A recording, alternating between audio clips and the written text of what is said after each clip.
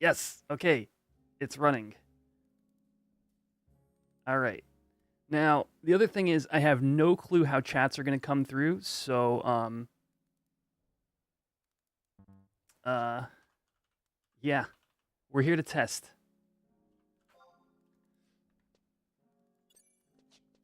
All right. Welcome everybody.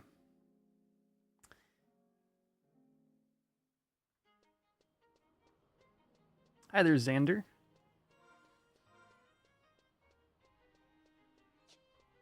Um one of the things I'm hoping works is the short stream. And I hope that people leaving likes on that stream hatches the Chocobo egg that I have over there. I found out. I found out the software that I use, StreamerBot, and I have like a whole selection of things I use when I stream, including like stream avatars and stuff, right? I found out it has issues with whichever stream you're on YouTube goes live first. So I have no clue. Getting this whole like short stream, like multi-stream thing down has been a thing. But anyway. Yeah, we're definitely here today to yeah, thank you for the congrats, Xander. I've had a chance to play with it now over the course of the week. We got it on, I think, Tuesday. And I'll definitely be talking a little bit about that today, like what the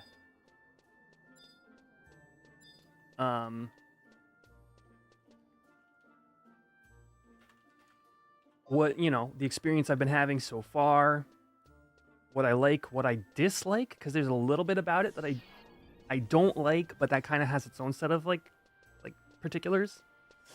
So anyway, for now I think we're just gonna go solo a little bit of like K seals and just hang out. But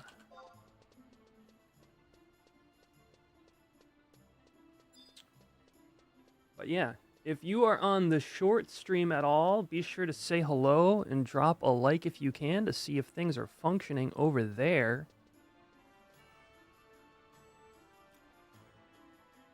Alright, so far it turns out that I may not be seeing the chat there, so we're going to pop that out, and we're going to put that on my screen. Because I see my brother.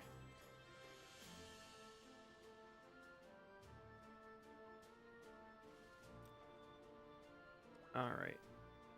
Shane, if you're on the shorts feed right now, if you wouldn't mind dropping a like to see if that works. Hello there, Colin. Hello there, Mus41. Yo, appreciate the congrats.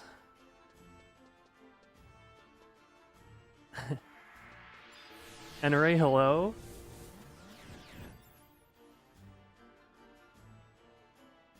We finally got some extra chat on the screen. Don't tell Twitch.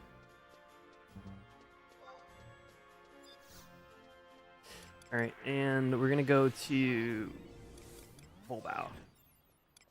Let's go fight some stuff. You were there when I got it? Nice. Yeah, I appreciate everybody who showed up.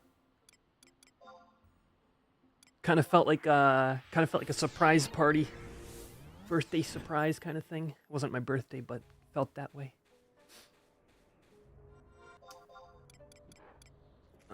Oh, jeez. Why did I hit that macro? Oh, how do you fix this? I don't need a time Memorian worm. Add-on unload C timers. There we go.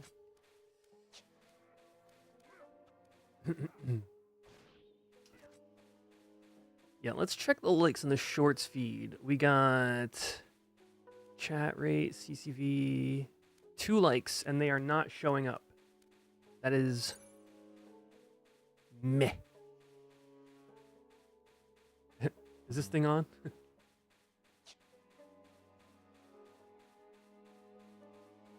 Yeah, I don't think so, Wontons. I don't think it's functioning the way I want. Which is annoying, but today is going to be a little bit of like experimenting with some of the new features I've added to the stream, and and we'll fight some stuff with a golden dagger. It's gonna be a good day.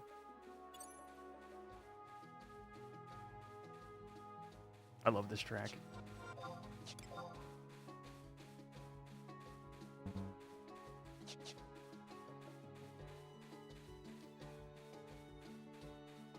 Yo, thank you for the CGs. I'll definitely be sharing some of my experience with y'all as we go through the stream today.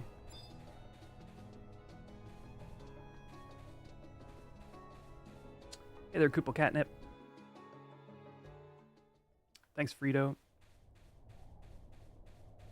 Is Matt's cap the next item? I have loosely considered Matt's cap, but I'll tell you, I am not like into leveling the way the Matt's cap people I know are. I just don't have that kind of drive. Why am I at 420 health? What did I do?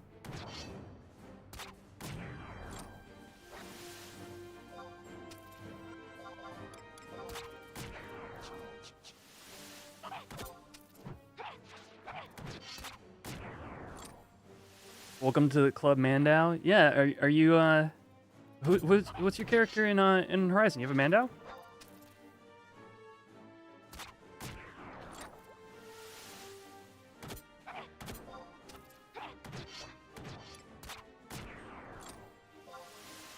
Oh, on retail. Okay.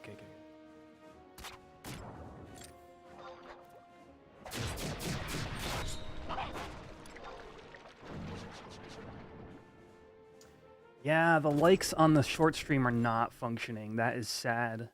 Hey, Casey, right off the rip. Let's go. Yeah, I actually made Mandau on retail a few years ago. Just because I was like trying to complete all the Rima daggers. And I actually have a funny video on my YouTube channel where I dropped the dagger on purpose because SE had added a recycling bin feature. I actually think it's here. It's just not functioning. Yeah, see this recycling bin right here? Short streams, you won't be able to see this, but there is a recycling bin button. But it doesn't actually work.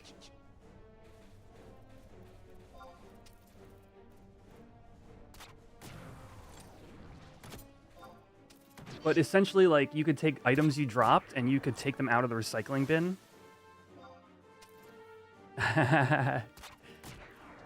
Yeah, maybe one day they'll incorporate it, but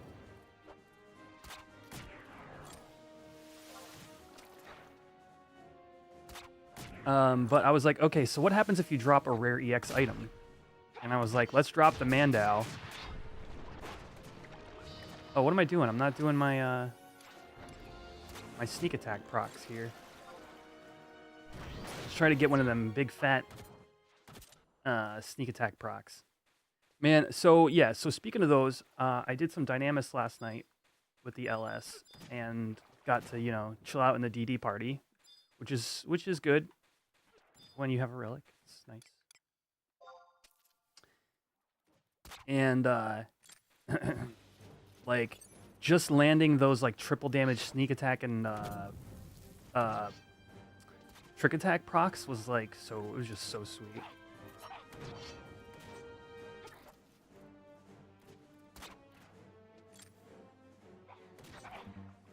What's up, Timoli? Alright, let's drop a Mercy Stroke.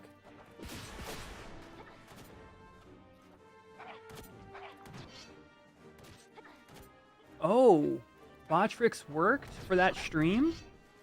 Oh my. This might be really good.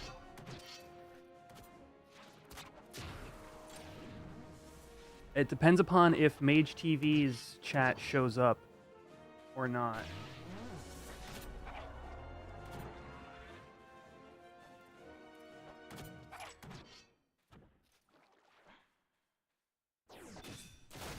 Okay.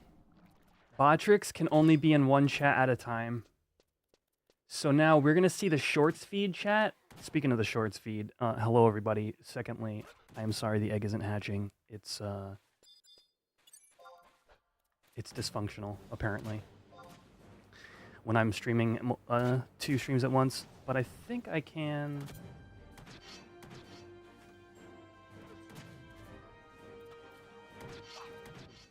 Yeah, no, it looks like we're borked.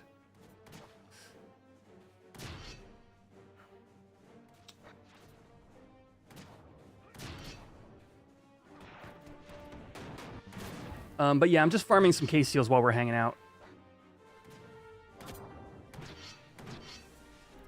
Until we like get into some real content of any kind.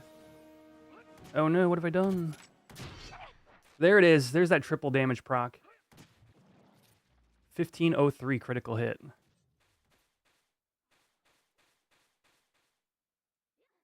All right. Yes, selling off my Dyna currency has been a it's very freeing. And hilariously, okay, so I started talking about Dynamis last night. Hilariously, we are like 40 minutes into Dynamis, right? And I realized I hadn't stolen a single currency as thief. I apologize, because we were doing a split run. So like that currency gets split amongst everybody, right? But it wasn't like after I guess finishing the relic, and it was like it was just like it wasn't the first thing on my mind anymore. All right, I'm gonna get 3k TP and try to drop a... We're gonna drop a sneak attack shark bite and see how much we do here. Only 1924. I would have expected that to be higher. Yeah, so I had forgotten to steal like 40 minutes into the run, but it was good. I felt competitive with our warriors last night, which was nice. I mean, I definitely was competitive with our warriors.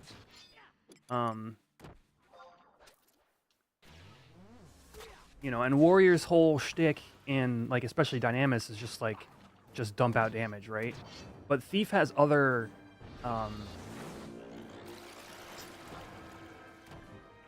other roles to play,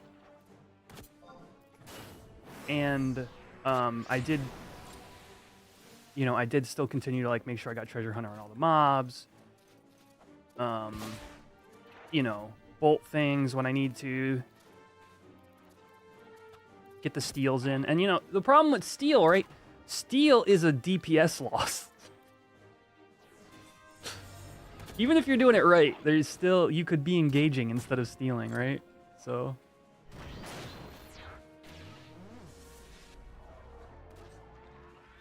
all right. I really want to take a second to figure out if I can get the likes working on the shorts feed.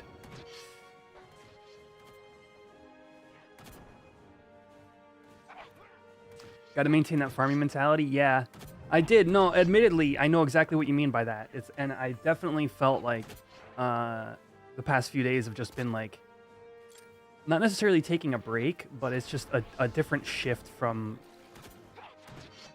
the amount of grinding I was doing for Gil over the past X number of months.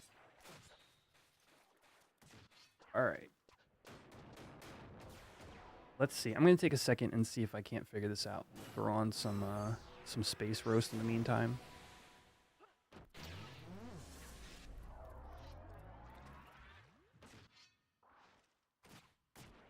Since friggin' YouTube has been ooh, this is a good one.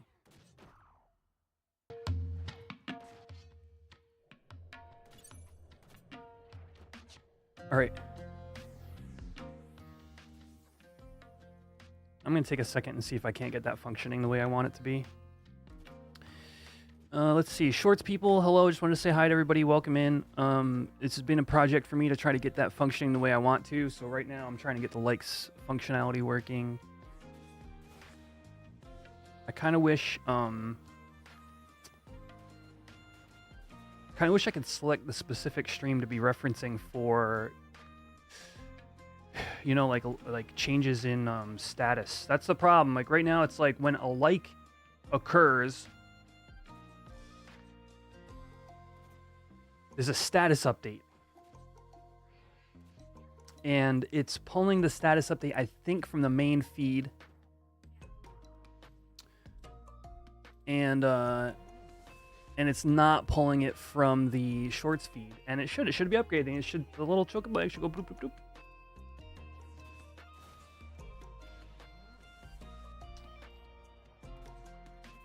All right, let's see if I can increase it manually.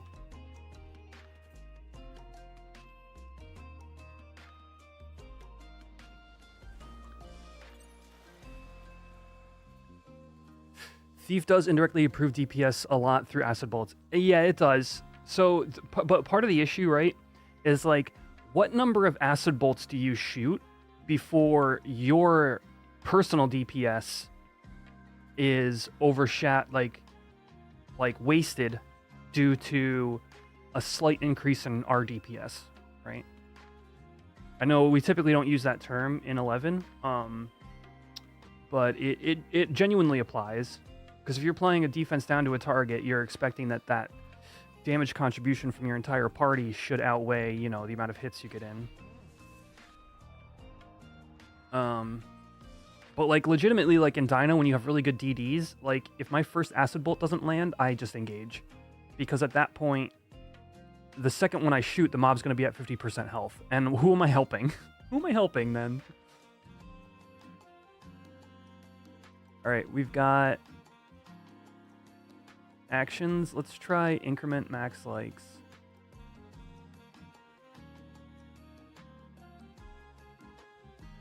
Reset likes. Control Shift O. Global max likes to 0.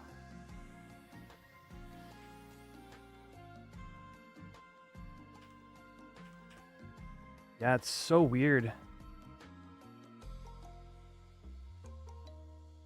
Control Shift I.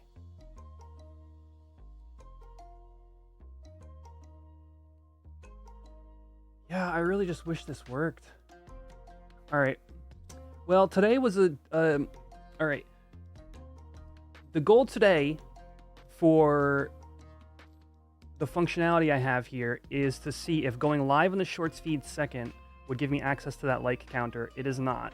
So we're just going to disable that for today. And maybe I have to go live there first. We'll find out next stream.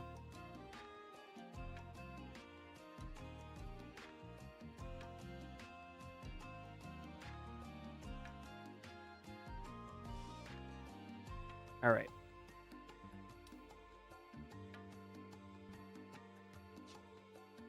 Thanks, Denali. It sure is nice. You guys a close up. All right. There we go. Pause that. Okay, back to killing stuff. I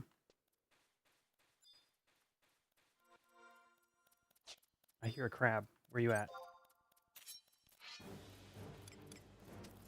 Did you mention there's an item on Horizon that increases acid bulk proc rate? Not that I'm aware of.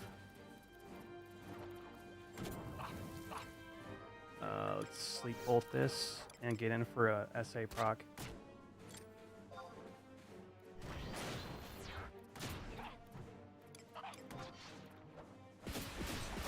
So yeah, so some things I've been toying with is like when to use Mercy Stroke, when to use Evisceration, when do you want to just do free SA and free TA? So that's like the triple damage proc on free SA and free TA is just so good. It's like consistently like 12 to 1500 damage. Oh, Horizon does have an ability that increases bolt proc rate. Yes, it's called Bully. And we just got a Kindred Seal, so I'm gonna bop out.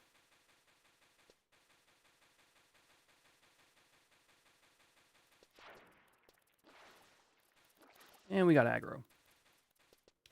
So, yeah. So, right. So, Kupo Catnip says, no mercy without at least SA or TA. If no SA or TA, evisceration. Right. And now, the issue is, I gain so much DPS by doing SA or TA by themselves that it, like, all I'm left with is free weapon skilling. And Mercy Stroke has only been okay for that.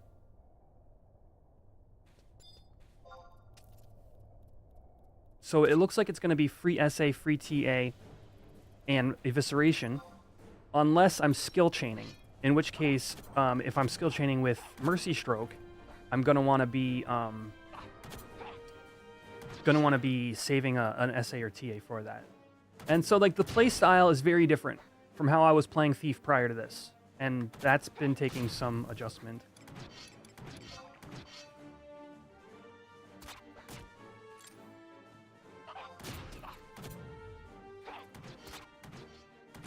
Like here, like a single free sneak attack is doing more than sometimes my stacked weapon skills, which is like something you want to capitalize on.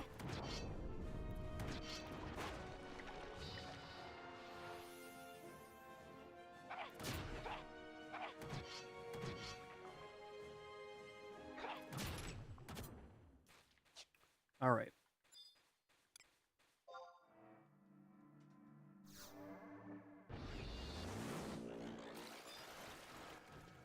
But yeah, so the ability called Bully was added to Horizon. It is in retail, but it functions differently there. Here, when you bully your target, if it's a non-NM, you now have 100% chance of your next bolt proccing. So so we'll just go ahead and throw up an acid bolt, and you'll see the proc.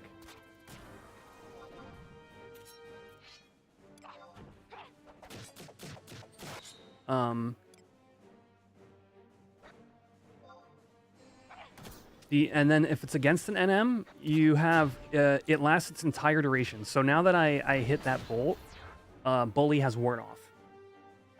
But against an NM, Bully lasts the entire 1 minute duration, and you get an increased proc chance on NMs.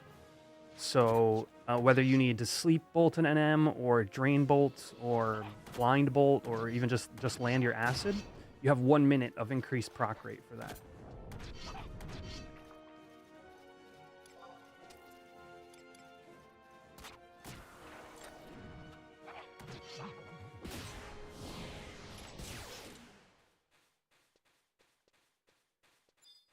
All right. The other thing we could be doing, was that Pope?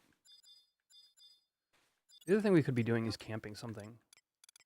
Let's see what it looks like down here. Whoops.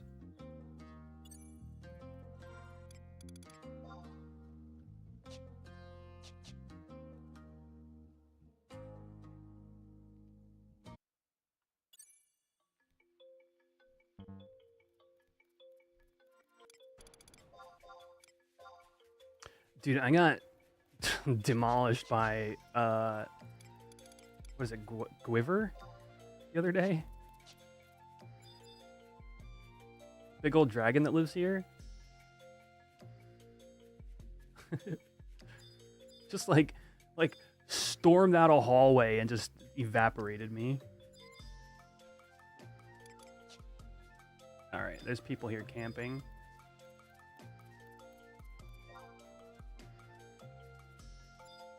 I don't really care to compete against people right now.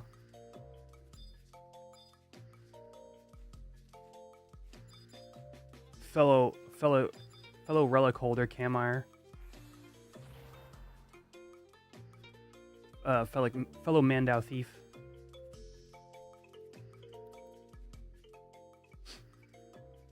Ooh, hey. Gonna lose my sneak, but free money. Let's see what we got. You unlock the chest. A moonstone? That's awful.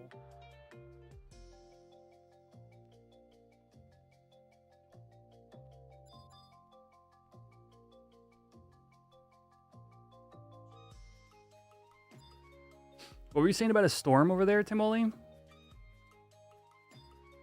said your power was knocked out?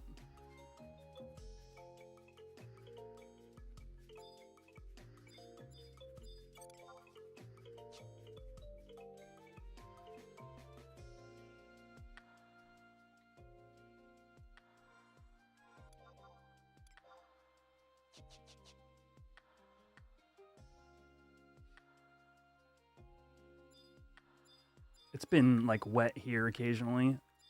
I have like yard work to do, and I'm not getting 2 warm days in a row.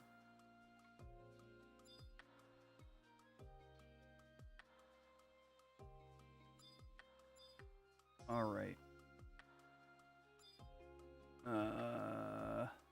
Oh no, next room, next room.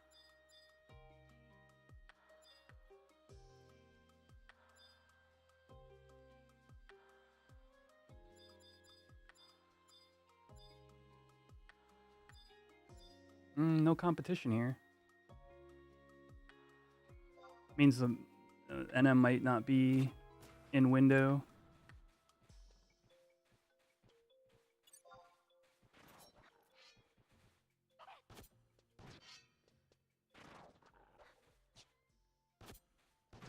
But yeah, we are trying to get the all 3 streams running thing. It's been going weird. YouTube streams are not as functional as Twitch streams.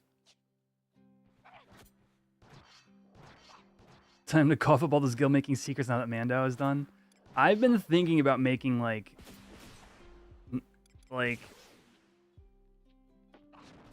certain videos about making gil. I don't want to say too much. Because I still have debt to pay.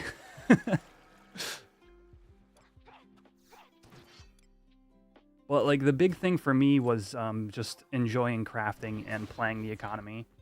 That is the #1 thing. So, like, going from OG retail back in 04, 05, 06, and then coming back to the game in 2017, one of the #1 things I missed was, like, the economy didn't really matter. I mean, it was all centered, and still currently is, all centered around a handful of things.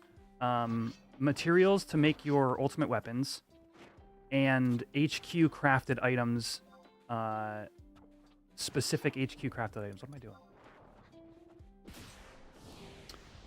And it was just no economy of like progression. So you've got people who are leveling characters through certain level ranges, you know, stuff like that. So for me, just playing the economy from like month 1 of Horizon, is just such a thing, such an enjoyable thing for me. And I would say that a good 30-40% of my relic probably came from just crafting and paying attention.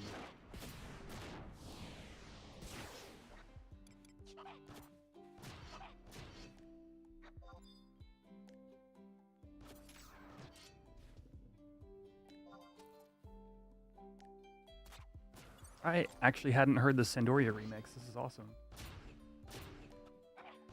Dude, some Mercy Strokes are so bad. They're like, I legitimately do like 50 damage sometimes. And like, look, Evisceration always like 1k.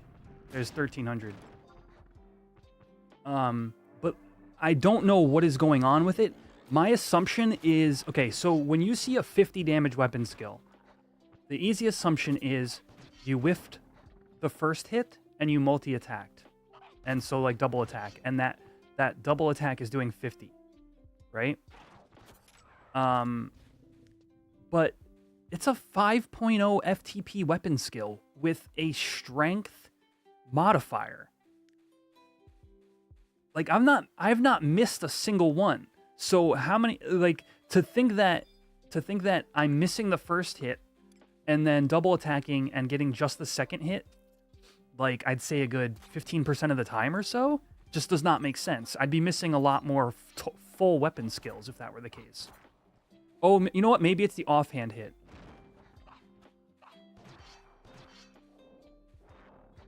You know what? Not a double attack. It's simply the offhand hit. Yeah. So that's what's happening. I'm missing the first hit and I'm getting just the offhand hit.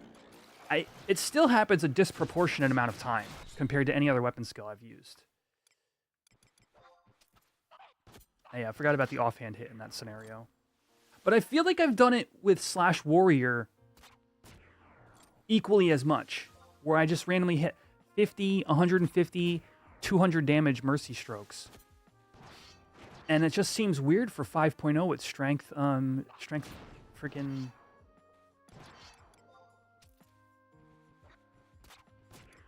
modifier.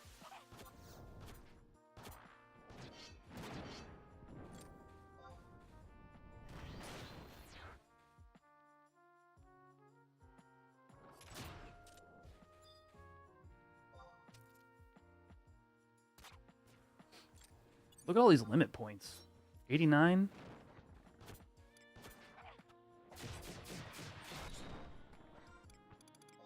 How close am I here? Dude, I'm almost got 3 merit points. You know what that means? I can finally move a point off of sword and onto dagger. So right now I'm 4 dagger, 8 sword merits. And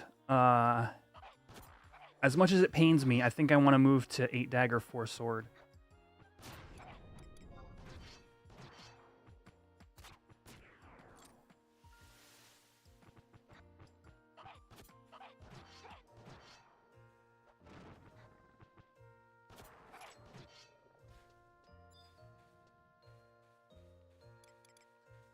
It's nice being able to bring the sword into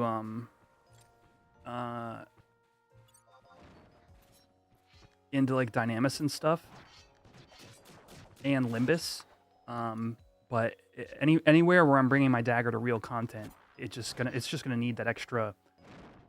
What would that be? That would be like 7 accuracy, 7 attack, something like that, with 4 more merits into it.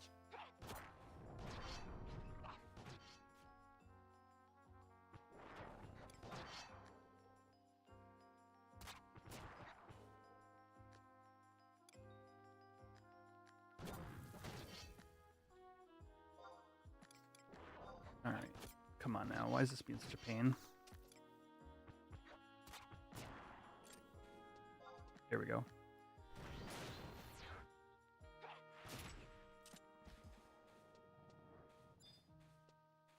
Yeah, exactly. I have the dagger, so I might as well go full. I mean, that's why I swapped back over to Raja's ring, right? Because I'm like, I already have the dagger. Oh, I don't have any ninja tools. No wonder. Just get more merits. Is there a cap? Yeah. Yeah, we're going off COP era cap. So, you can do 12 total.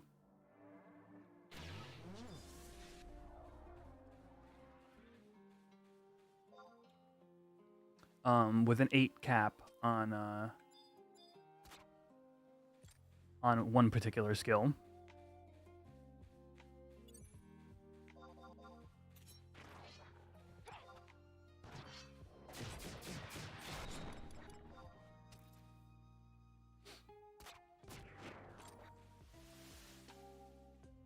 So like 8 and 4. Oh, damage, hail compared to a category 1 hurricane, golf ball to softball sized hail, and 90 mile per hour winds. Holy crap, dude! What the heck?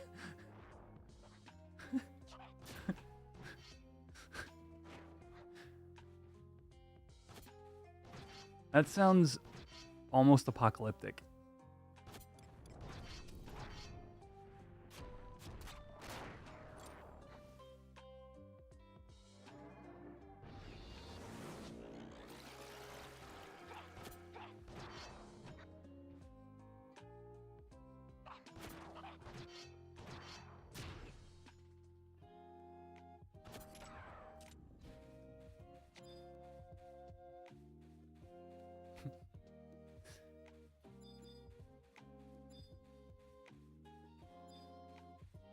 All right, we're gonna steal a spider web here.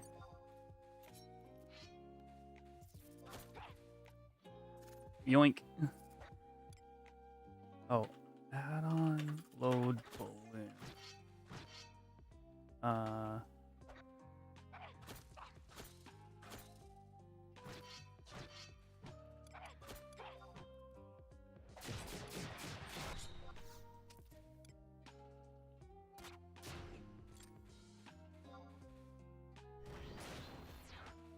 I wonder if that'll tell my steal results. No, not spider web. Damn it.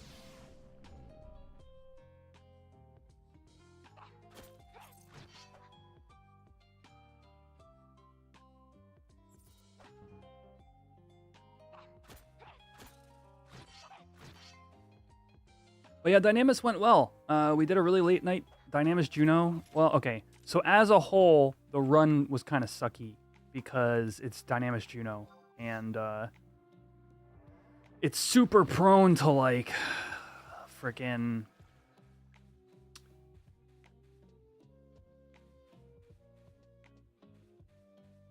nav mesh issues.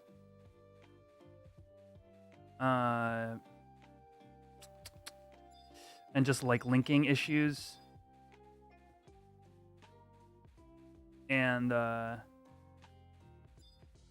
man, I had to, like, we survived by the skin of our teeth last night, but we did get five hundos, 5, 6, and so, like, all in all, it was a good run. But like I was saying earlier, I got to be competitive with my with the warriors in the shell, right? So, like, DPS wise, I did not constantly feel behind. Like, warrior and Dynamis is like, I did another steel cyclone, I pulled ahead. I did another steel cyclone, now I'm really far ahead, and I'm like, I tried to sneak attack shark bite, but the mob turned.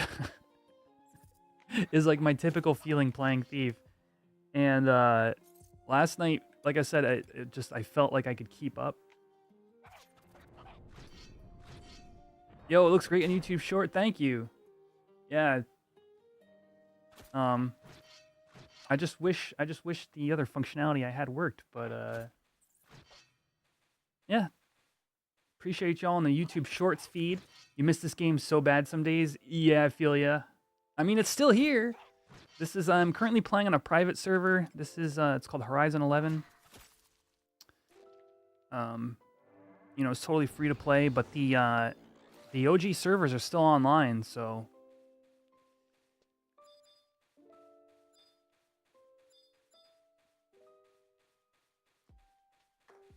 That's lame. You have to choose to focus one. Well, yeah, I mean, so that's the thing, Oda, is in COP era, that was it. And then come treasures. Ooh. Come treasures, they expanded it. So as a progression server, they try to retain a bit of the progression of the expansion releases.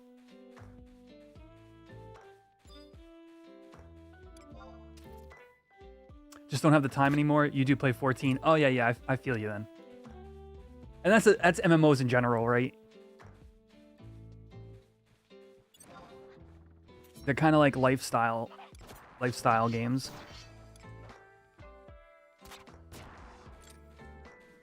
Yeah.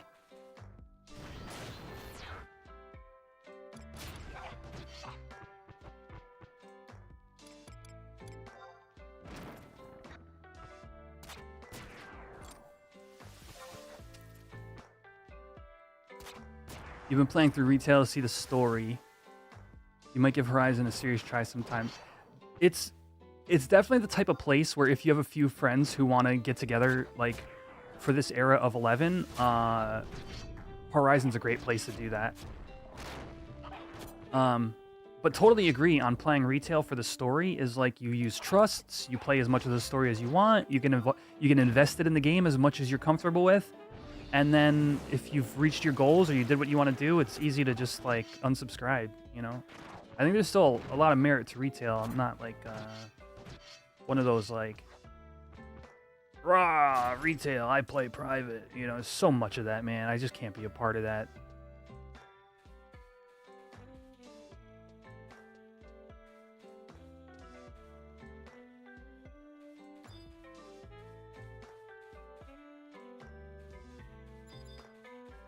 They both have valid reasons for wanting to be a part of them.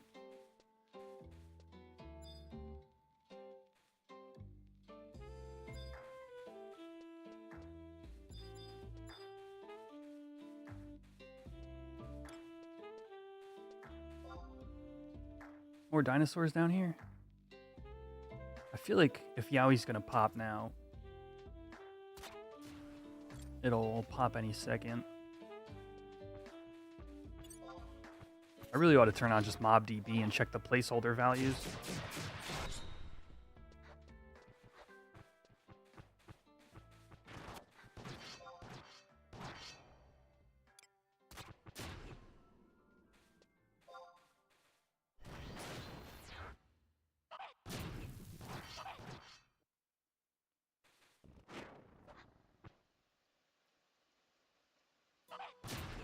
Yeah, you got it, Michael. That's about where I've landed nowadays.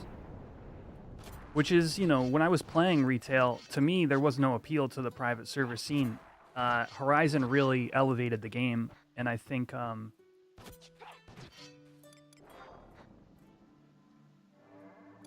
you know, I think they added a lot to the scene that really resonated with me, and that's why I landed here. Can I solo Yowie pretty easily? Yeah.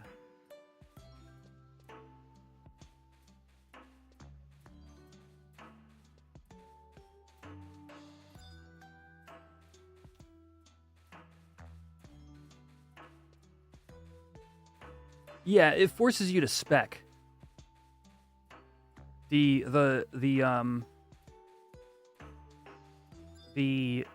merit limit on skills forces you to spec one way or another. Which is something that I'd like to see more of. I think that SC tried over the years to create situations where you had to spec one way or another. And my favorite example is the Category 2 merits for certain jobs. Red Mage being one of them. So Red Mage can either merit, like, you can merit, like, Paralyze 2, Bio 3, Dia 3, Phalanx potency. And I think there's one more, even. And, like, personally, I would like to see, you know, a Red Mage, one Red Mage in the shell merits, Slow 2, thank you, obviously. One Red Mage merits, max merits into Bio 3 and Phalanx, and is in the tank party.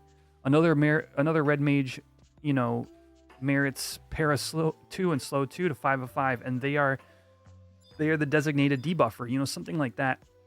And I think over the years, SE tried to do where you have to spec one way or another, and then slowly dropped it over time. And I don't know if that's due in part to the game's, like, how invested you have to be, right? Because in something like, I don't know, like WoW, 14 probably isn't a good example for this. Like, if you spec into a certain type of warrior and you want to de-spec, they give you, like, you can buy, like, a reset button or something like that. In 11, you got to, like, demerit and remerit. And that's a very expensive, slow process. And so that's why I think they might have leaned further away from, oh, I can't even rest because I'm plagued. They might have leaned further away with, oh. L-rated. L, is my text-to-speech going to work? Please work.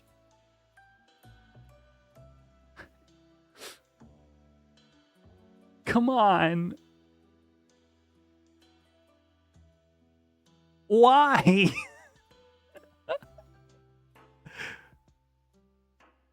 Oh. L, thank you for the raid. Yeah, no, it was working last time. Last time somebody raided me, it went like, it was like an ASMR. It was like, blah, blah, blah, blah has raided your channel.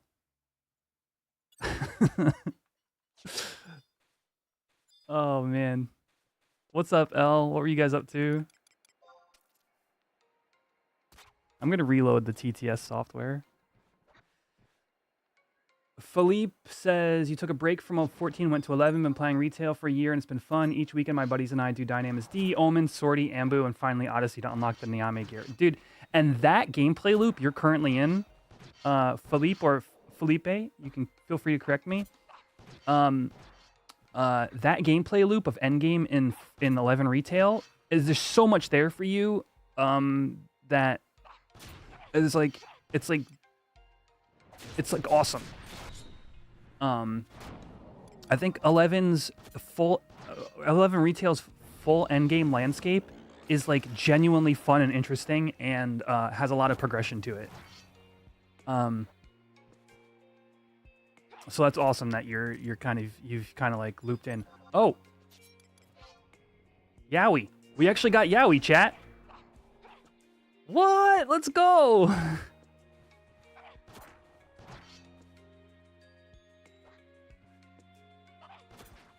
Rock on, dude.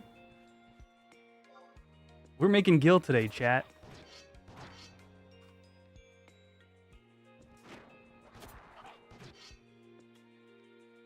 All right. I would like to use my shadows now. Hello? There we go. How long have I been on Horizon, Seth asks? I've been on Horizon since day one.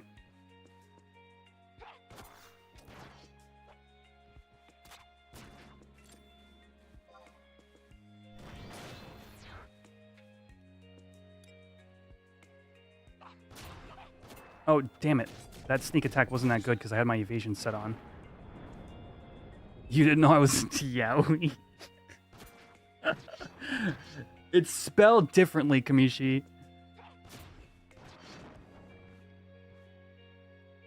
Yo, let's go. If you're watching on the shorts feed and maybe you don't know this game that well, basically, yo, 3 skins? Basically, there are random like higher powered versions of mobs. So that was the higher powered version of these Dionanicus. And it spawns randomly every few hours. All right, sweet. Now I can leave.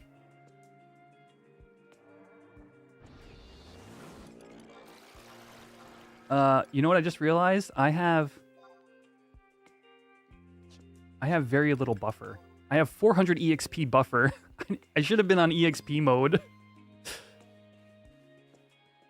Gotta yoink Amamit before I leave. There were people over there camping it. I do not like camping Amamit with competition. It's just awful.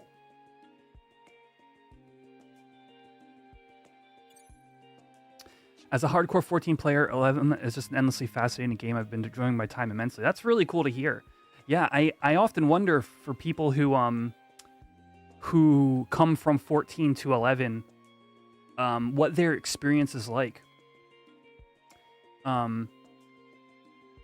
Because to me, like when I spend time playing stuff like 14 and then I come back here, I'm reminded of how the intricate job system is really cool, like older Final Fantasies were, where like, even like something like FF9, for example, which doesn't have a job system, you would like level up certain gear pieces and they'd give you job traits, and then you would mix and match those job traits to find interesting combinations in order to tackle the fights you're fighting. The whole like main job, sub job system of 11 combined with the horizontal gear progression gives you so much room for your own kind of interpretation or creativity. Obviously there are things that are super meta, but like even then, like you have all these moving parts that you can kind of put together in ways that you like. And modern MMOs really can't recreate that. It's kind of a product of its time. Hey, Wasteland. Oh yeah, the guild drop too. I forgot. How much was that? 20K? Let's go. And that, like, like 14, like they were doing a bit in the original, like the way cross-class skills worked, and I think can somebody who's a 14 player describe the way cross-class currently works? Because I know they like reinstated that stuff, and I've been wondering about that for a little while now.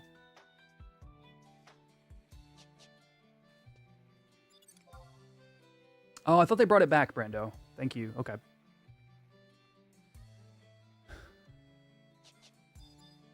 It's role based now. Oh, your role. Yeah, yeah. You have like your role quest, right? Like when I played through Endwalker, I do remember having to do like quests.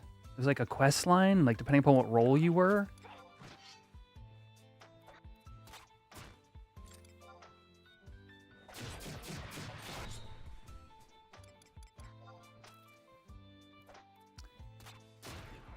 That stinks, Wasteland. One thing you can do, by the way, is if you reinstall the Horizon launcher, it's actually really quick. And doesn't like change any of your settings or anything. But I would back up any settings that you're worried about anyway. But if you just try reinstalling the launcher, you might have some help there. Oh, you tried reinstalling. Okay.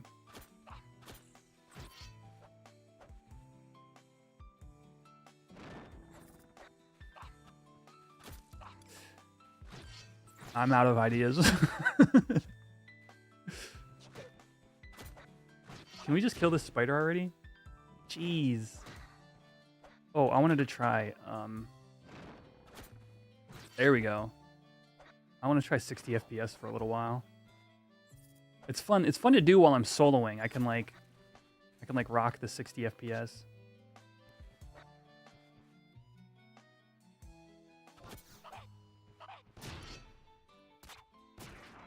And I'm out of sleep bolts.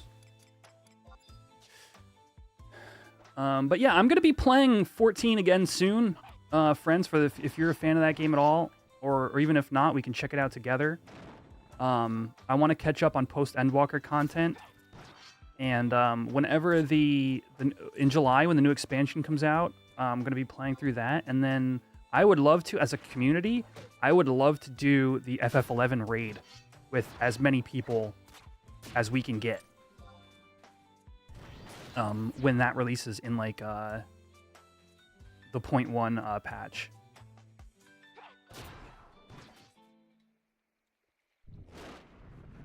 $2K free evisceration. It's just so much stronger than...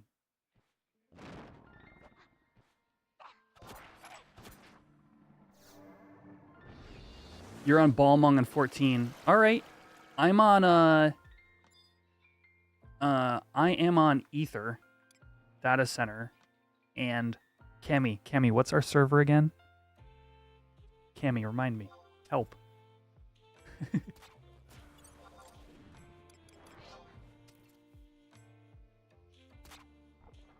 Oh no, Wasteland. I hope not.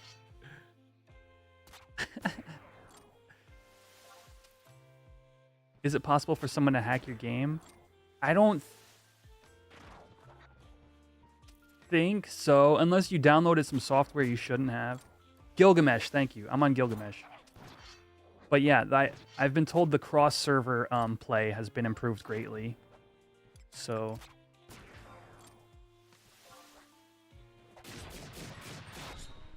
like literally like everybody. Let's just start a... We're gonna do that raid together, chat. Like I am crazy excited for that.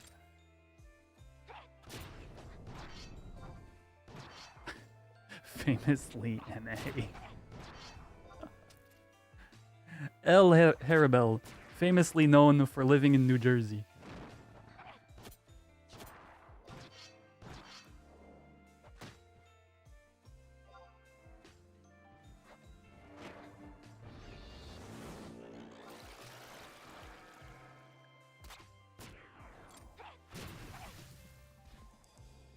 Oh, they took it away in Stormblood? Was it really that long ago?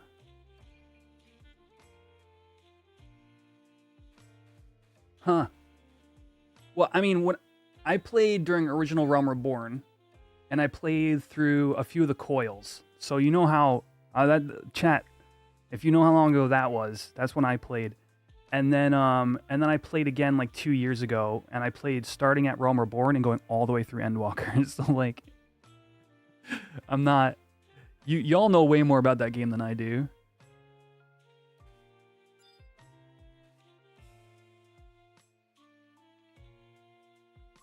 The 11 raid story won't be finished until 2026. That's great. That means every patch will have something new to do together. All right, Yowie is dead. I can leave here now. I don't think there's another way for me to pronounce Yowie that doesn't sound like Yowie. Yowie? Oh yeah, I just killed the NM Yowie. As long as the internet lives, Yowie will never die.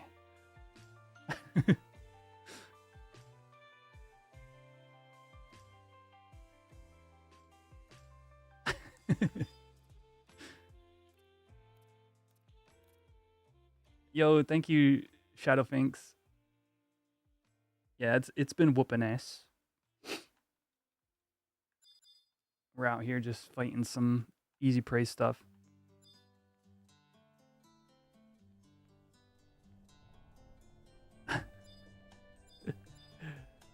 What's up, Wasteland? You gonna give it one more try? I mean, yeah, you gotta do, you know? I have a small recommendation for you. Try connecting to your, if you have like a phone with a hotspot, try connecting to your hotspot and then loading the game.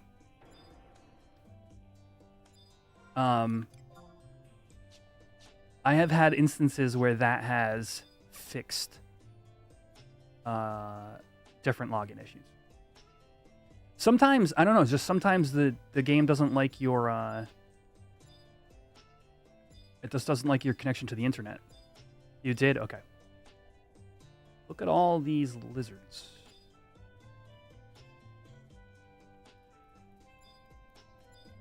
Speaking of all these mobs, I actually have something. I have a screenshot I want to share with you, chat. Let me see if I can share it on the shorts feed as well, because that one might be a little bit more difficult. But my link shell was camping Tiamat the other day, and it seems like it has issues in Europe right now. A few viewers have also had that issue. Oh, interesting. Are you in Europe, Wasteland?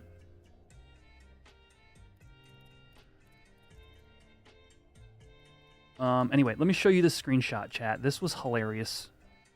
So, if you don't know about Tiamat, one thing in particular you should know about is Summoner plays a big role in the fight. In most kill groups right now. So,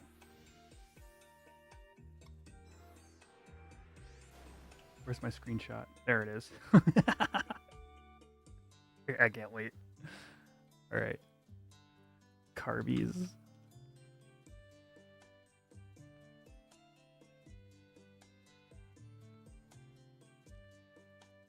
Image.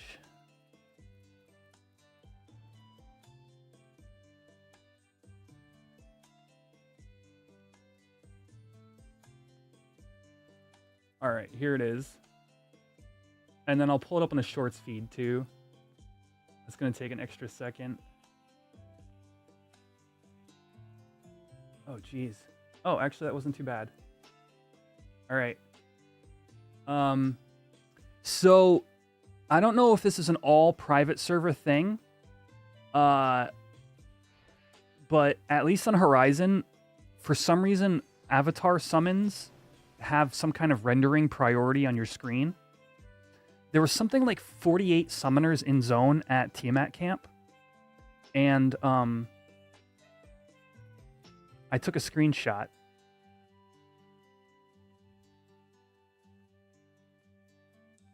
Of all the carbuncles. Look at it, it's a sea of carbuncles. Is this not bothering? I mean, it's not really bothering me, but is this not like funny to anybody else? Shy Wolf asks, is this official? This is not an official server. This is Horizon 11.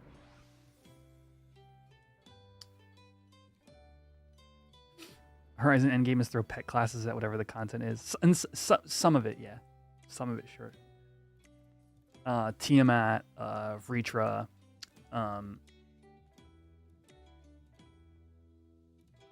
Scorpion, H-E-N-M, King Behemoth, kind of. That is way too many Carbies, thank you. And that's only, there were, again, 48 summoners in zone. But so, okay, so here's the interesting part. Maybe I didn't actually set this, Cactar, hello. Maybe I didn't actually set the stage here properly. The area you're looking at, you're seeing all the Carbies. There is one summoner in this screenshot for every carbuncle. Okay? The players are not currently loaded on my screen. Partly because summoner is, the summoned mob is given rendering priority. Okay? There was like 150 summoner, or 150 players that was camping Tia. 48 of them were summoners. And Carby is used, Xlight is describing it here on Twitch chat. Carby is used as a claim tool for summoner. So you have your Carby out, and then you just utilize it to put your claim on the mob during the claim shield. We got a Twitch ad in 38 seconds, by the way. So the interesting thing here is you're seeing the rendering priority in action, because those should be players. And some of which are my own Link Shell members that I probably can't see because all the Carbies are given priority. I don't know. It's a sea of friggin' carbuncles, chat. Look at it. Anyway, I wanted to share that with y'all because I thought it was just a quirk. I don't know if it's a quirk of private servers. I don't know if it's retail emulation. But anyway, we got a Twitch ad, so I'll see y'all in a minute and a half.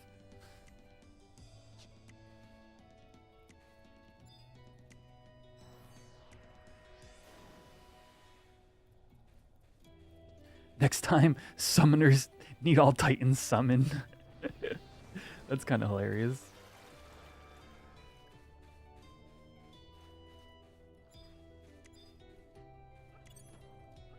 The retail meta was charming things to claim fast. Yeah, you're right, actually. Charm to this day has an incredibly fast claim tool. But then again, at Tiamat, you're not going to bring Charm, right?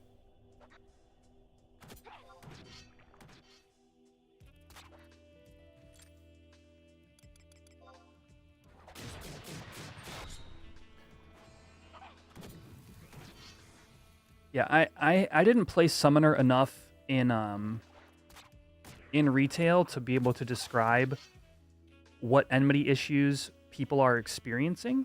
I should wait till the commercial's over before weighing in on that, because I do have a counterpoint. Am I out of Bloody Bolts too?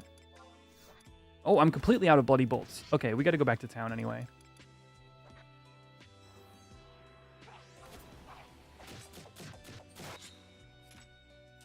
And Yeti Mac, I actually have an important distinction for that too, and I think that's worth going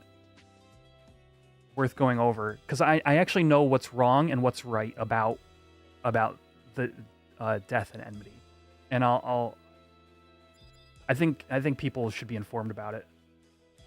And in 41 seconds, we'll go over that.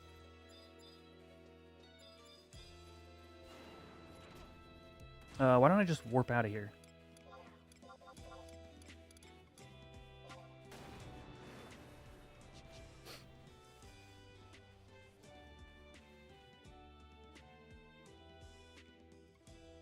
Oh, we had a follow 11 minutes ago. Ja Messi, thank you for the follow. And if you're watching on YouTube, be sure to drop a like on this video. Helps me out a ton. Costs you nothing. All right. Twitch commercial over in 3, 2, 1. Okay. So 2 things were brought up here about enmity that I do want to address some of. I don't know enough about Summoner and I wish I had like a just chatting scene, because that would be the time to use it. To say what's going on with summon enemy versus player enmity that summoners are unhappy with. But I will say this, the amount of summoner I did see in modern retail was mainly involved in like summoner burning Aeonics and crap, and the summoners never took hate. So I don't know what's expected there of summoners to somehow share hate with their pet. Again, I'm not too well versed in that.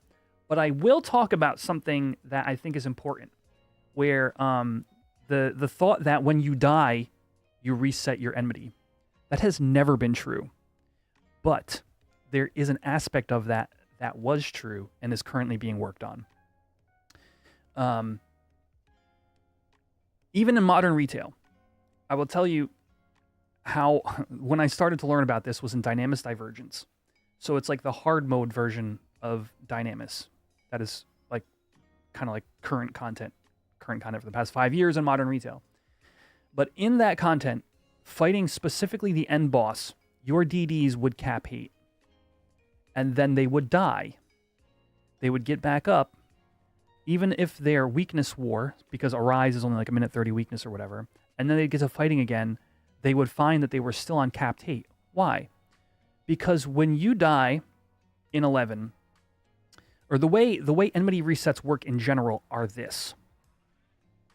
If a mob tries to find you and can't, that's when it loses enmity on you. But if it's not looking for you, you will never reach that scenario. Okay? There's a lot of components at play here. That is part of it. So if you're fighting, say you're fighting Fafnir,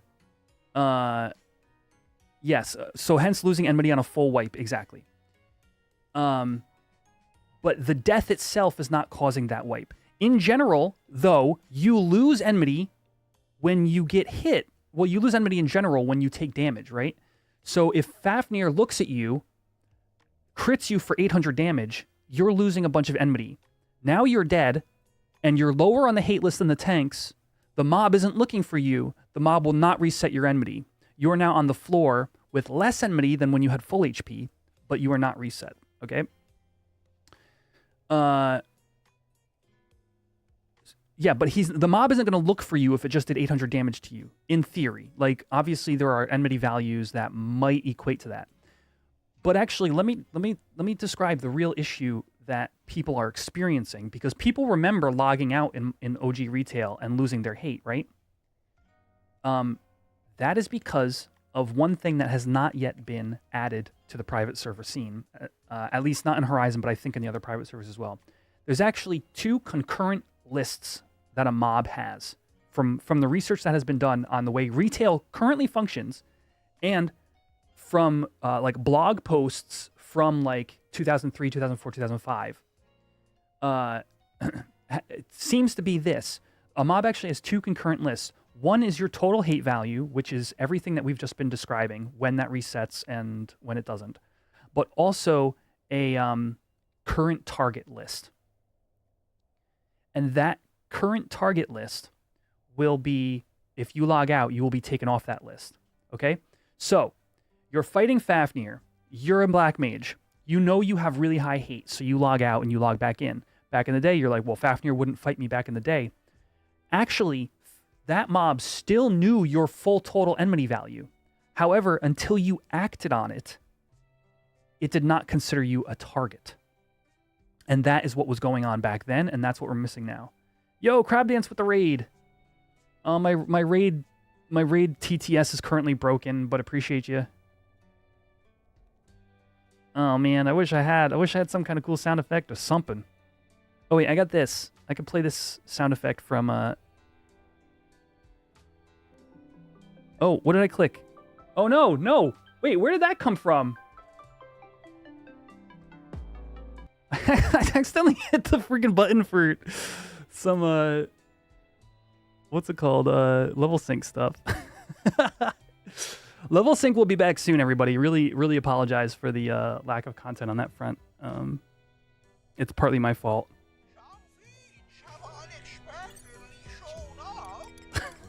I got the FF10 sound effect. Wait, I got this one too. Thank you for the raid, Crab Dance. Welcome, raiders. I was just describing what the issue is with the enmity system on Horizon and private servers in general and how it's being worked on. So I'll do a little bit of a TLDR. Is that mobs have a hate list, as far as the research has shown, a hate list and a current targets list. But currently that is not implemented. So if you log out during a fight and come back in, you are not only on, you're just on the hate list of the mob, which is also the same as the current target list, so you don't lose anything.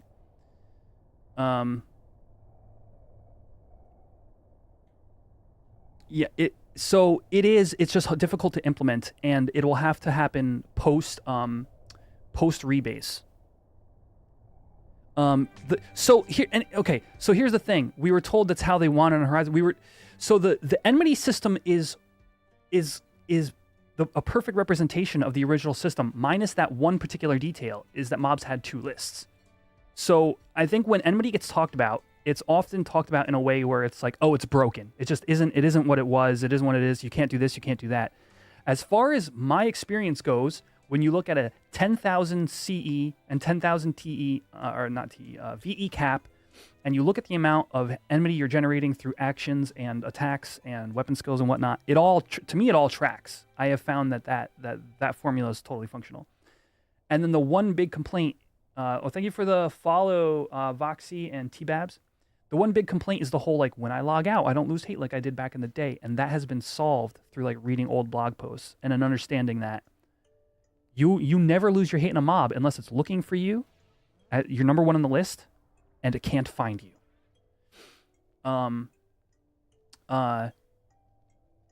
But if it doesn't know you're a target until you hit it again and get put on the target list, and then it goes, oh, I know this person's enmity. I know when I should be targeting them, when I shouldn't.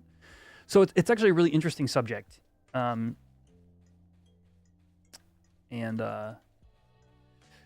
on Mandau. Time to Shelf Thief and main warrior blood tank now. Why haven't I warped yet?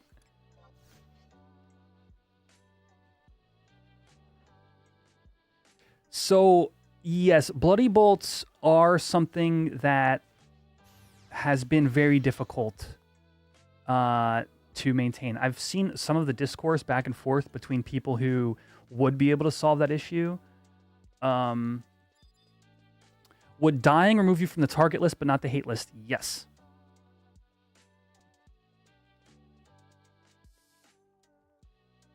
Dying, zoning, or logging out, which is that OG behavior that everybody remembers.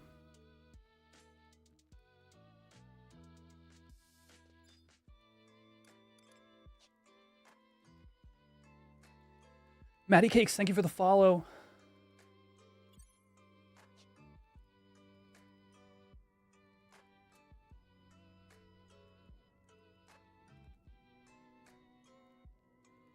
When you die or log out, should put you at the absolute bottom of that list. Well, no. See, the bottom of the list doesn't matter. On the current targets list, you might as well be alphabetical, because your position in that list is irrelevant. It's just the fact that X mob, I'll just use Fafnir as an example. Fafnir is aware of you existing, is different from Fafnir knowing how angry you've made it. If dying or logging out took you off the hate list completely, this game would be a cheese fest. It would an absolute cheese fest. You invalidate fight mechanics. A core aspect of fight mechanics is enmity control. You invalidate it because people just on, they're like, oh, I did damage for 5 minutes. I'm just going to log out and reset my hate. No good.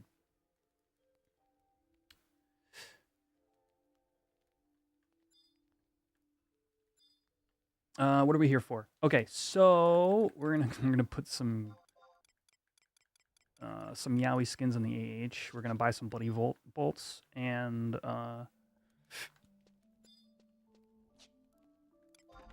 see if anything's going on with the LS, or try to find a shout for Eco Warrior, because I still have to do that this week.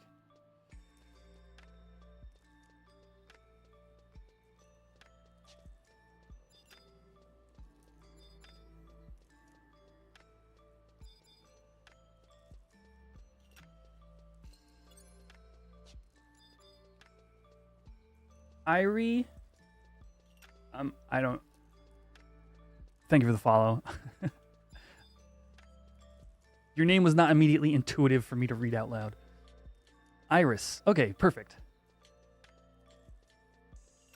Welcome. Thank you for the follow.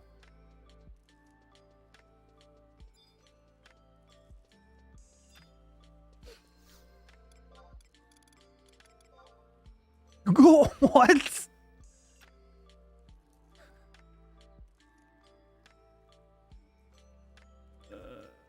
These look like they're like 145, I guess.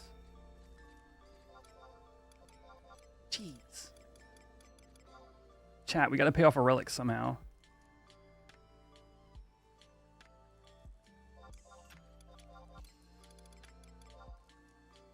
I know the shorts feed, you don't get the full view of everything I'm up to. But we're just trying to make some gil. How many Ellie ore do I usually get during window? I would say I'm at an average of 2 right now at level 80. I was probably an average of 0.75 from 60 to 70, and then maybe 1 from 70 to 80. And now I feel like I'm at 2. I haven't kept accurate numbers for that, but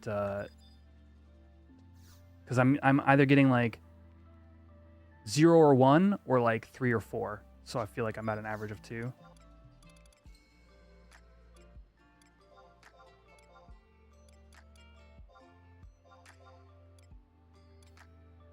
All right, we gotta get bloody bolts. Don't let me forget, chat.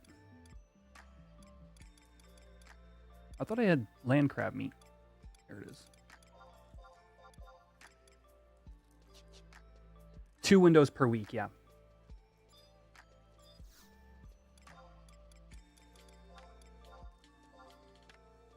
Yeah, I wish I had something on screen for this, but all this music today is going to be from Space Roast on YouTube. I definitely recommend checking out his channel. Bloody bolt quiver.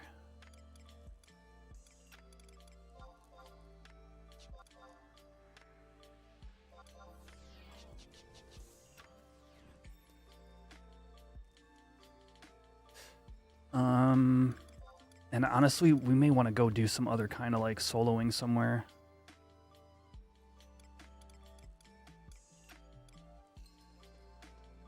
I need buffer.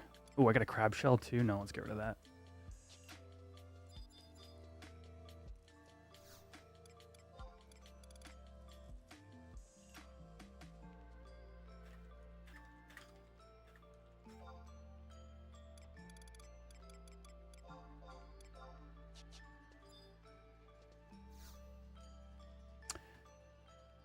Yeah, I currently have 30 saplings growing. I grew most of the saplings myself too.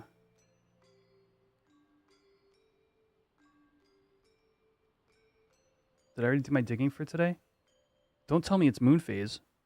Have I not been paying attention? Because I do have to do my digging, but...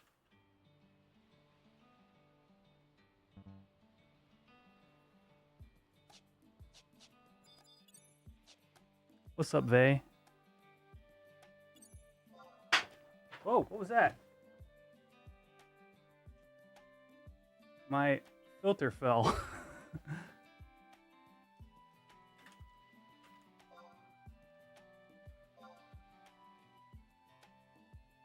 You got 30 growing right now, dude. You'll have better luck than me.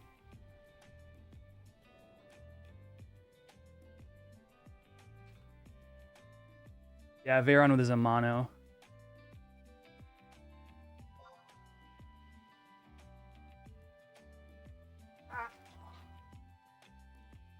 How long will this stay up? 2 hours? What's up, Ominous?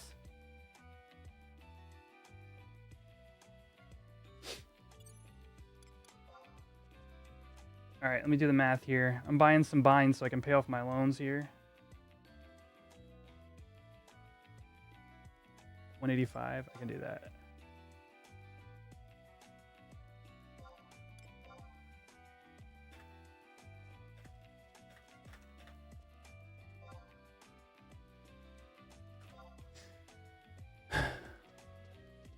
This 60 FPS is making you feel slow-mo IRL. It does have a little bit of a slow kind of drawl to it, doesn't it?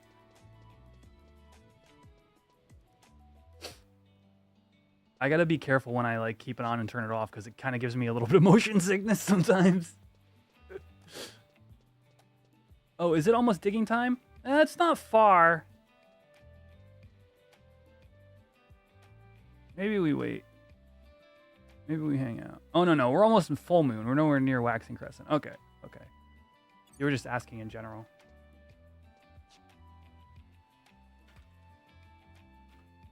But yeah, I'm going to try to... We got a couple things I want to do. I want to try to get Eco Warrior done and get Paladin to 65. We're going to do some Chocobo digging.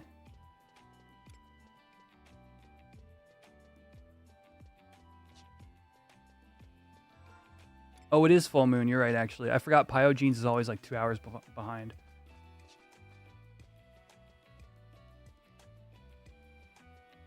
Josue on YouTube asks, if you started Horizon brand new player, would I still main Thief? You feel like most LS already have their Thief. It would be a lot harder to find an LS. I would say if I started today,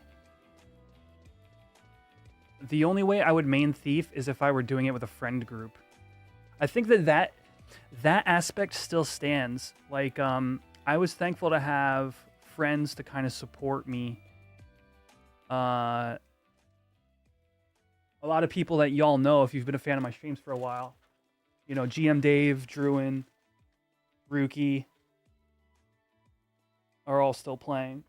I need better tape, chat. I think I'm going to go find some better tape. And I was thankful to have support, you know, along the way from people who would help me get like the gear and stuff that you just kind of need to have. And hold on, I'm getting tape.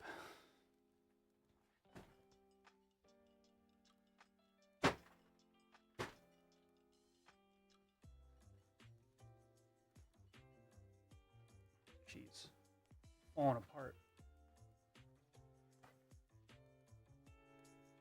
All right, we got the Gorilla tape. It's got hair on it. Gross. If this don't stick it, nothing will. You know, ironically, Timoli, the last time I took Paladin out to level, I played DD Paladin in Sky, and I would do it again. Which is the sucky part, right?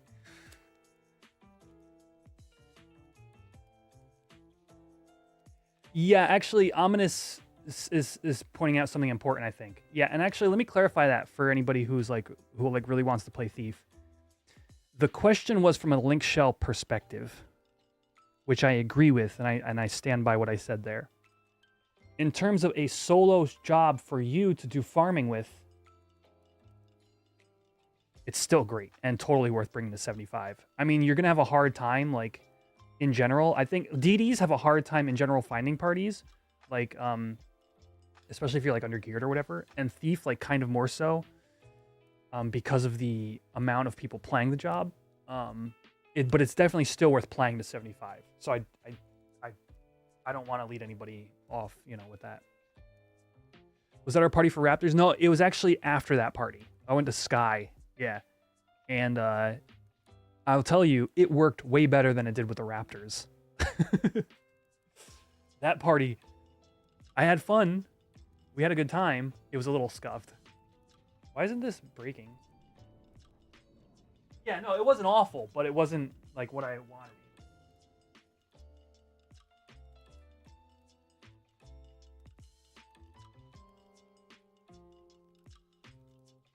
Dude, you do Eco Warriors, your whole link shell with like 2 to 3 alliances.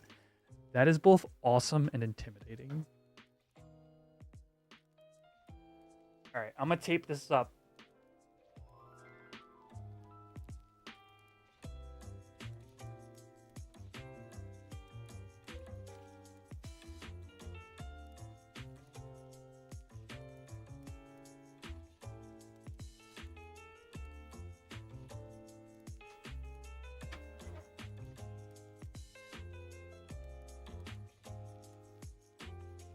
If you're hanging out in the shorts feed, be sure to say hello. It's still a new thing for me to be doing, so it's always nice to meet people who are interested in Final Fantasy XI.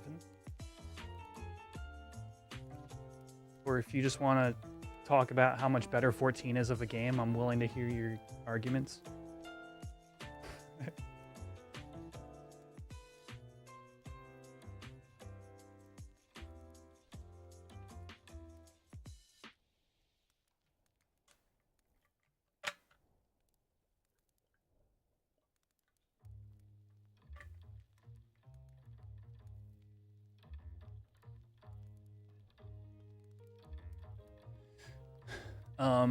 All right, I'm gonna wait. I'm gonna go do Chocobo digs while we're here in town. So we're just gonna be hanging out for a few minutes. But if anybody missed some talk earlier about Mandau and where it's at and what I've been doing with it, basically it's changed my playstyle for Thief. And first of all, Mercy Stroke, I'm still not sure when and where I want to be using it. Dude, I love gaff tape. Chat, you don't even know how much gaff tape. I'm actually going to peel this off right here, all right? I have a spare piece hanging out. How much gaff tape this stream is built on.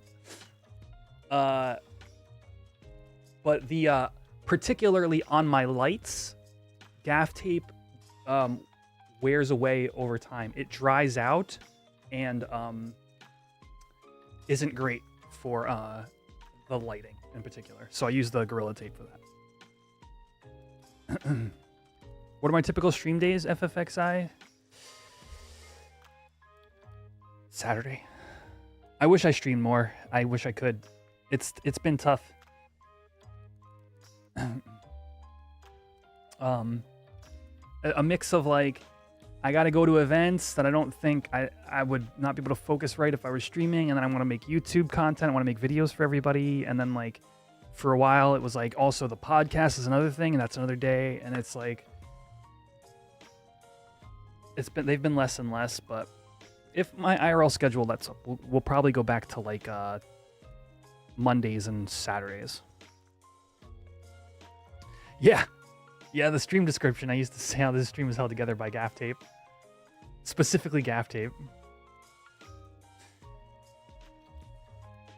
Choo on the shorts feed asks, why is 11 better to you? I want to know. I feel like I would rather play 11. Horizontal progression and like everything you earn matters. So in terms of gameplay aspect, I feel like they're very hard games to compare 11 and 14. The gameplay aspect of 14 is very much about movement and execution. The gameplay of 11 is a lot of like doing all the hard work beforehand, and then when you get into the fight, you've got a variety of gear pieces to use, you've got a variety of job choices, and imagine this, okay? So imagine just a simple concept. The potion. What song is this?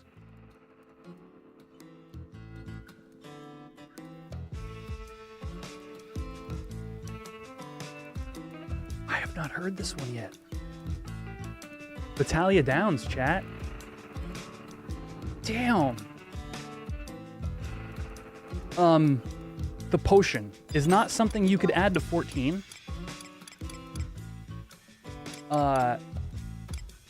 I've got high potion drops right here, but it's just like, it's gnarly. It's a simple concept that older Final Fantasies embraced of like the consumable item. And this game sits in between modern MMOs and older games in general. So to me, there's a lot of heart there, and that's why I continue to play it, and that's why we're here on YouTube with it. My lovely Twitch fans. Can't wait for Nizal Isle. So excited. Yeah. Nizal Isle and just all the assaults in general are going to be a ton of fun. We got how much more time until digs? Like 6 minutes or so.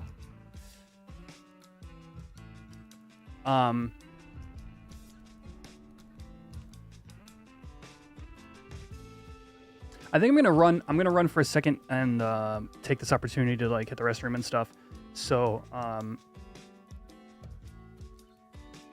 And we'll run the Twitch ad a little bit early. Whoops. I actually don't want this music playing right now. And then when I get back, we'll be doing Chocobo digs. And,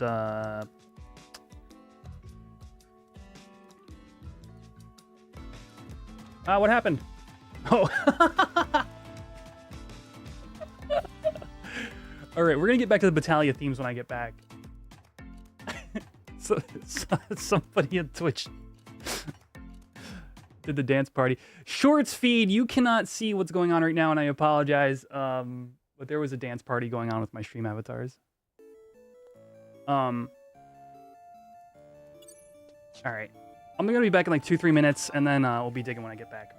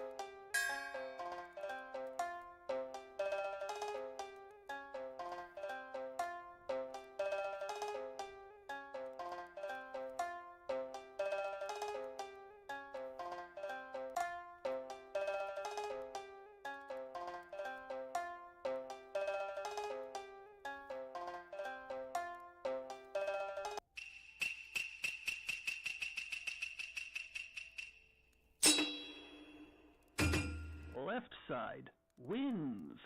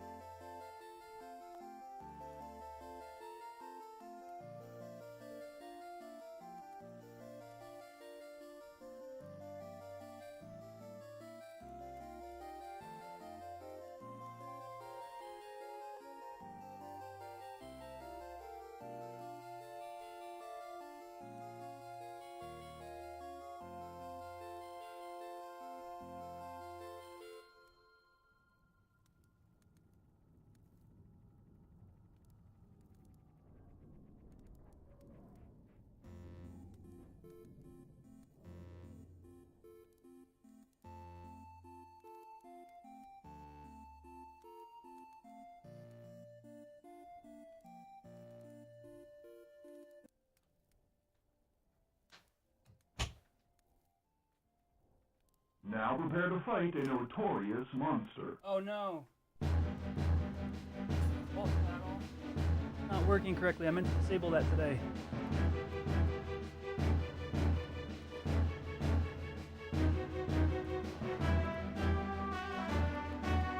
gonna let this play out and work on this orange. Tis a blood orange.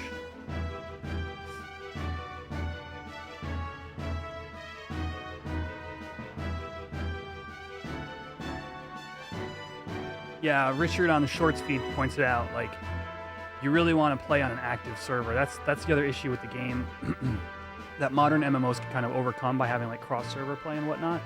But like, if there's not an active player base, like it's kind of a lonely thing. The game kind of forces you to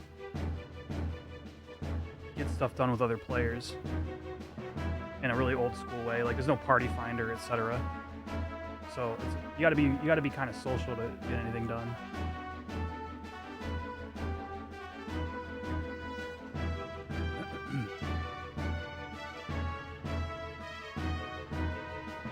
Did Yojimbo work?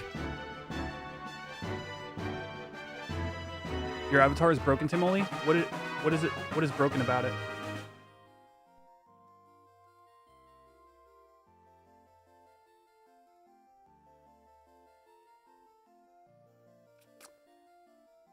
Yojimbo did work. Okay, thank you.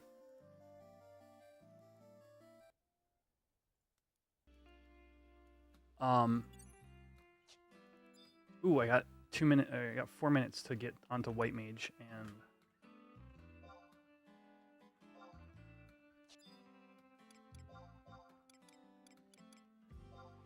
you were running in place after a cloud of darkness.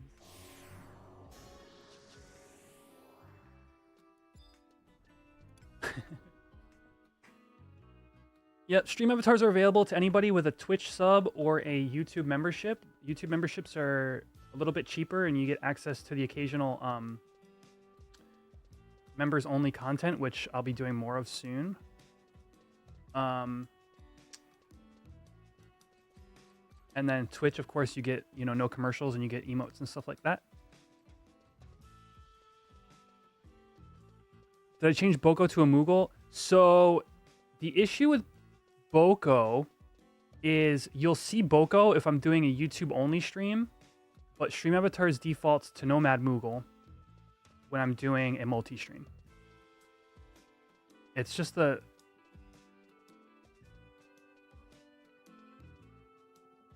one of the small multi-stream issues I deal with.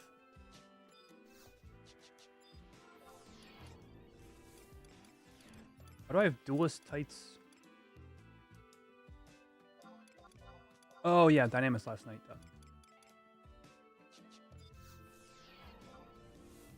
I don't know, let's send myself these crystals or whatever. I don't know what just fell behind me. Chuck that coffer key.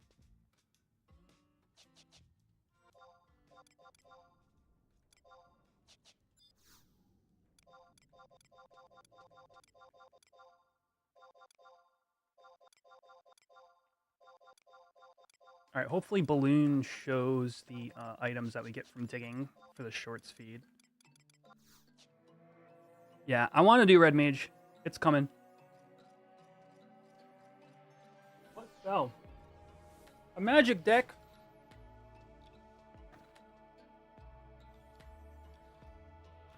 This is my Griffin tribal deck with Zerium the Golden Feather.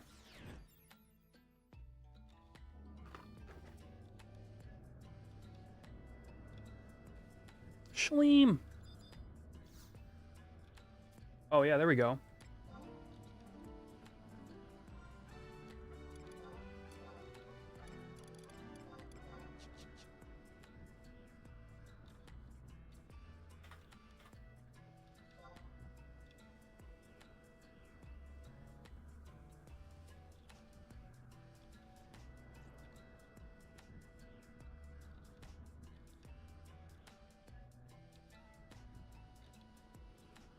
All right.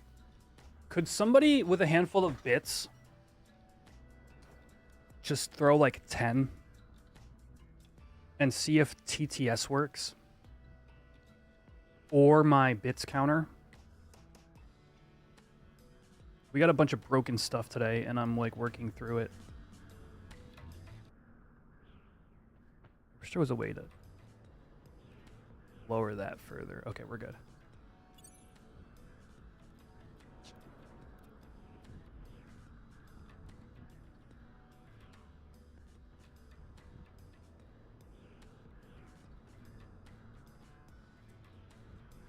Okay, the counter worked. Now will the TTS?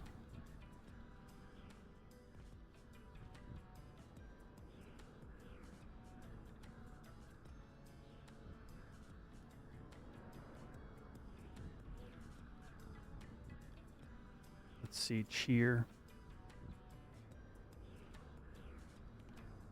Event log. No, it doesn't say that anybody cheered.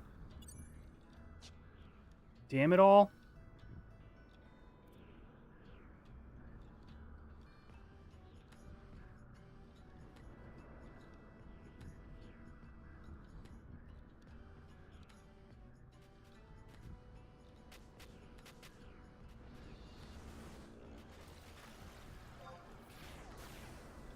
Yep.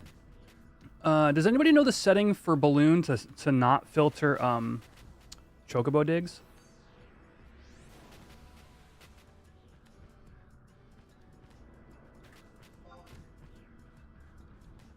I think the update made it so Chocobo digs are filtered.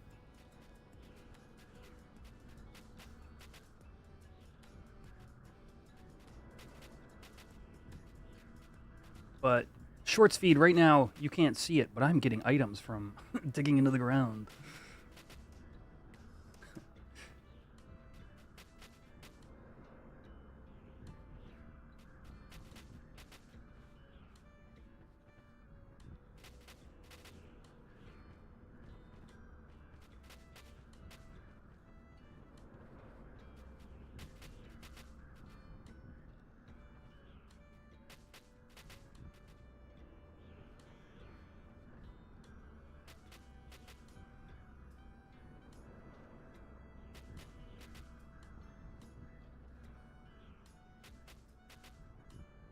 I don't know if I can solve this problem. Slash balloon help.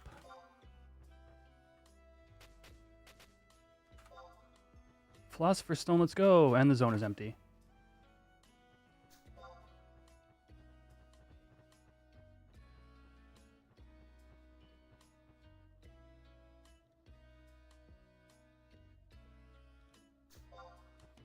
Balloon scale test in combat.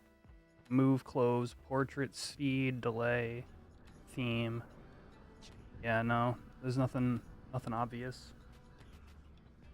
Yeah, no, digging in the desert is nuts, but as you can see, the zone was dug up before 1 a.m. Vanadil time, so it's just like, I mean, competitive is the right word for it. The more people that are here, the less items you get. So you got to be willing to come here like 6 times throughout the day in order to cap. And the zone's dug up. Yep. Both east and west dug by 1 a.m. Vanadil. You know what? We'll just go do Telidem.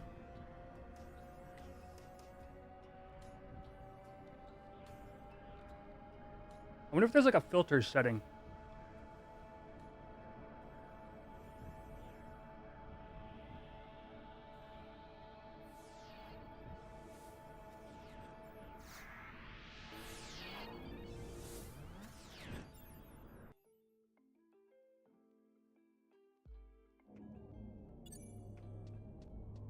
Yeah, not finding it on balloon.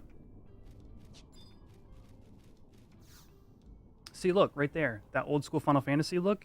I want that for when I find items. Because that would solve an issue. Is the jungle any good for digging? Yeah. I mean, there's a lot of great digging spots, to be honest with you. Really, anywhere but starting towns, like you're gonna make some gil.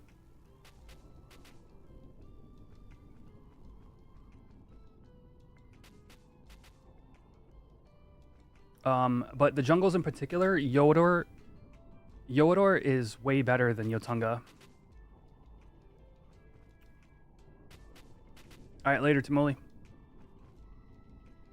Yodor has much more valuable items, but it's similar to the desert in that it's dug super fast.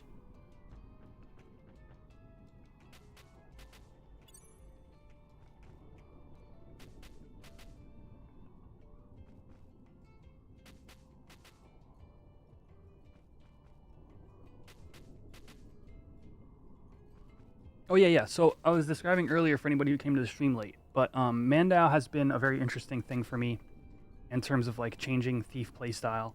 And like Mercy Stroke is not as strong as Evisceration in general. It seems to have interesting damage spikes, but it also seems to have interesting, for entirely different reasons, interesting damage lows. Like occasionally it just does very little damage. And the dagger kind of forces you to want to separate your SA and TA into,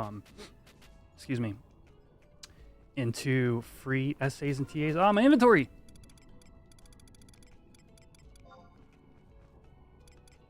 Rather than stacking your weapon skills because of the triple damage procs on those hits. But in general, it definitely...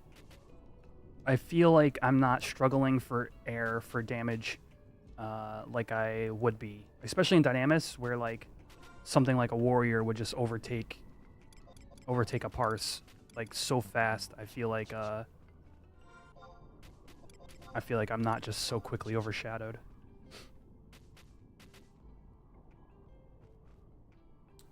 Proxygenics asks, what level is my digging? You got to 8 today and it's taken so long. Keep at it. Once you hit 10, you'll be so glad you stuck to it. And then once you hit 20, you'll be like, okay, now I feel good about digging. But those first 10 levels are abysmal.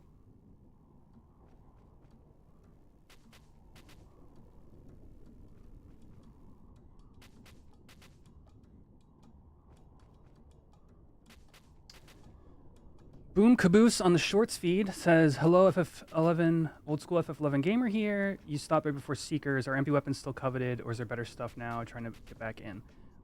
So a couple things. First off, I am currently playing on a private server where we are in Chains of Promathia era only. Eventually Treasures, it's a progression server, so eventually Treasures is going to release.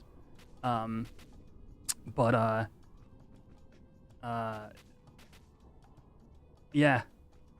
Cajun Asian on Twitch over there. What's up, bud? Is pointing out that, yeah, the MPs are still really good.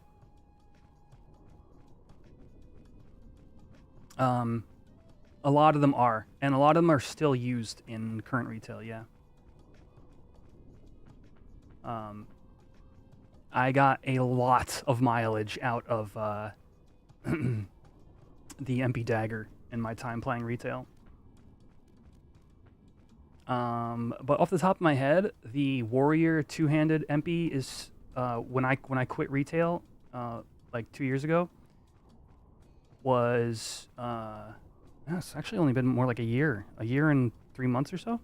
The Warrior two-handed was still being used, the Dagger was still being used, the Samurai MP was still being used, the Dark Knight MP was still being used. Oh, why am I still trying to dig? Oh, Farsha, of course, my favorite weapon in the entirety of Final Fantasy XI. Super fun with magic buffs. Yeah, 100%.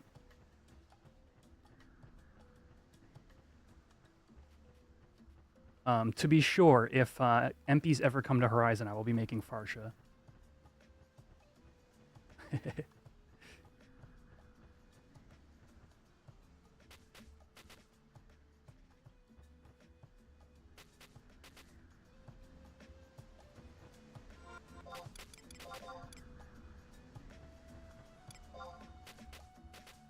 But yeah, the game has changed a bit. For anybody who quit prior to Seekers, I actually really enjoy Seekers of Adeline from a, like, person who came to it way after the expansion was already much more, threshed out.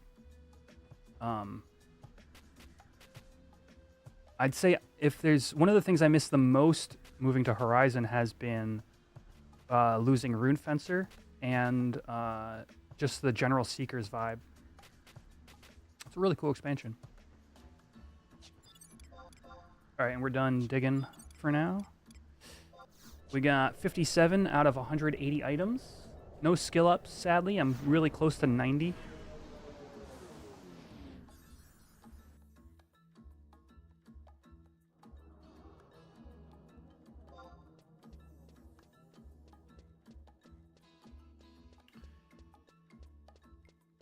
Yeah, 30 is where digging feels like a genuine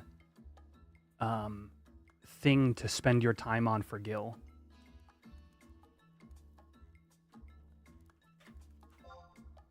All right, let's go solo a little bit of buffer.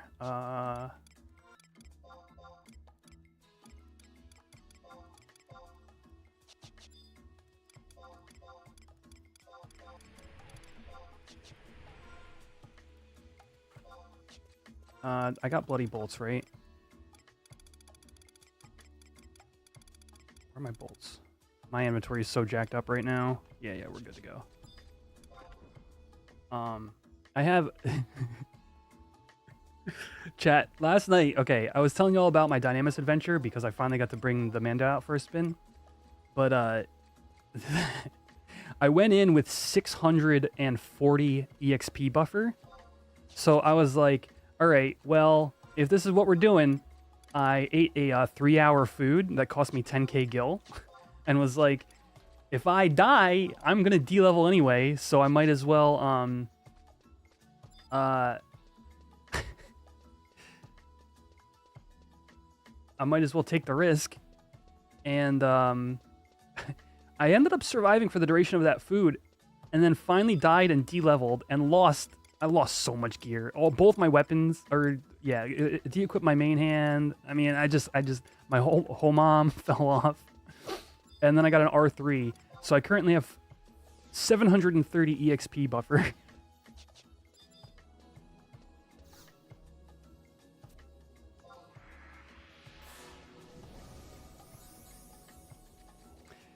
Dude, ominous. I have made some poor choices in the last week. I had like 8k on Tuesday. Today is Saturday.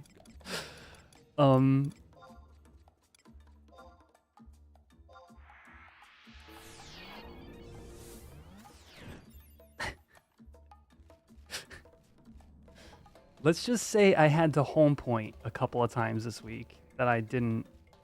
Maybe I shouldn't have. Maybe decisions were made and they were not good ones.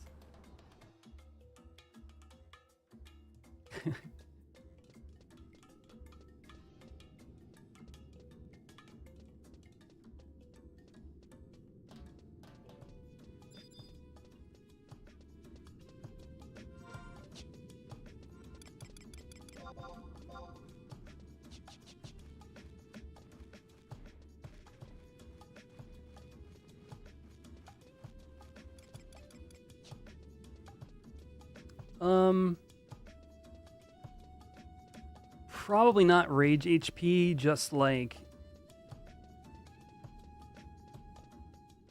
doing dumb crap HPs. Although I will admit, at least one of them was a King Behemoth death. So, which is like, in itself is like, sometimes HPing is the fastest way to get back to the group and start making progress in that fight. Hey there, Sea Kitchen. More bracelet farming? Yeah. I need to solo a little bit of buffer and like I'm just hoping competition isn't too high when I get there.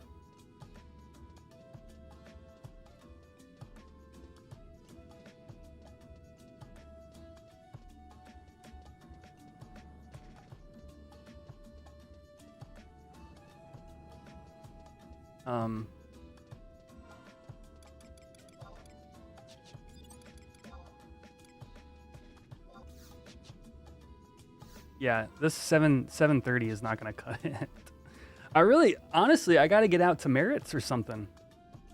my whole goal was like, all right, well, get the dagger and then start meriting. But like,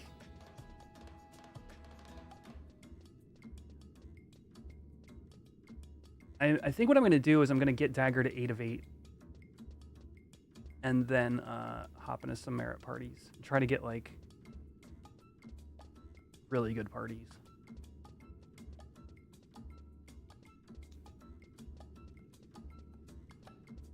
No, I've done a little myself privately, Colin, over the past few days. It's nice and breezy at Bracelet Farm.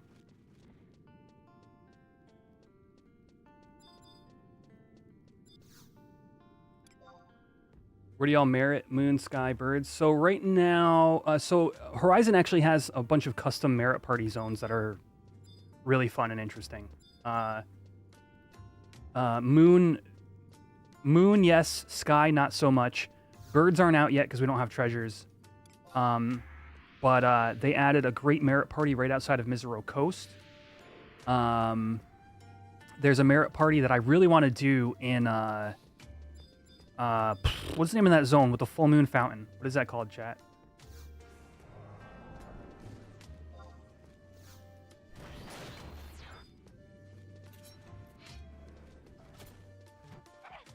Oh, geez, I have no inventory space. No, not the moon gate, the full moon fountain, the Fenrir. Tormorai Canal, that's the one. Thank you. There's a camp in Tormorai of like Poogles and bats, so it's really good for piercing. And then, there's a couple others too. There's one in Merfatod Mountains. I don't even know what you fight out there because I've not been there yet, but people say that that's a...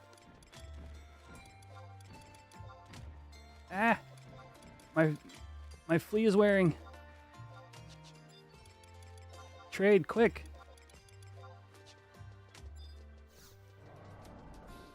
It's flies and raptors, nice. And then Porgonorgo Island. And that is birds.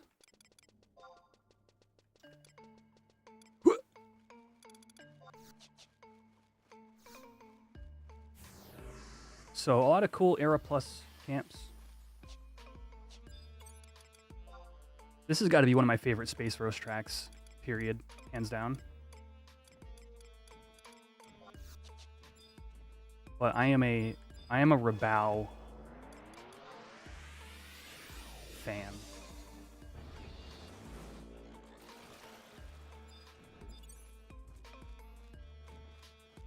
Exactly, yeah, the merit spots, and like because remember we're pre TOAU, right? So like the COP era suffered from a lack of good merit spots. So you know, of all the things to have been implemented in Horizon prior to the code rebase they're currently working on, I'm glad we got a few merit options.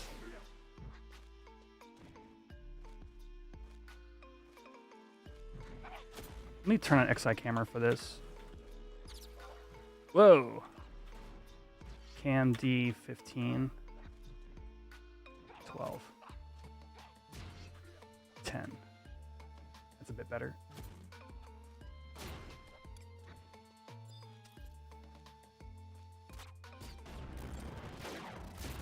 You like the Puma camp, Lyco?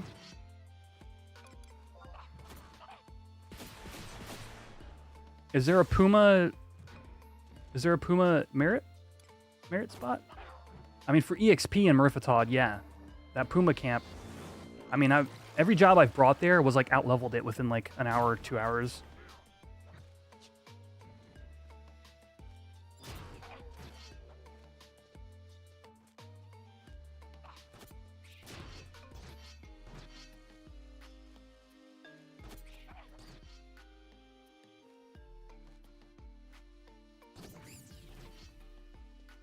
Hall Keeper. Blech. I hate Hall Keepers. counter all my hits. Where are my blind bolts at?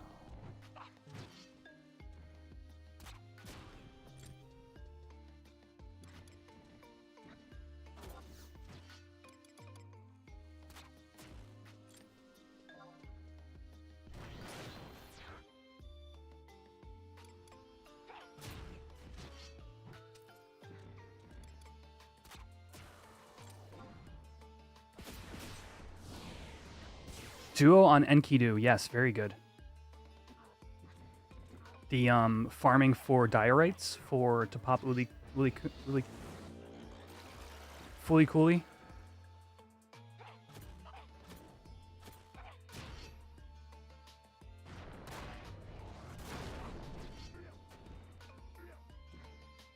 I really would love to go back out there. I had a buddy who quit, they made their Gungnir and quit, sadly. But we were there when he had just gotten his Gungnir, and I was just like, I obviously didn't have my Relic at that time. And the duo was good, and I imagine now it would be very good. Yeah, Merifatod Mountains. I think it's in the bottom corner for the merit party.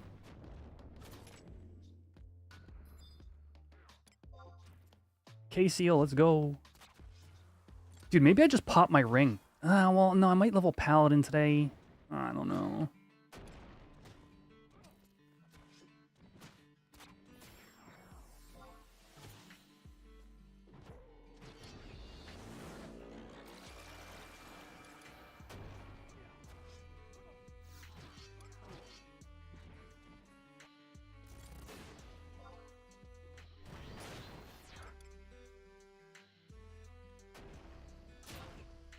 He just went? Heck no.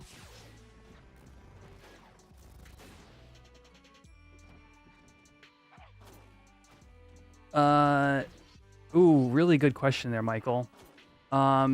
So there's actually an interesting issue with debuffs, like bolts, where wait, maybe I don't know the answer to that for bolts.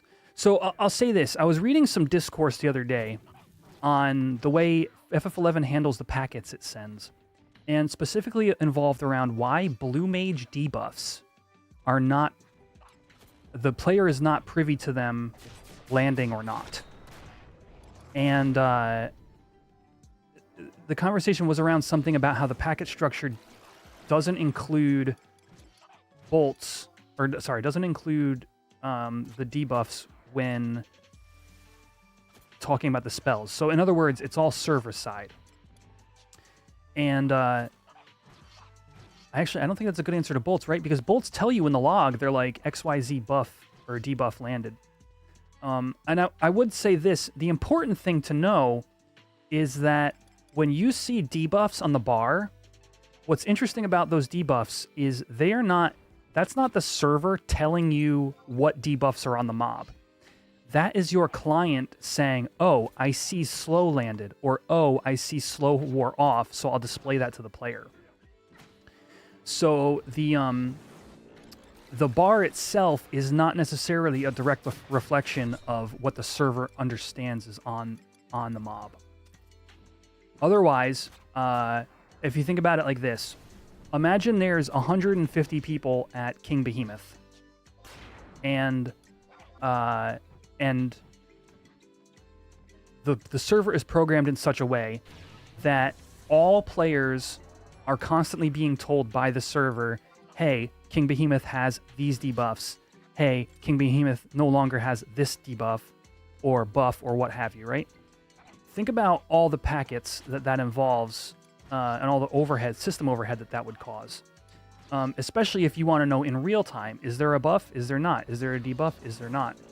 So part of it is, from a server-side perspective of lowering overhead by not constantly updating what the server knows to be on the mob or not. So it's kind of one of those things where it's like, could it be programmed differently? Yes. Is it worth the overhead? Probably not. Does that mean that it comes with an information issue, yes. I'm going to have to make inventory space, and I have no idea what to do. We'll drop... well, I'm going to keep getting more ice crystals, right? Geez, pebbles can go. Seashells can go. Monk's Testimony, I'm just going to keep getting while I'm here. Whoops.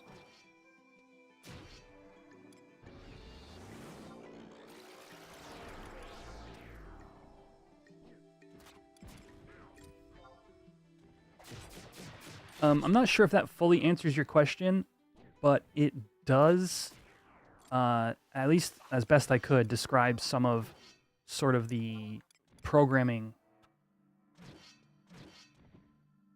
issues that, you know, we have to kind of overcome. Which, interestingly, on retail is very similar. Like, you just don't know everything because a lot of it is obscured server side. And like the Blue Mage debuff situation is still active on current retail. Like you don't know if a Blue Mage debuff lands, except you can see the effect of it. For some of them, they all work a little bit differently.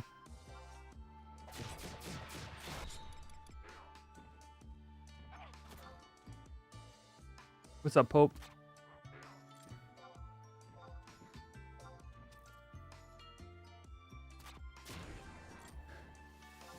But yeah, I am leveling Paladin up.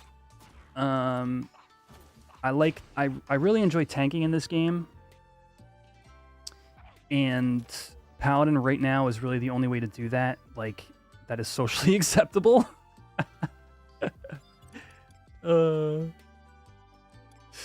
So...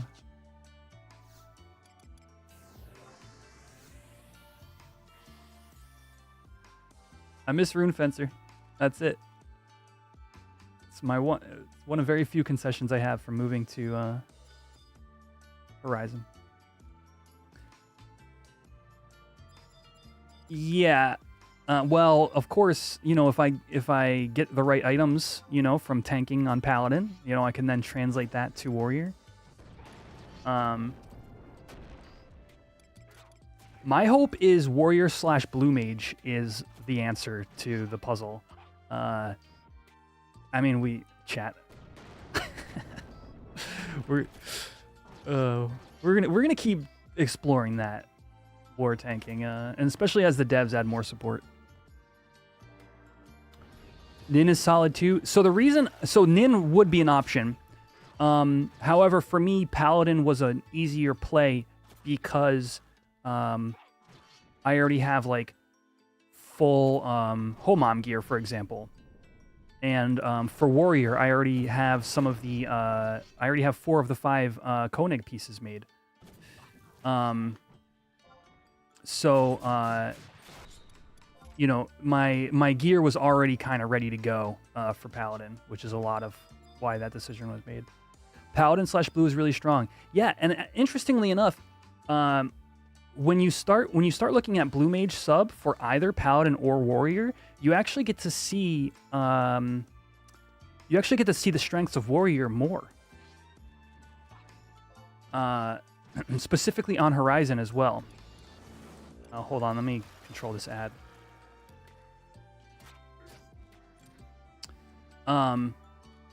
So what's interesting about Warrior is that we have Defender as main job, and we're going to get access to Cocoon on sub job, while Paladin / Blue will have Cocoon but not Defender. So we get to sort of explore the idea of a defense tank better on Warrior. Now, of course, that involves the Horizon-specific changes to Defender, which are really fascinating. 25% less cumulative enmity loss, and plus 10% block rate.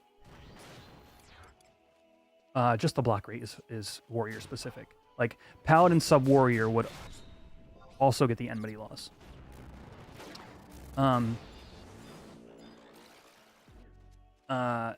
Then you have the cures that Blue Mage gives you access to are less useful on Paladin because Paladin already has Cure 4. except for Healing Breeze, which is an AoE.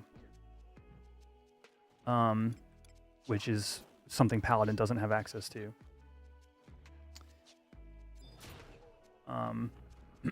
Sea Kitchen on YouTube is saying Nin/Dark and Nin/Bard tank doesn't work. Yeah. So, Bard enmity from songs has been lowered here specifically.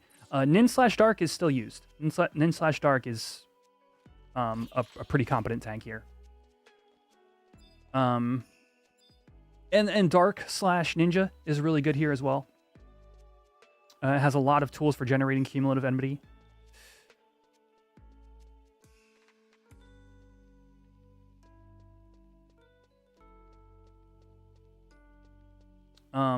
But Warrior's shtick, I think Warrior's place in the tanking meta, of course, while having some some support from the devs, is going to be a defense-oriented tank that has lower lower enmity loss, and hopefully some sort of blood tanking kit with like Sanguine Blade or some way to refresh your health that doesn't involve curing yourself.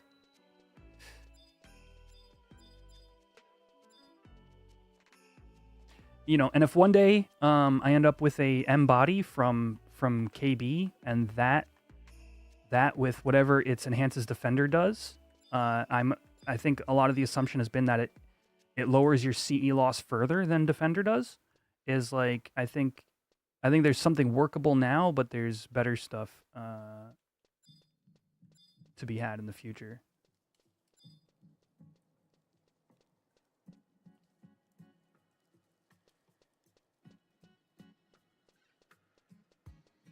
Monk tanks.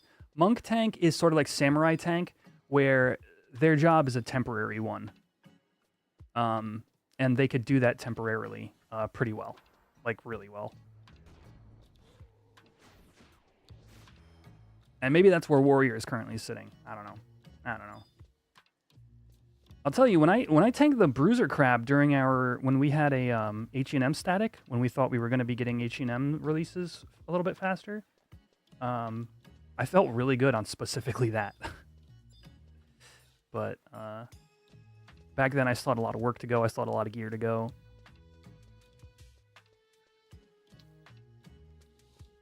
When is Blue coming to Horizon? Whenever Treasures releases. In other words, meh, I don't know. I'm looking forward to it immensely. Alright,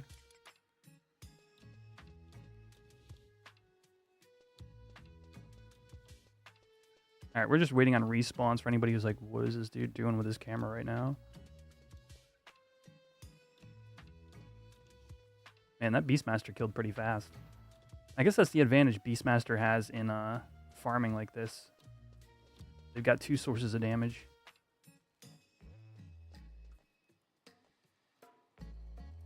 That fuzzy base is amazing.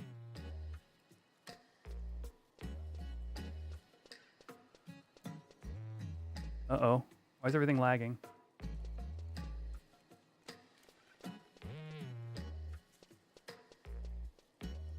I mean, Pup could come in and just be a sick tank.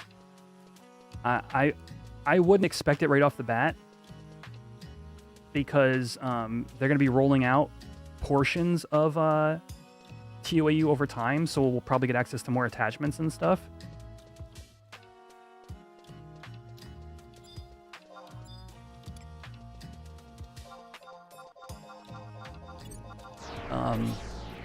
But Pup is a tank. Pup can be a tank.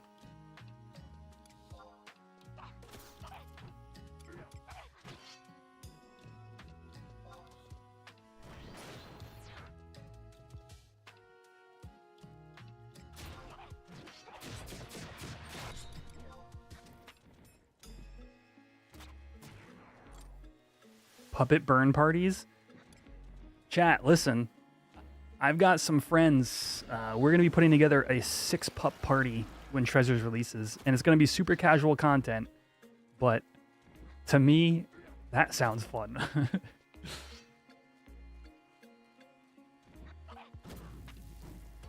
Good question. Have I played with the plus 20% defense earring at a red life total? I have. I have one. It's a lot of defense. And you know, genuinely could be a strong part of the kit. Like my hope is you know, maybe I'm reaching too much to like WoW, but I'm sure other MMOs have done similar builds. That the idea of a blood tank that yo-yos their health. You know, you get low and then you use like a skill that drains health from the opponent. You know, kind of like what APOC Dark sort of does, but in a shield warrior perspective. Like I would just love to see that. And then when you get down to that red health total, now you've got a bonus 20% defense. So your ability to survive hits from there actually increases. Like, I don't know, man. It's just like, and maybe I'm living on a dream here, but.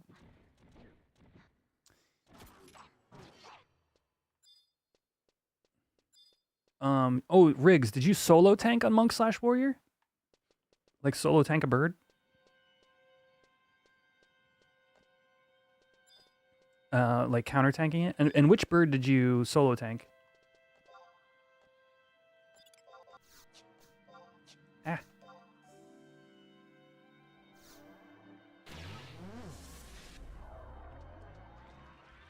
You and a white mage on Kalenkin. Okay.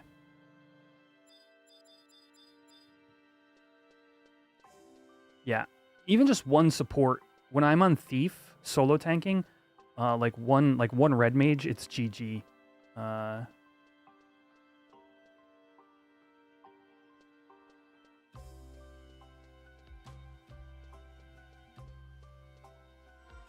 much EXP are we at here? Oh, okay, we got a little bit of buffer. Not enough to home point yet. But getting there.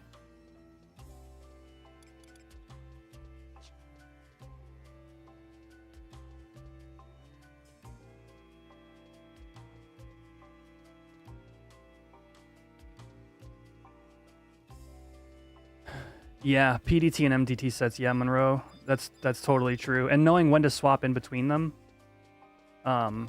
depending upon what the mob is doing, is really big for birds.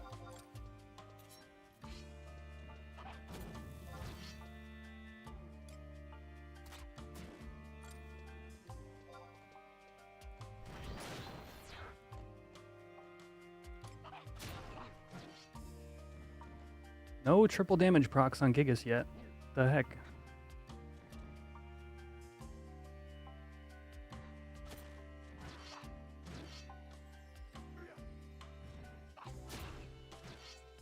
Ash stretch him. What's up, man?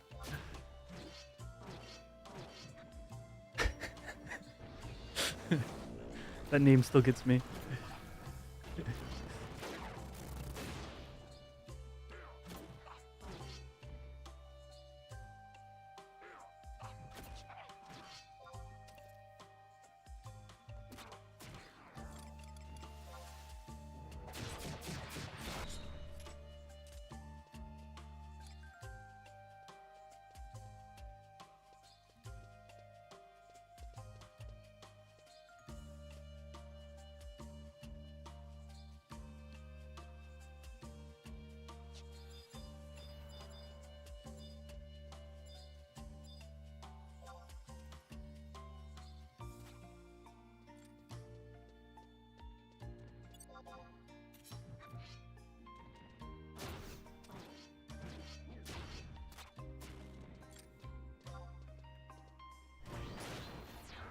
All right, let's throw in a Mercy Stroke. Might as well use one at some point.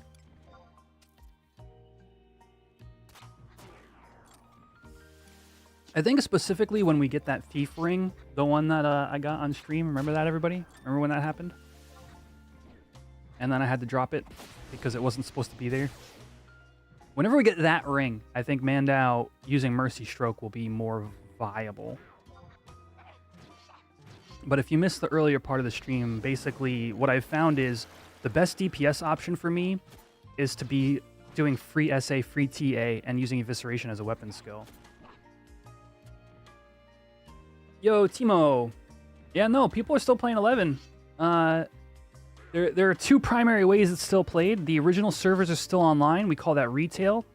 And then there's like a private server scene too, which, for example, we're playing in like an older era of the game. But yeah, it's still... I mean, there was that whole thing, right, in like 2012 where it was like the Xbox servers shut down, or what was it, 2013? When did the Xbox servers shut down, chat? And anyway, people ran articles that are like, FF11 is dead. And ever since then, the game has been dealing with the like aftermath of that press that happened during that era. Can we get like a moldy buckler or something here, please? I'll settle for a battle horn.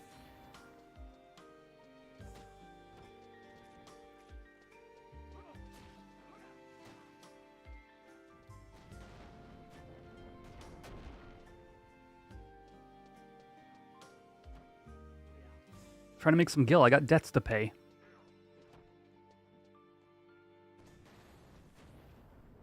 Oh, you're a white mage main, huh? Yeah, white mage is super strong in this game.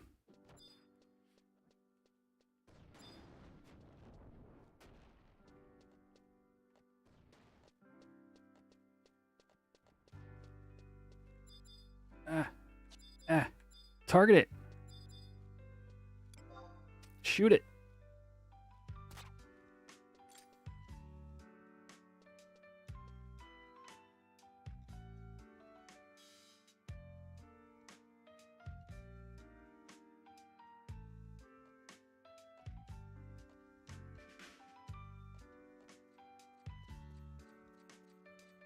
Music by Space Roast, by the way, on YouTube. It's basically like Space Ghost, but it's like roast like coffee, all right? Be sure to check out Space Roast channel if you've been a fan of any of these tracks.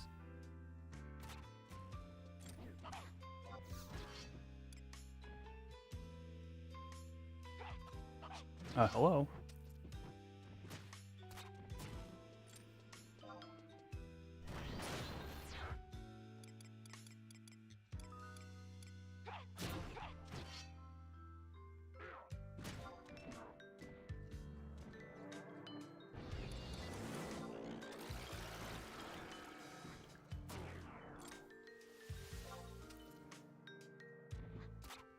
You remember when Ninja came out? Ah, so you were playing pre-Rise of the Zalart. So I'm assuming maybe PC release?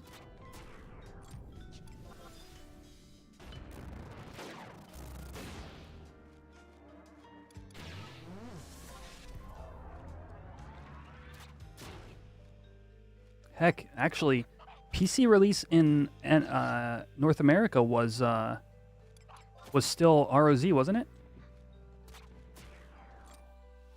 I don't remember. I started PS2 release, man. Had a PS2. Dreamed of owning my own computer, but it wasn't happening as a kid.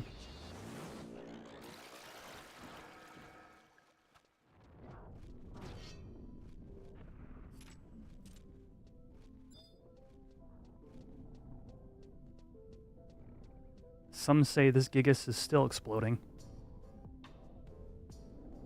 Ooh. The Promies? Heck yeah.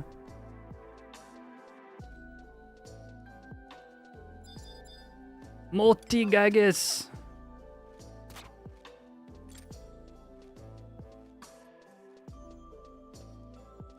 Multi-pass. Alright. He's cruising. He's doing his own thing.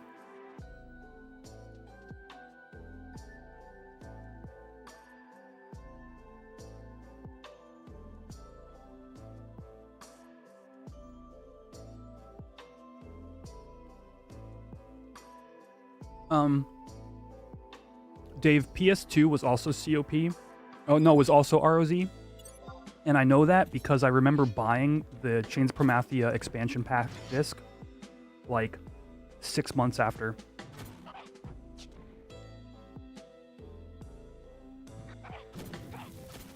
Dude, I used to leave my PS2 on overnight for updates, and my family would get so mad at me. You're wasting all that electricity leaving your games on overnight. I'm like, but it's taking so long.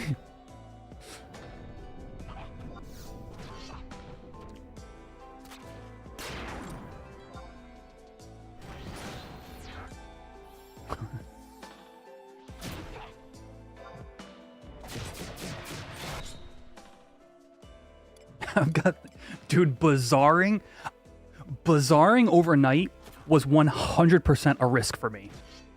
I needed to weigh the chances of me getting caught versus the necessity to sell items. That is 100% true story. Because when I'd get caught doing that, like, my family would take away the PlayStation controllers and stuff.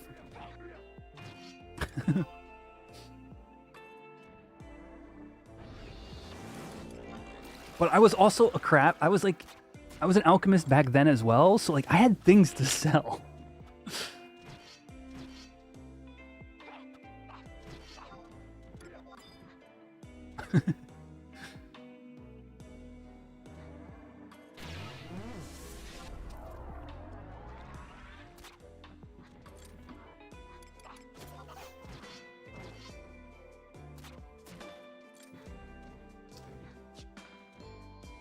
Yeah, at least for me, V-Slice, the adapter came with the whole. It was the big white box that everybody thinks of when they think of this game.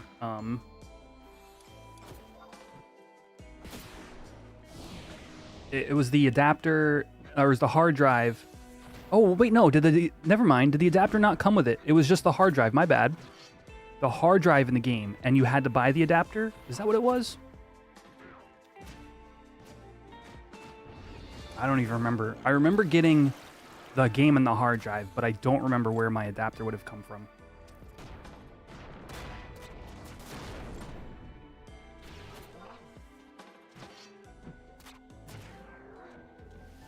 Must have went to like GameStop or something.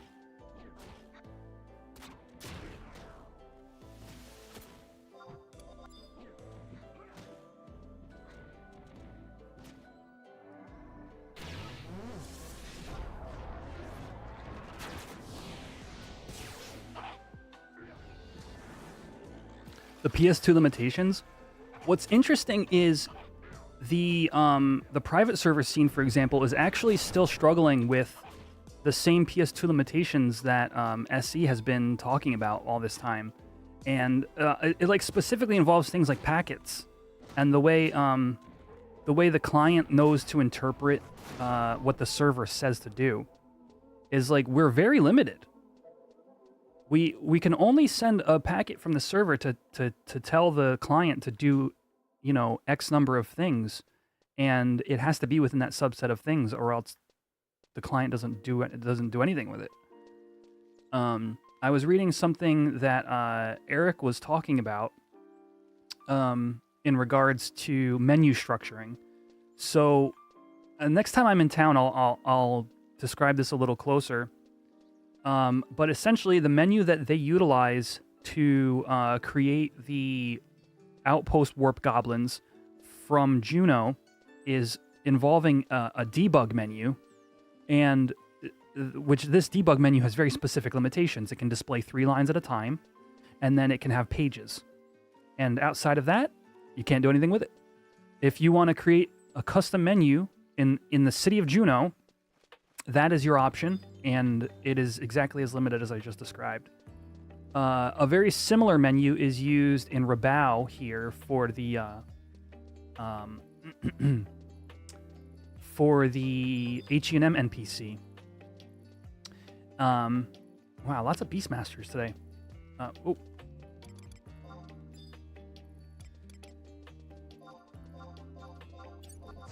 But a lot of this is, again, it's those PS2 limitations that began in a certain way and then sort of created the game over the years to be what it is now, are sort of like layered on top of each other. And it's actually kind of an interesting subject. All right, here's a free Mercy Stroke that looked like it did some damage. See, 961. That's like, I'd say 900 is like what you hope for. But like Evisceration can do like 12, 13 pretty handedly. but you get that crit rate, so.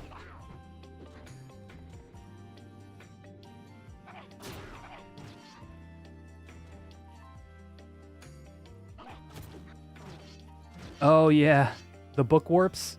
Exactly. There's no server-side validation. Isn't that crazy?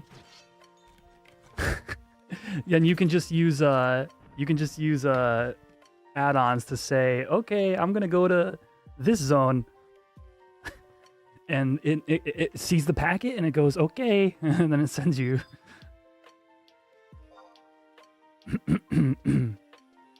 What is a free? Excuse me. 1 second.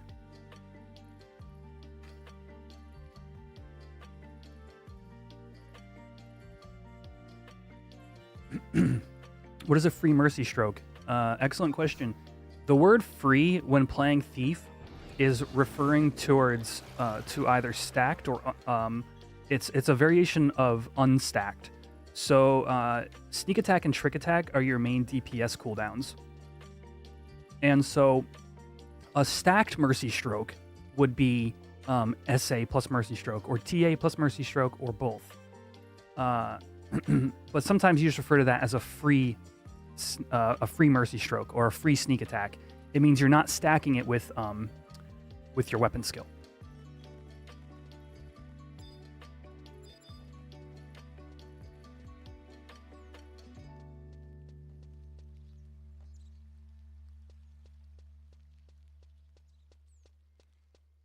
And part of the play style of having Mandau has been figuring out when do I want to stack, when do I want to leave unstacked, and just do free SAs, free TAs, and free mercy strokes. Oh, I see what you're saying. Yeah, like a free mercy stroke. Yeah. No. Not until we get what's it called? Synergy. And then you can make the Fosha belt. Then you get free TP 1% of the time. What merits does one put into Thief? I'd say the most important ones are triple attack and crit rate right off the rip. Those are gonna give you the biggest boost for the cost. I think after that is probably dagger skill. Yeah, it's probably something in that order. And then I'm gonna be doing sneak attack recast, because it's going to combo nicely with the Thief Ring from H&M's.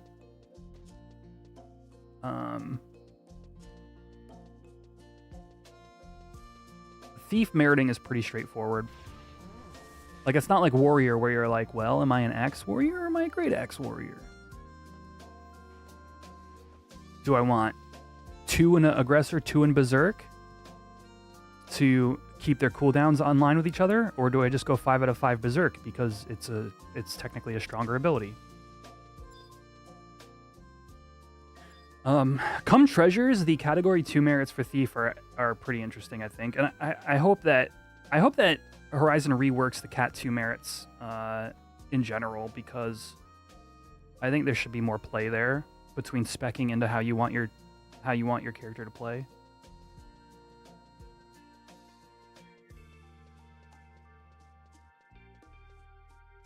Man, has it been almost 5 minutes since I killed a mob? My flea is almost ready. Yeah, that one's being fought.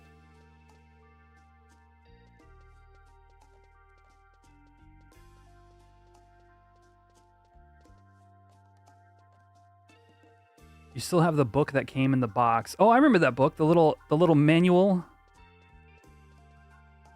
This is how to get online with Play on Well. Or Play on Well.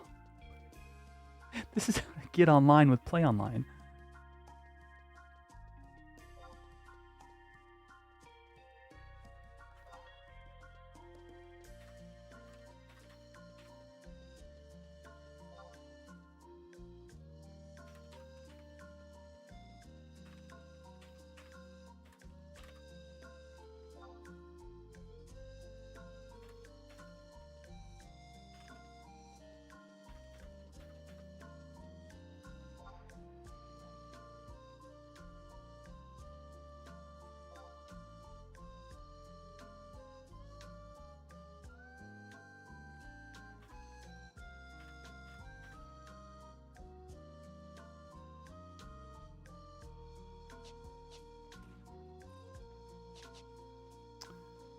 Started 3 times on Horizon and keep getting demotivated. Oh, I'm sorry to hear that.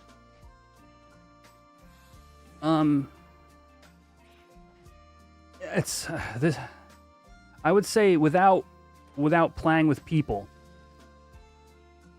Like if you hadn't found yourself in a good link shell or an active link shell, to me that is the most likely reason to kind of like fade out. If you were to want to try again, that would be my suggestion. Twisted Star says, "Holy shit, this game is active." Tis.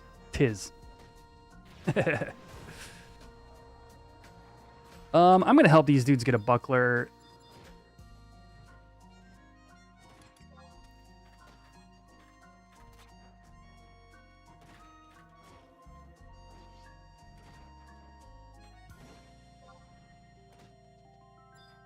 Oh, geez.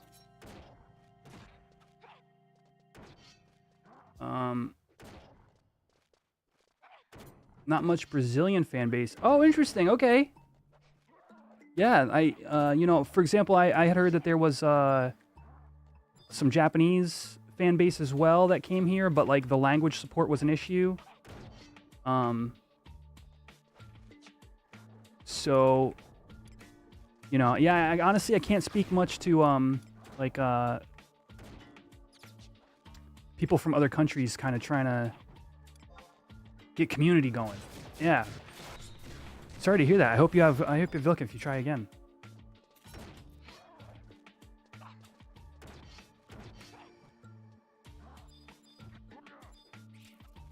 Oh. I don't know what is going on here or how we even pulled these.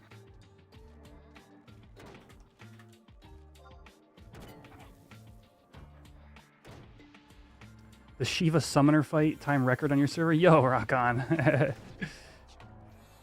The level... This song goes hard.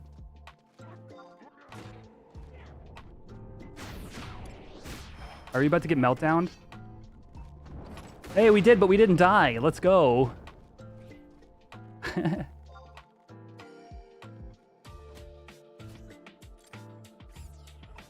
was obsessed with this back in 08. Does it feel the same as back then, or is it empty? I've done a minimal research about Horizon. Yeah, Eric, excellent question. I'm gonna do a SEA all, and you can't see this on the shorts feed, but I'll tell you right now there are, or maybe you can see it. There are 2,400 people online right now, and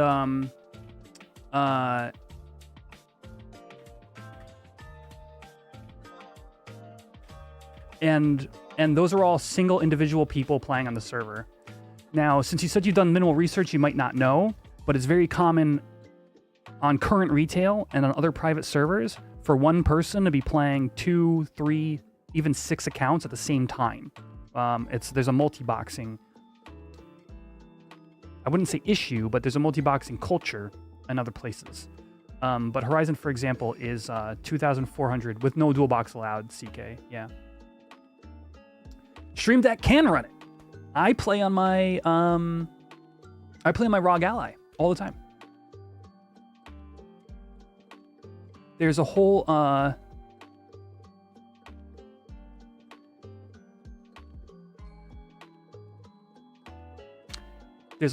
support thread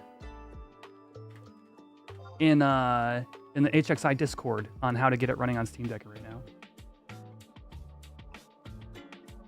Yeah, Twisted Star, yep.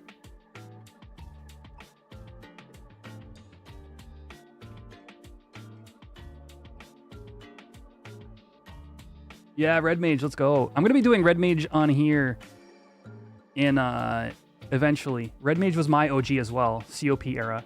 And yes, Horizon very much it's the COP era with quality of life adjustments that aren't over the top. So if that sounds appealing to you, I recommend it here.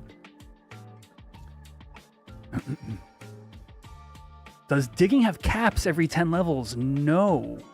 It has ranks. So every 10 levels, you don't get stopped. You actually just get a bonus. You dig faster.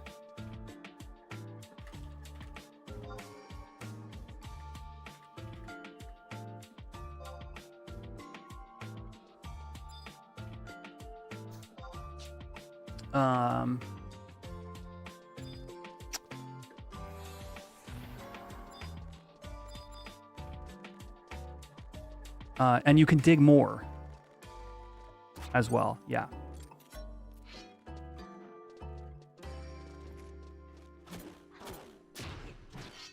Yes, every rank gives you 10 more items.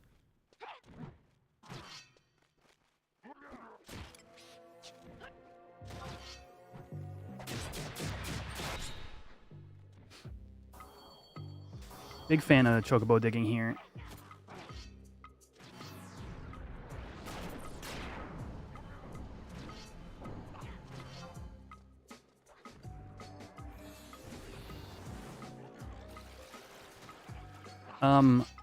Who am I helping?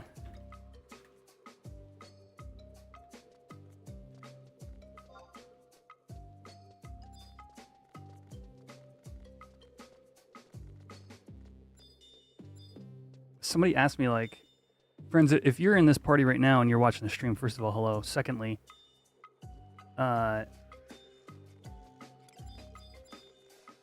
if you're intending on selling this,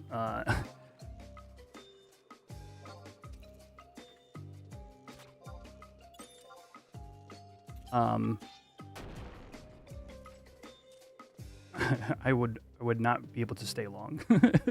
Yeah.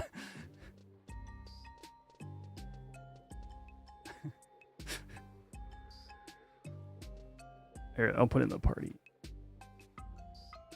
for the shorts feed.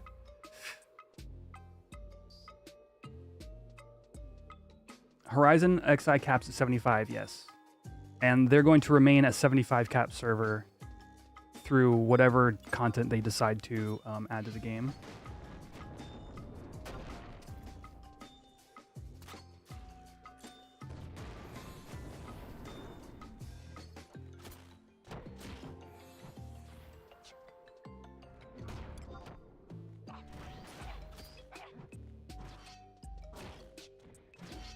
Come on, sneak attack. There it is.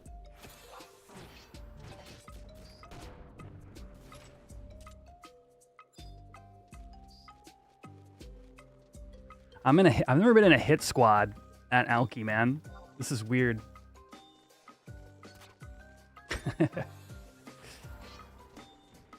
I'm like either solo or the very rare duo.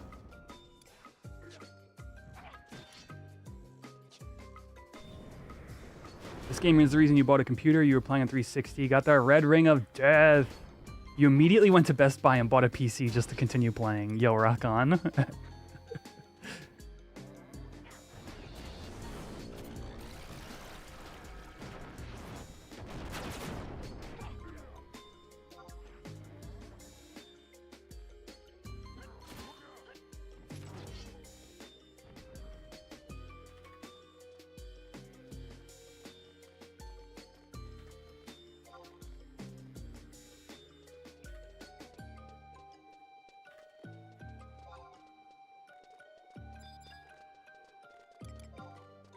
Awesome. Dude, the 360. Dude, back in the day when like your like console would break or something and like you would like follow like a YouTube guide to like how to fix it.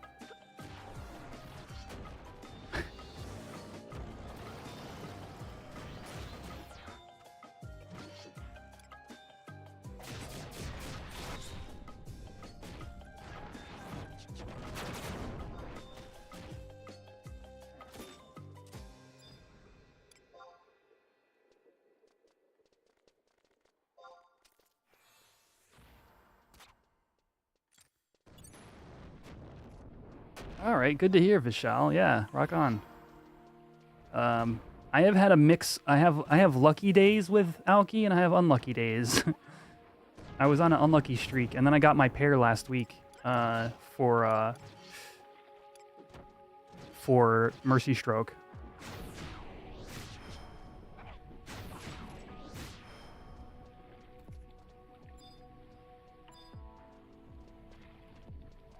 But before that, I was like 0 for 16 or 18 or something. I had a guy up here the other day who was like, yeah, I'm 054. I was like, you should go do something else. You need other ways to spend your time. Ah, shoot. We could have went digging.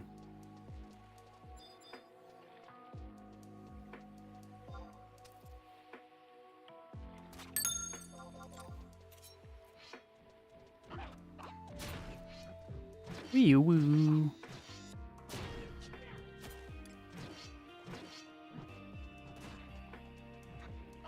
What's up, Cletus? Alright, that's what we're going to do. I'm going to Evisceration. And then I'm going to collab. And then I'm going to sneak attack. And then triple damage? There it is! Critical hit for 1-3-2-3 damage. So strong. Oh, actually, I can get TAs now that I have party members. Oh, 1-3-1-1. Let's go. That's so nasty, dude.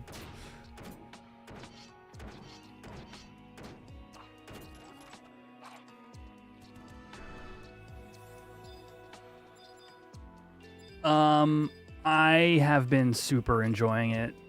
The Mandao. Yeah. I mean, obviously, I still got a lot to learn. You know, I've been using it for less than a week now.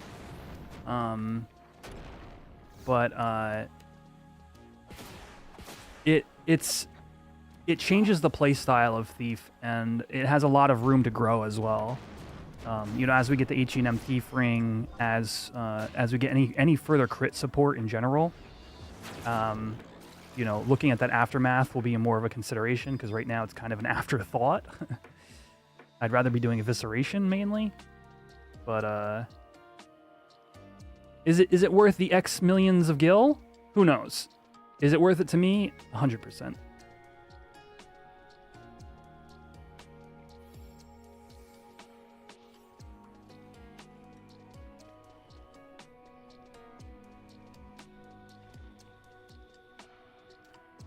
The Mustachioed Man. A lot of great memories with 11. Rock on, yeah. The game that tested your ability to cooperate with other humans.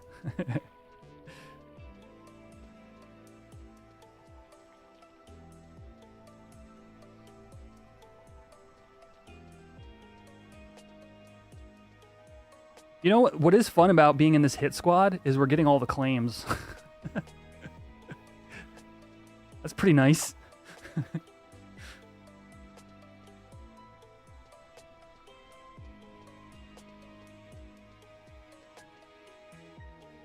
Oh.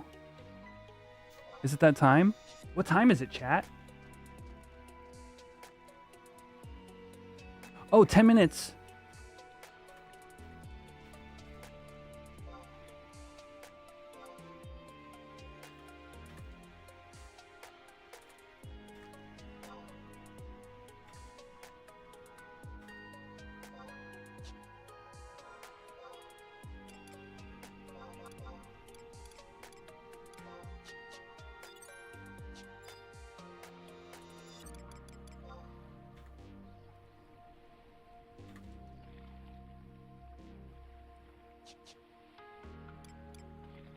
I got an LS thing to get to.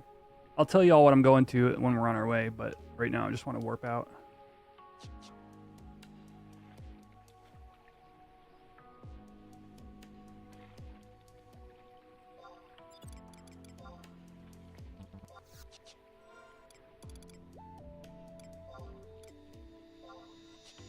All right, best of luck to them. Honestly, you know, me getting my own moldy bucklers and my own bracelets or whatever is cool. I'm glad I got to help some people who genuinely want the item kill a couple of mobs before leaving. Like, I'm not crazy invested right now.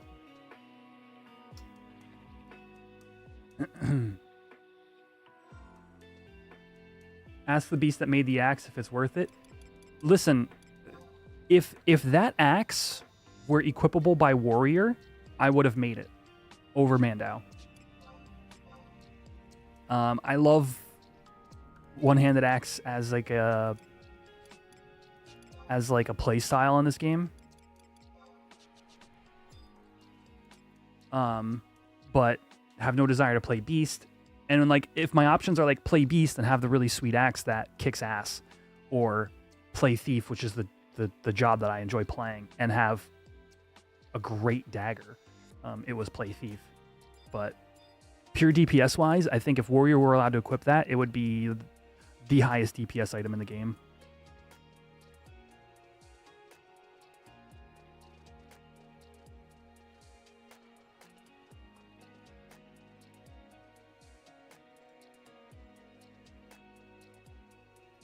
Oh, you did Chocobo raising, Timo?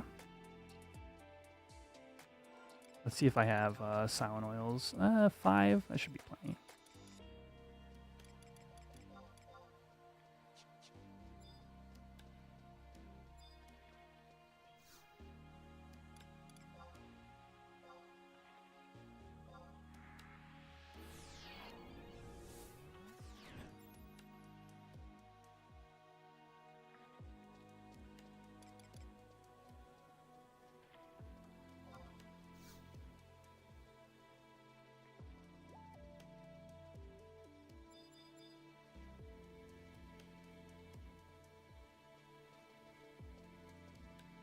Yeah, I really enjoyed Chocobo raising, and that was one of the things that was around, or it was like releasing when I quit the game, I think.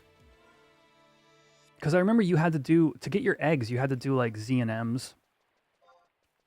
I think, was it Z and M's or was it maybe it was Z and M's.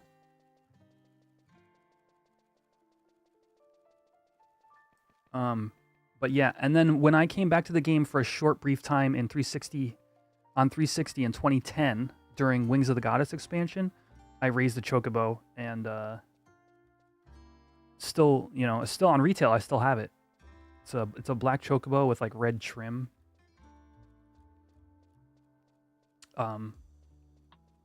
Interestingly, it's something that there is a developer working on for private service, but it's a bear of a reverse engineering.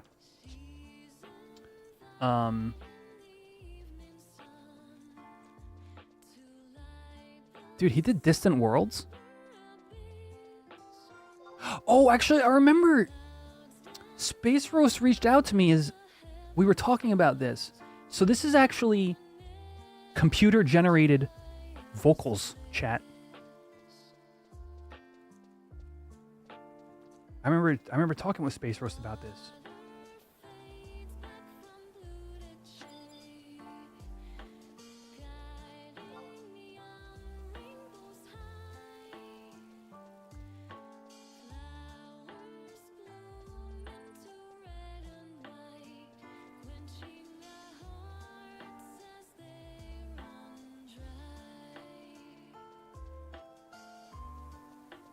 Chocobo Racing, yeah.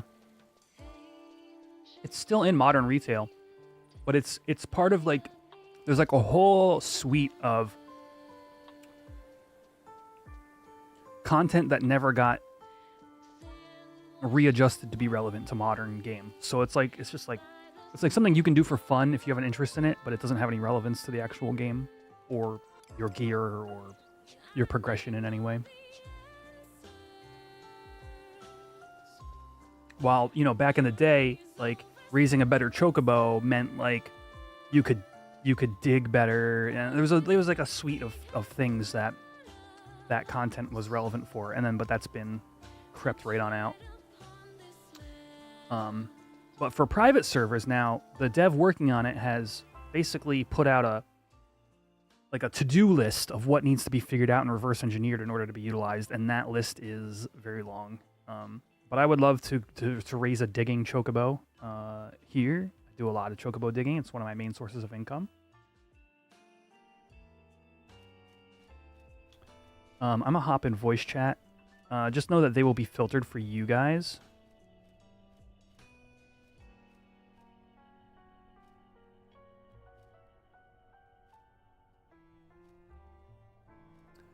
so you will not hear them. Yeah, okay, so what are we doing? We are about to camp a dragon.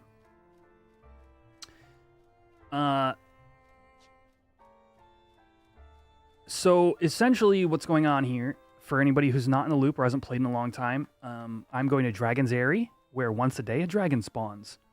And we want to be the one who kills it.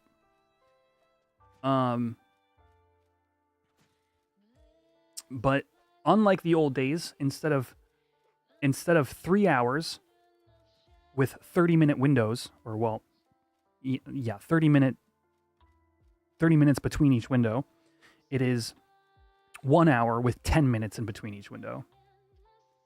And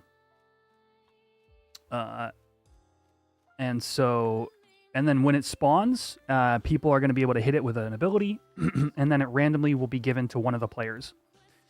And my link shell is currently gathering, so... Man, I'm going to be just too late for window.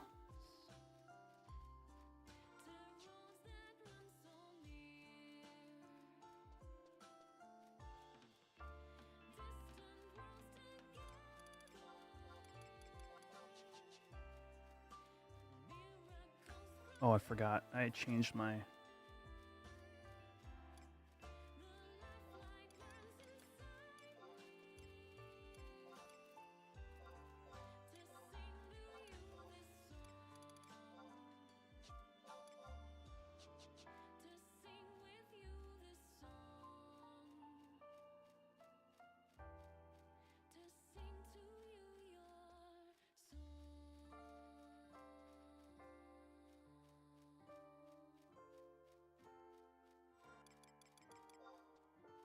I went the long way. What the heck? I never go this way.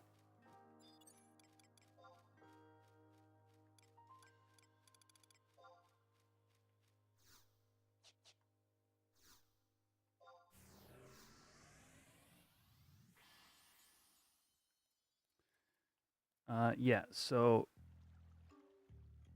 there's like around a minute until the first chance of spawn, and I won't be there in time.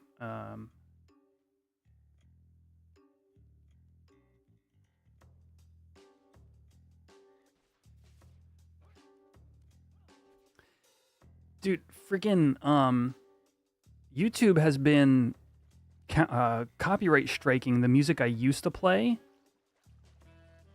on my streams for like 4 years, and lately YouTube's been copyright striking it, so I've been looking for something else to play, and Space Roast has said like his stuff is, if people want to use it for their streams or whatever, and they're welcome to. So much respect. The ability to call your Chocobo when you dig, ominous, yeah. Also big. Saves money on Chocobos, but also opens up new zones to dig in. I would love to see a Chocobo whistle just implemented outside of Chocobo raising, but of course raising would be sweet as well.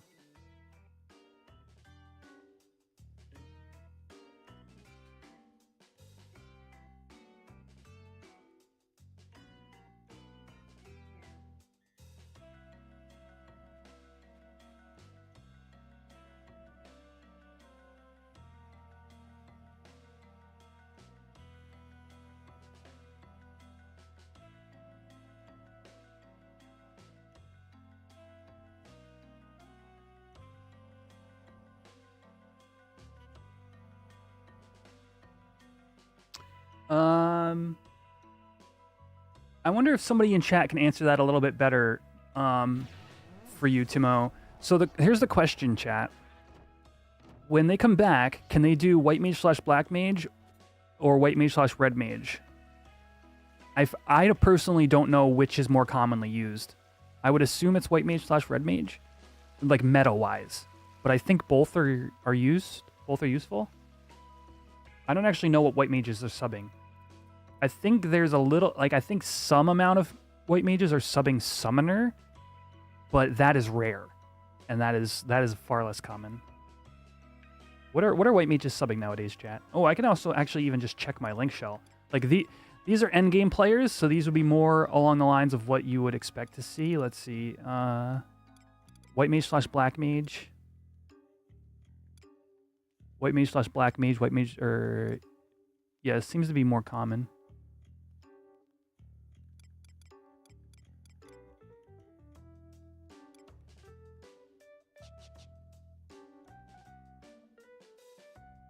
For burns, you want the fast cast, but like generically, is it white mage slash black mage is the more common?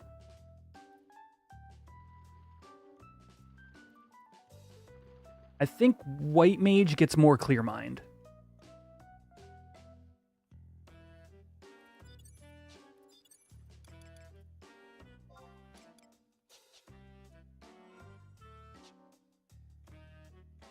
Do I spend a silent oil, or do I just run through the rest of the zone aggroing?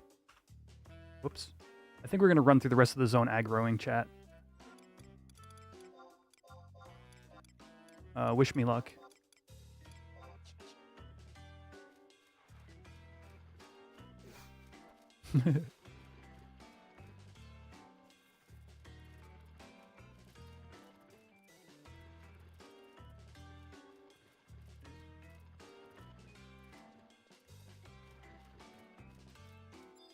I should have done Sagan and Third Eye first.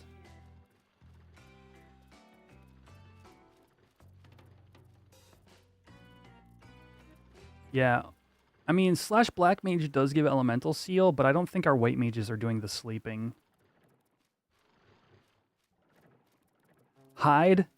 Sadly, these are all sound aggro, so hide won't help me. I will try though.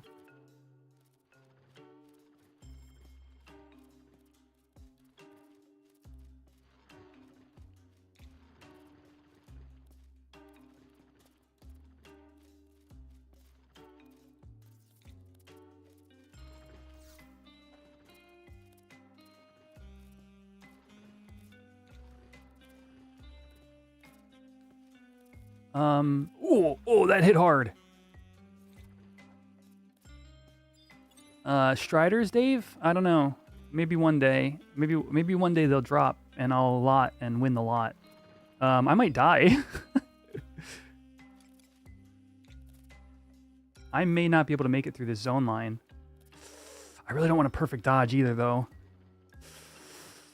Oh, good luck me. Good luck me.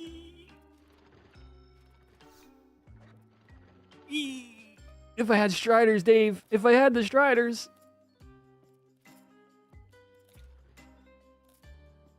I don't die on zone. I'm going to dodge all them hits. You watch. Oh!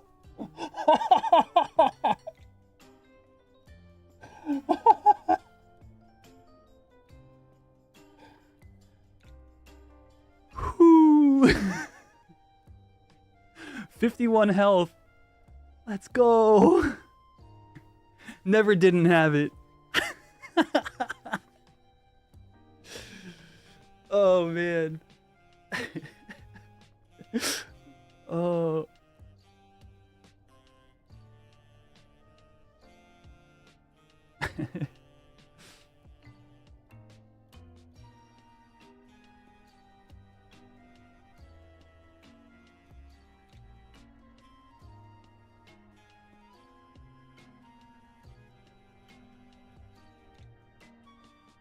Listen, I knew what I was doing. That was calculated.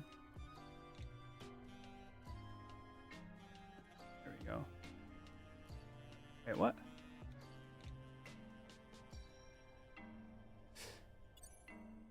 Is that merited HP? Okay, so I actually do have HP merits, but only 2.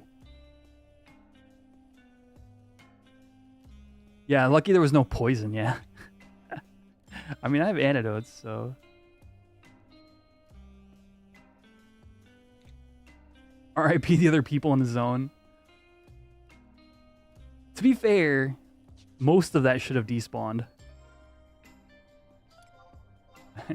Yeah, at least I had my Earth Staff equipped, because if I had my dagger, I'd be dead.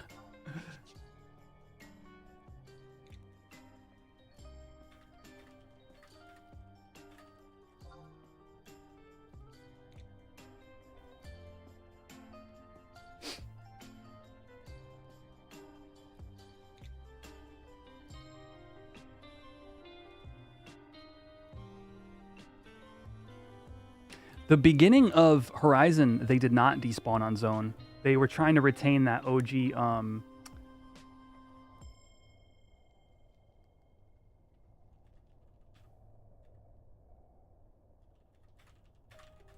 They were trying to retain that OG like feel, but then they added it. They're like, nah, this is dumb.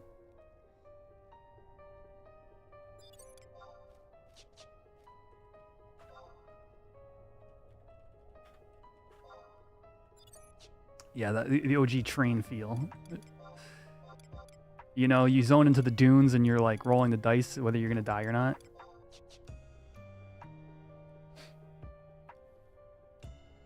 Oh, Garrelage Citadel. That's a good one. Yep.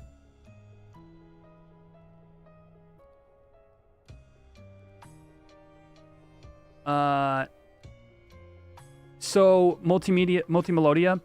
There's two different things that'll happen depending upon how far from the mob's roam area when you zone. If they're close to their roam area, they'll path back. If they're too far from it, they'll despawn. And I think immediately respawn? I don't actually know.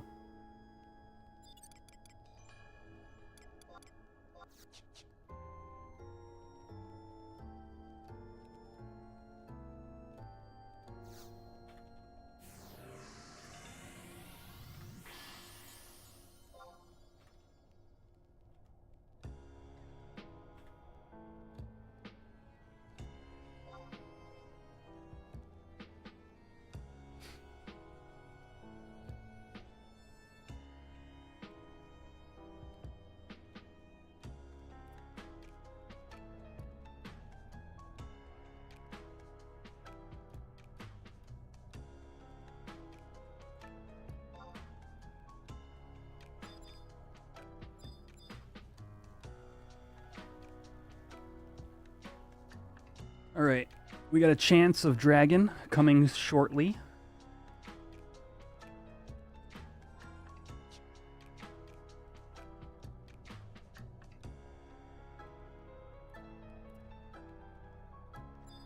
Correct, it won't spawn NMs, correct.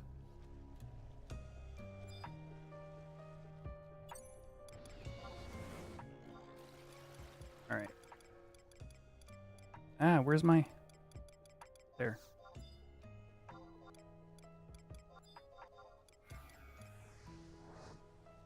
All right, chance of dragon, chat.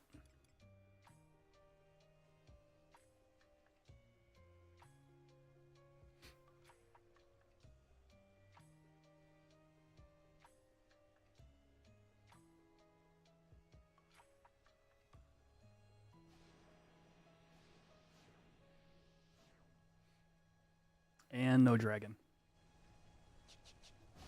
So with that said, I'm going to run some Twitch ads, and we're going to take a short restroom break.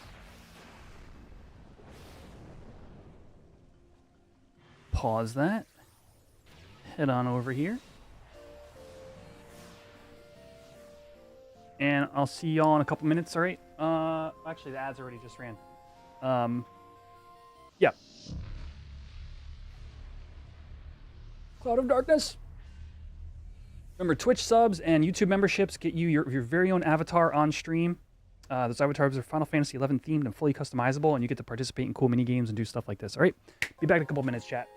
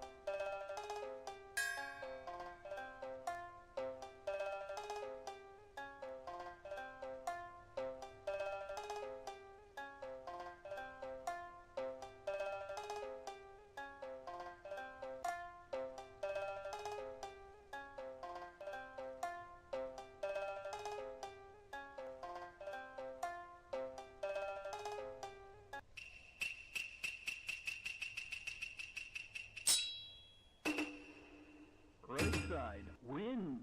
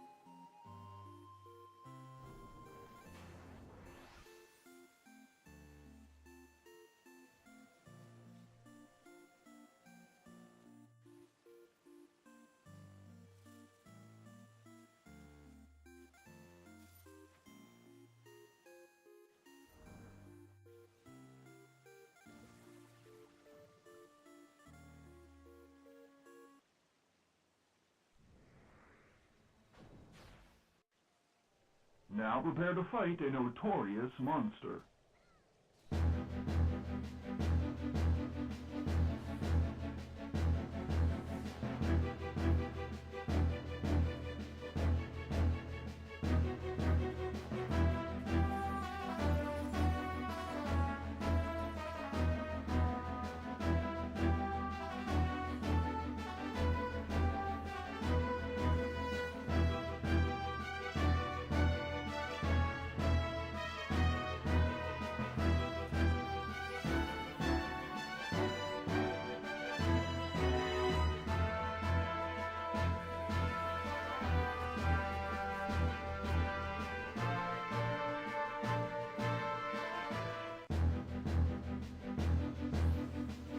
Boss battle again? Alright, I'm disabling that right now. Short speed, you can't see the avatars. My apologies. I'm over here talking about it and you're like, what is that? I'm also streaming on my main YouTube feed for a larger stream. And, you know, toss a sub if you're a fan of Final Fantasy XI. Got a lot of content on here.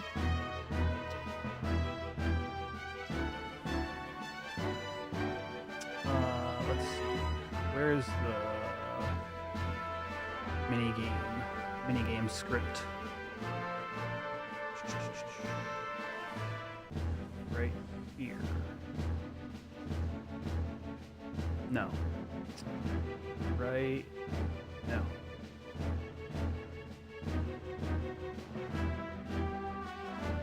Where is it?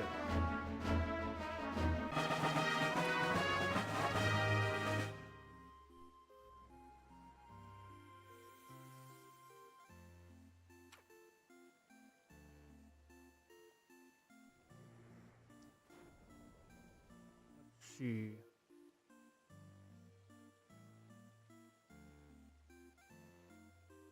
No.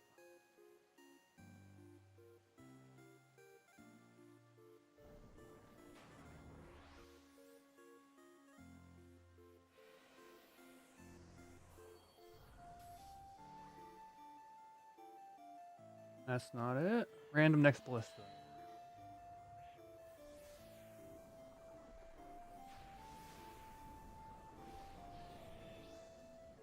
We'll disable that.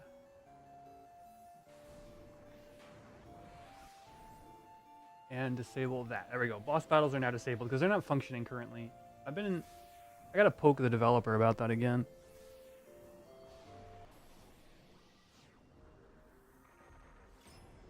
Alright. We are coming up on another chance to... Yo, Xander, thank you for the sub.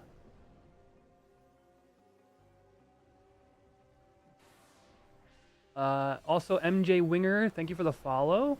And Soviet, thank you for the follow as well. I don't know if I got to that one or not. 1 month subscriber, welcome. There's a widget on the panels below since you're on Twitch to access your avatar. And yeah, you can now participate in mini games and stuff.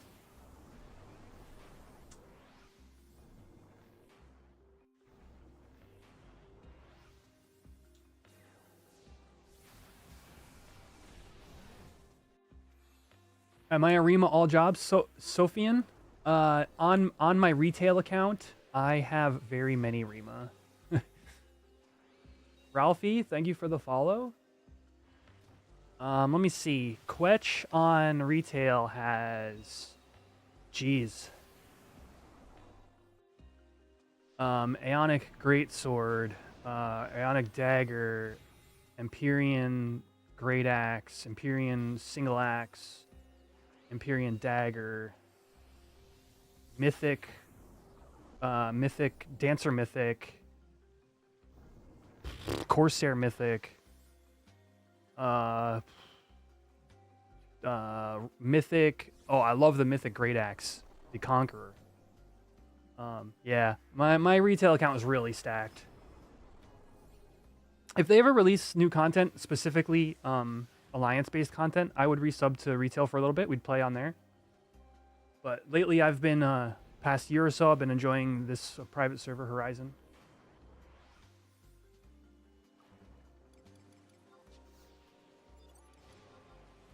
All right, here we go. Chance of Dragon chat.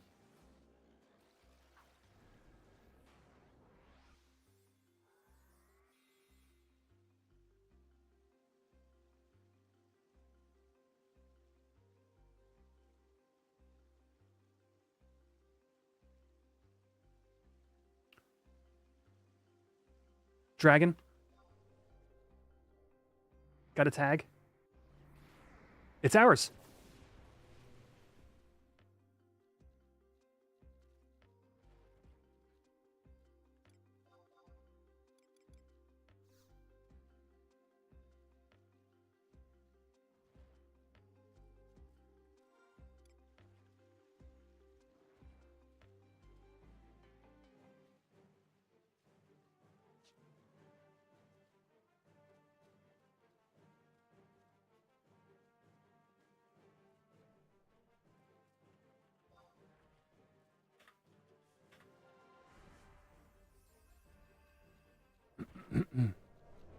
All right, chat, we get to fight a dragon today.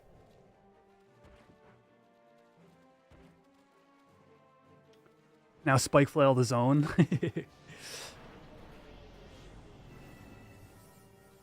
I did, last night, I did sneak attack Fafnir a couple times. We actually got it, yesterday as well. We're on a 2-day streak now. All right, chat, I'm gonna be dark on chat comms as I talk to LS. You can't hear my LS chat. There's just too many people. But I'm going to be talking with them. So I guess just enjoy the fight.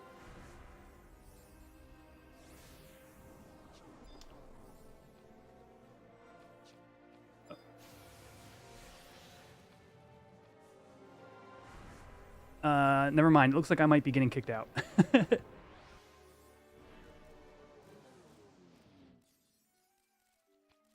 Yeah, it's they might throw me in, but we'll see.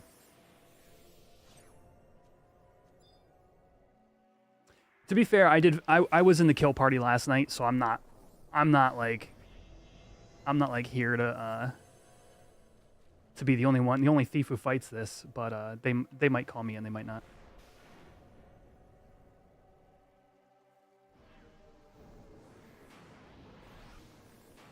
But just know my link shell is the one who's going to be fighting it, so we'll get to watch. Don't they need thief? Yeah, I think we have another thief here though. Horus, yeah. So Horus is probably going to be doing the fighting.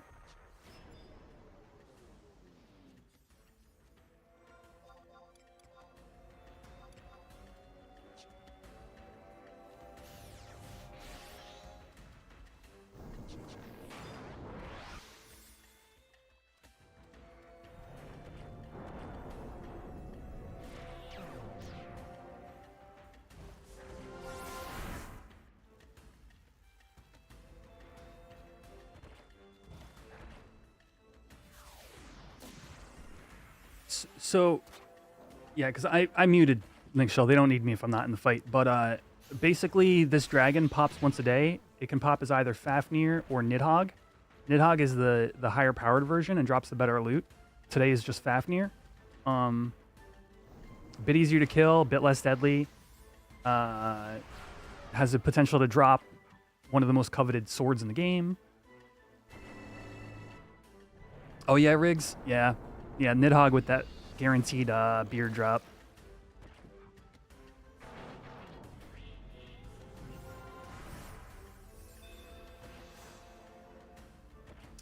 But I have faith they can kill, and if they sub me in, they sub me in, but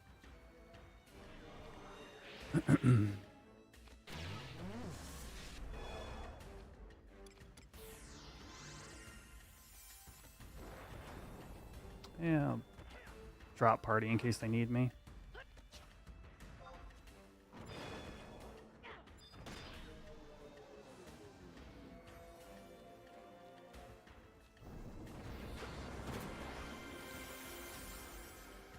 This is Horus right in front of me right here with the pointy hat.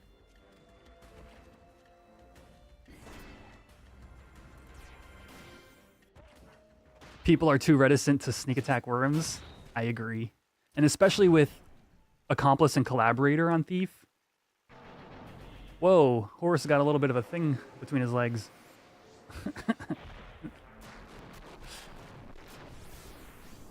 Oh, it was Fafnir's claw. Oh, okay, okay.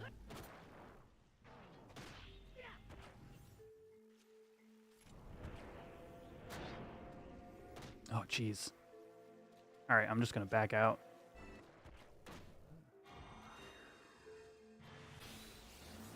There's no safe spot. All right.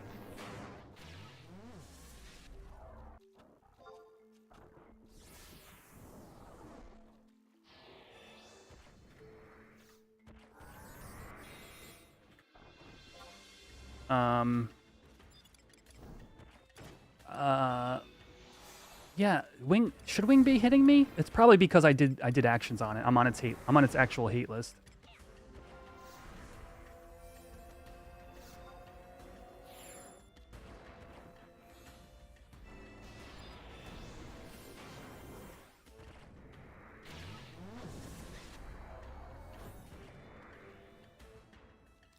Has Nid's big log been dropped? No Nidhogg log yet, Kerm.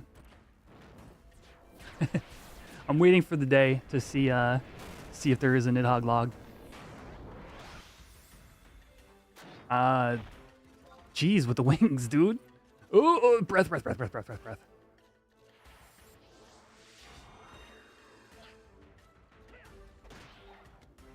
I'd like to just rest. I would like to rest for a couple of ticks and not get winged.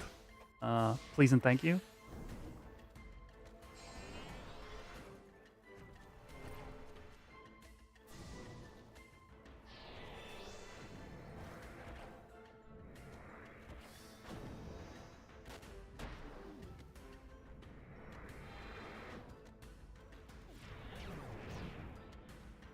So far, so good. Hard roar. Good. $30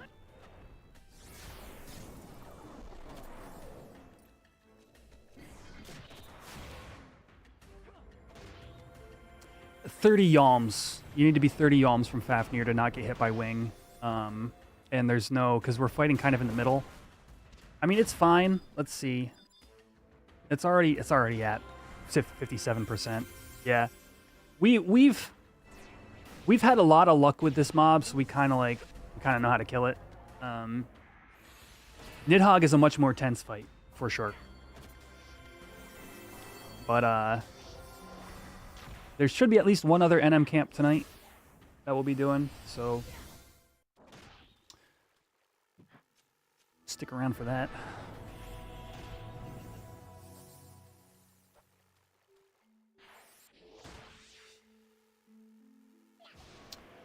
Behe was KB yesterday? Yeah, yesterday.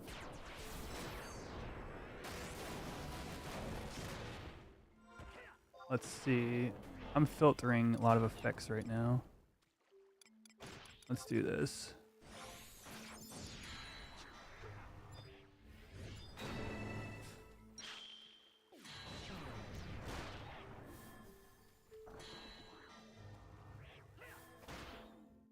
All right, I've had some time to heal up.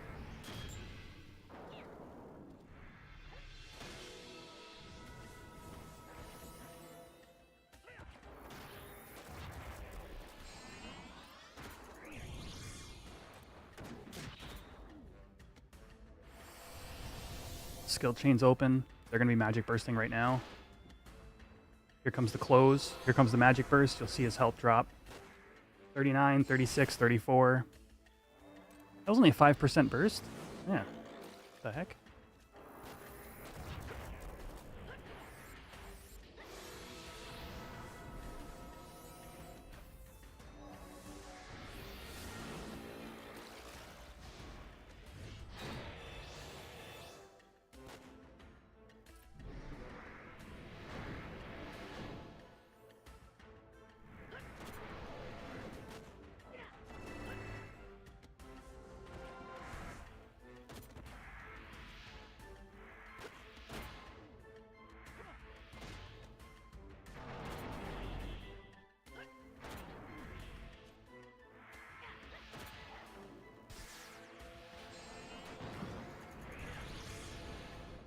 All right, here comes another skill chain. Open. And closed for light. Some magic bursts. 25, 27, 22. Or 27, 25, 22. Now, sub 25%, the way mobs react in this game is based on their HP percentage. So under 25%, a mob will use its strong moves, its TP moves, at 1,000 TP. So basically between, you know, any character can have from 0 to 3,000. And that threshold at which you utilize those skills lowers as on a mob as the health percentage goes lower. So under 25 is when Fafnir is the deadliest, which we're now at 22.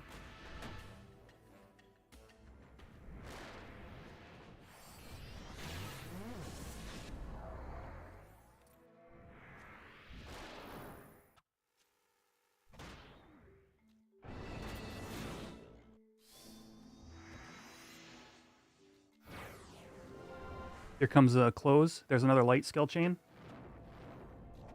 And some bursts. We're on to 13%.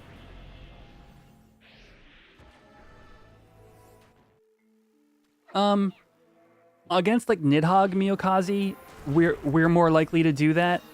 To be honest with you though, we went from like 33 to 24 or something. I mean, at that point you're just hoping the TP moves don't suck and you just do another skill chain. Bring it down to 20 or bring it down to 17 or whatever, and then another skill chain. We're down to 11. 1 to 2 more will kill it. So we're a little bit more loose when it comes to Fafnir. Fafnir's moves are less deadly than Nidhogg's for a couple of reasons. Terror, yes. OG Worms, this does terror, does absolute terror. There's another skill chain. We brought it to 11 to 3 to 1. It's gonna die here. All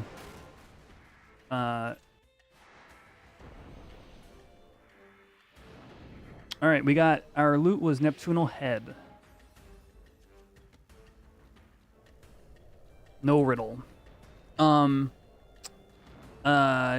the big the hardest thing to deal with on Nidhogg is the fact that it's breath attack, which here on Horizon, I don't remember in retail. I feel like the breath was only ever frontal conal.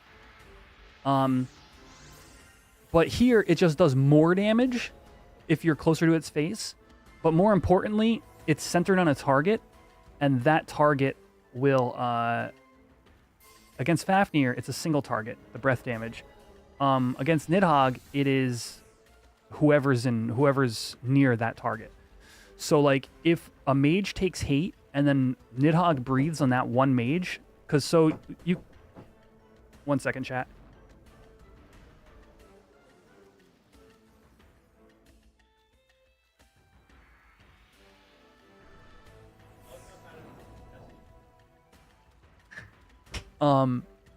So yeah. So, you know, if a mage takes hate and Fafnir breathes on that mage is going to take a huge chunk of damage. On Nidhogg, if that mage takes hate at the wrong time and gets breathed on, the entire mage party goes. So as you could see, we had people standing on 1 foot of Fafnir. That was the tanks and the thief. And then on the other side was the mages, the black mages, the white mages, etc. So if a black mage over here takes hate at the wrong time and gets breathed on, you could wipe all your support. And so balancing Nidhogg is a much more important ordeal. GG's though. We got an ad starting on Twitch. Twitch, you're not going to be missing much for the next minute or so. They're going to be sorting out loot, and I'm probably going to warp out and see how much time we got left before the next camp. My brother just came in to tell me that the fake spider that I put on the in the bathroom did not scare him.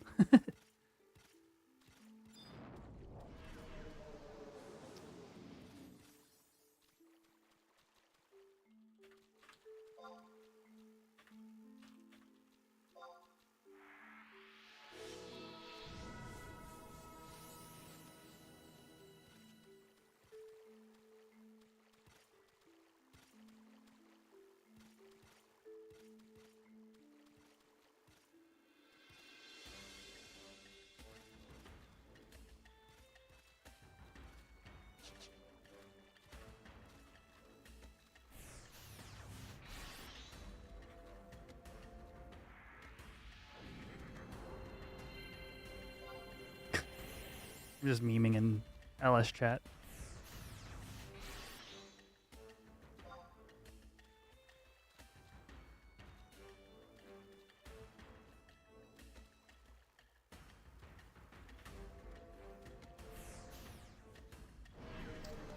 All right.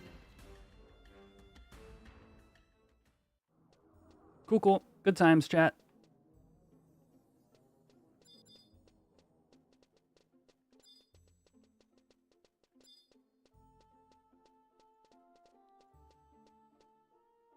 Let me see.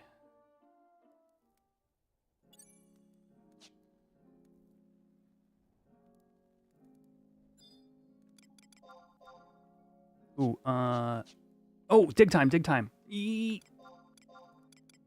Do I have enough greens? Do I have enough inventory space?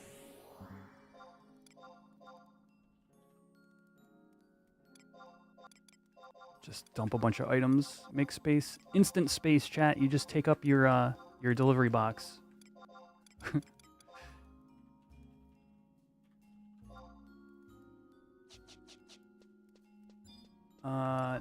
No, I could use a little bit more greens. We're gonna go chocobo digging. Good times.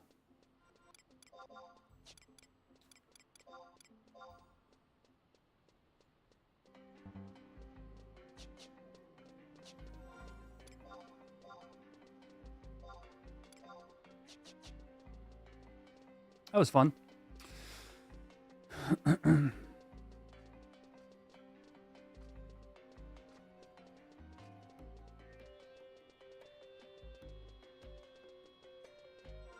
Time is ticking.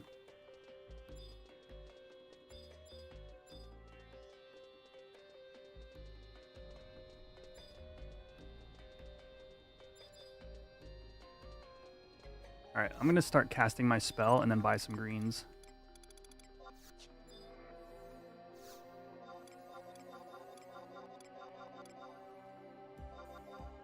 Should be plenty for now.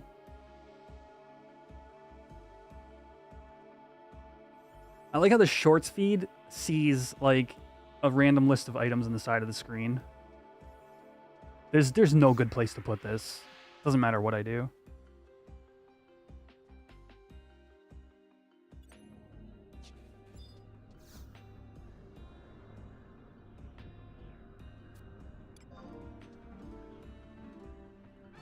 Ah. No. There. I cannot dig here. I must wait longer. Oh, okay. Yeah. My zone delay.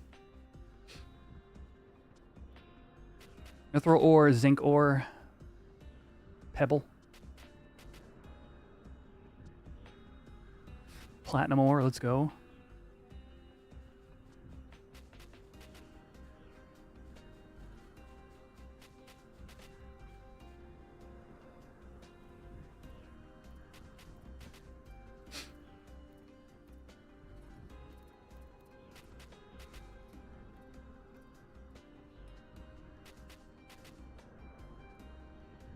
I wonder if Space Roast has a Chocobo song remix on here.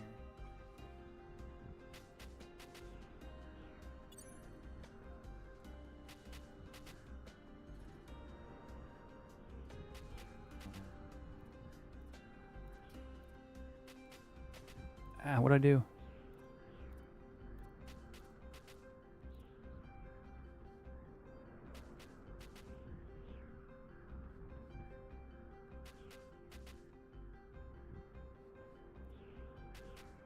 Chocobo remix? Maybe?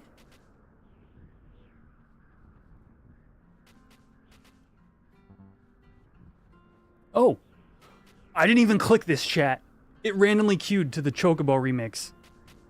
I was looking through the list! Oh, that's loud.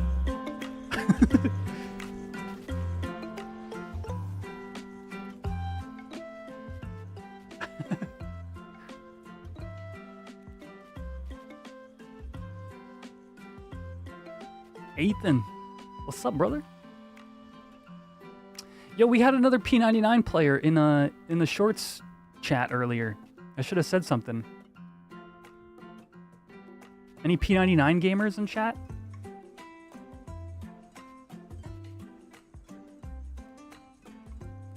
Platinum ore, let's go!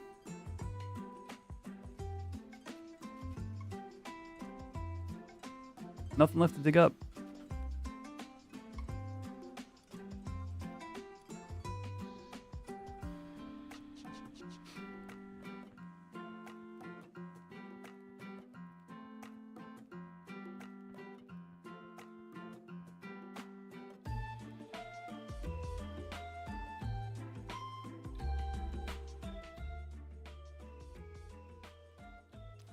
All right.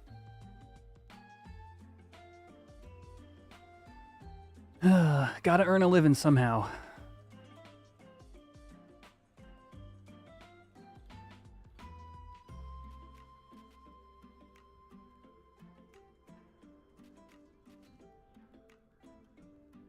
I like the concept of like force feeding your bird greens and then it's just like, dig!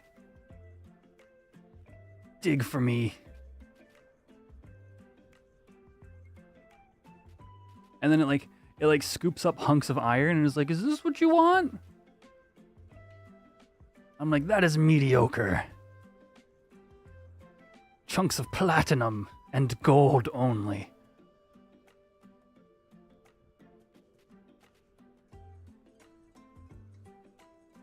Yo, welcome, Sea Kitchen.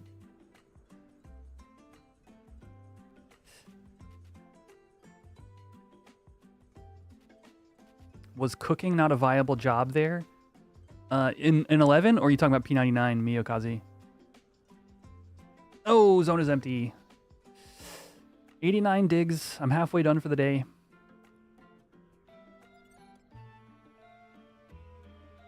Oh yeah, cooking's great here. Yeah, actually, cooking has a good future on Horizon, I think. The devs were saying that somewhere in Treasures they want to reevaluate all the food in general. They just want to give it a pass and just like do some tweaks. Possibly add food for certain niches that currently doesn't have it. But also like it's such a healthy amount of players in the player base that everybody needs food. So yeah, cooking's great here.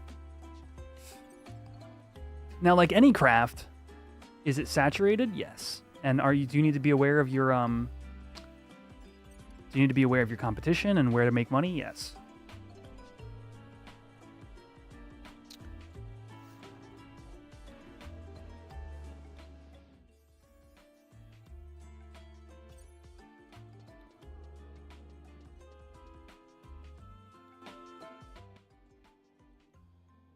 All right, that should be good volume-wise. But yeah, that is true for everything. Is like you need to pay attention to your markets.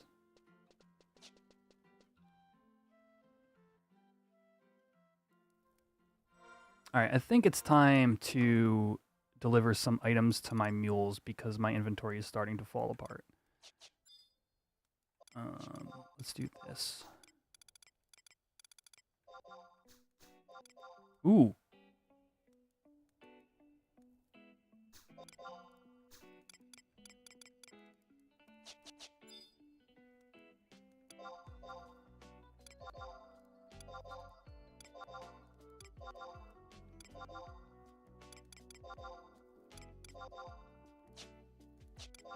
Yeah, my inventory's on fire.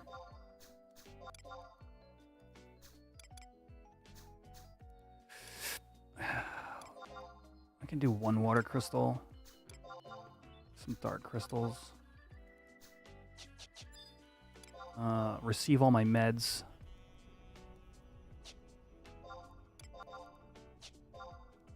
and then send some stuff to mules here. We're gonna go take a peek. For those of you who aren't familiar with my mules, where did all my gil go? I thought I bought some binds from Veyron earlier. Cashew is my bone crafting mule.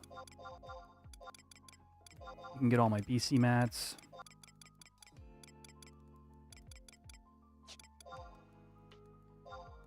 And then Fruit Cup is my goldsmith mule.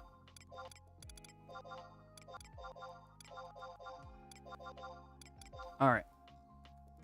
Let's do some mule in chat. You can get to meet my crafted mules.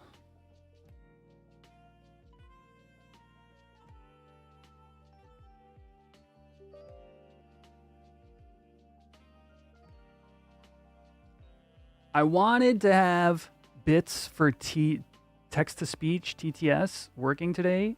As y'all can see, I have a bit counter. That's a 1 month, 1 month bit counter for bits on Twitch. But just so you know, basically, if you look to the left of that, you'll see the Juno for the stream avatars. Again, this is not for the shorts feed. Y'all don't get the full picture all the time. But be sure to say hello or drop a like if you're hanging out in the shorts feed. I want to get a Treasures of Adargon themed scene for that. So I'm going to have that commissioned by a pixel artist. And so that is why the bits goal is there. And hopefully next stream we'll have TTS running fully. Why didn't my character show up?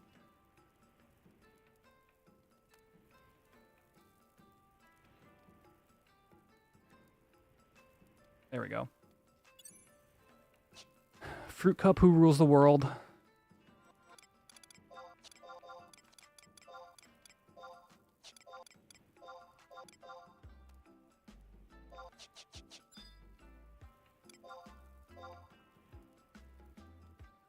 Oh, Timoli, I've got to send you... Oh, he's not here, actually.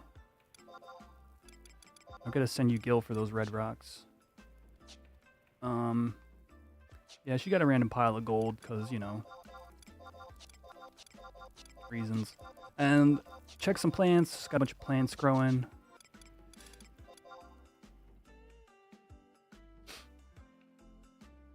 Hydrate.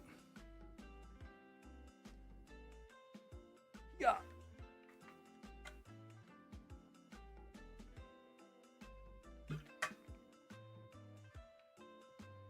Thank you. I have been neglecting my hydration today.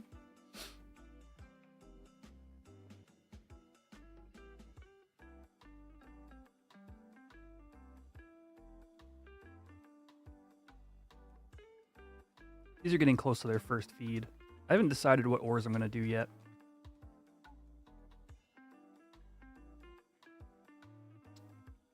Yeah, it's a cashew. Cashew hit plus 3. I got my final... This item on the ground here, this random horn, is the final bone crafting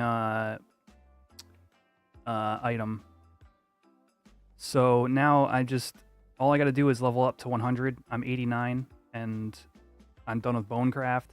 It's kind of bittersweet, because it'll mean I have 300 crafts, and I really like crafting for skill ups. Legitimately, if I could have as many characters as I want, I'd probably have all 100 crafts, because I'm addicted. I have a problem. Do I know what the max merits for stats is on Horizon? I think it's 5. Chat, correct me if I'm wrong there, but I think it's 5. It's either 4 or 5.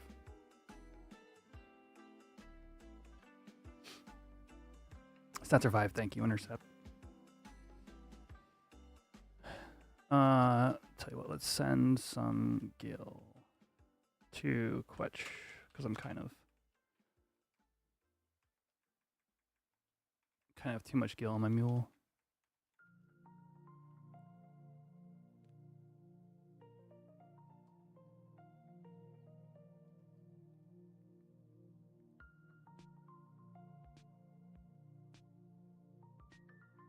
Yeah, I just so enjoy crafting in this game. And like in general, I can, if I need something from like smithing or woodworking, like I know people, you know, but sometimes I just want to do it myself.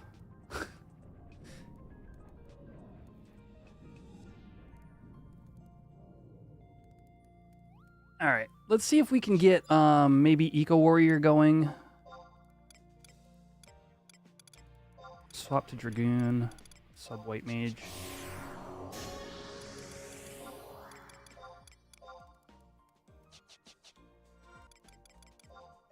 Not be naked if I can help it.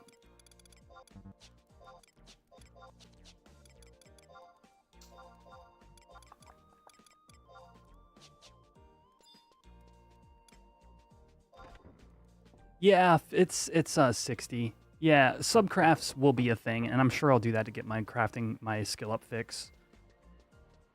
But like, some of those are just doing them for the sake of doing them. Like, for example, Quetch, right? So, whoops. Quetch is one. I mean, there's like 3 that matter. Man, this is. First of all, I need to get back to 100 alchemy. Second of all, I need to recap cooking at the guild to make that blue. But like bonecraft is a level off of done. Goldsmithing is 4 levels off of done. Smithing I gotta uncap.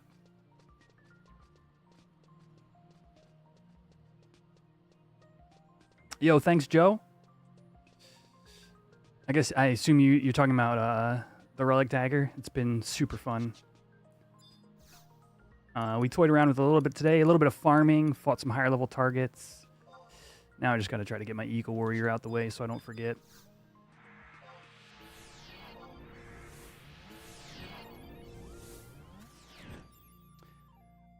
So going above a certain point, yes. So I actually de-leveled my alchemy at one point.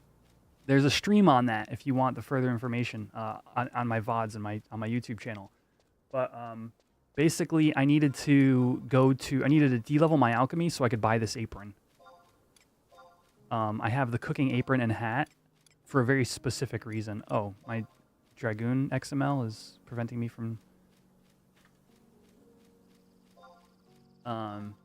But yeah, I did a whole stream on that and why that happened. But now I'm done, so I can re-level alchemy to 100.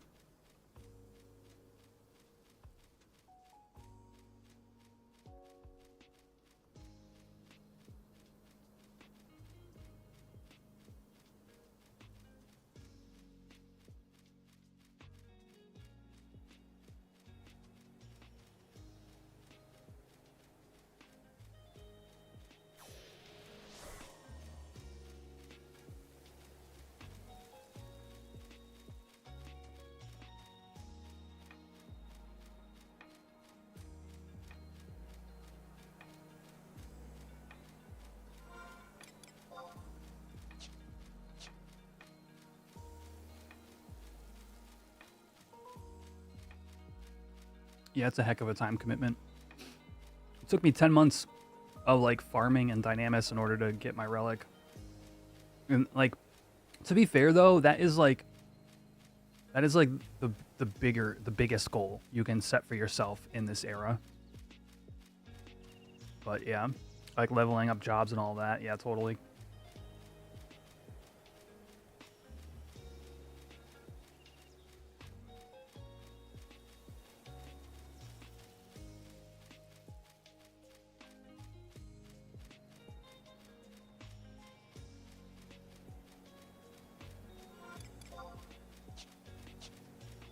I wonder if I summon my wyvern here, if it'll persist. I don't want to risk it, though.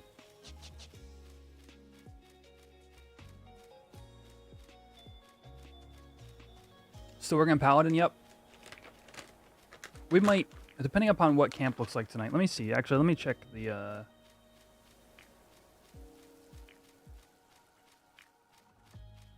Yeah, I don't have enough time to, like, flag up right now. So we'll just do... actually, there's 2 things we could do for EXP for Paladin that don't involve partying. Hopefully there's an Eco Warrior group running.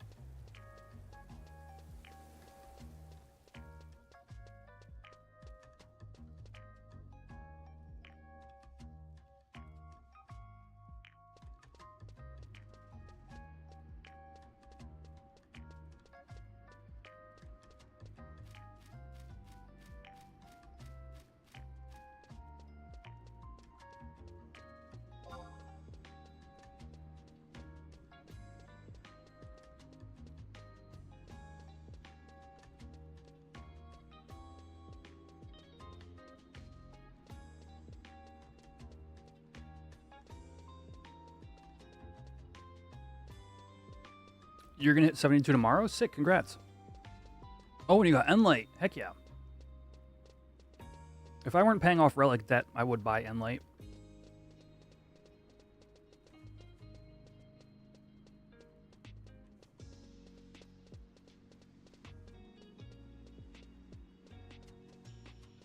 Oh, Joe, you had a FF11 blog? Heck yeah.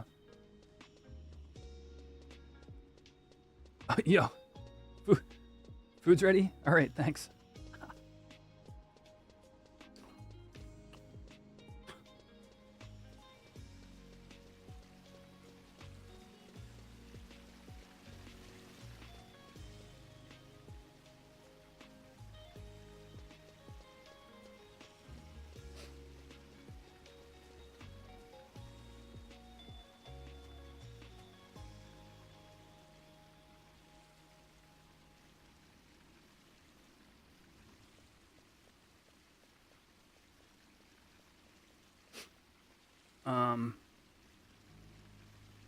I got wave 2.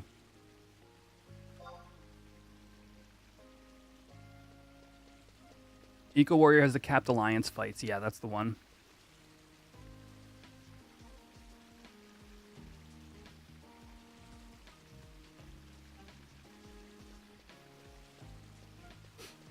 Fun to do Relic through gardening? Heck yeah.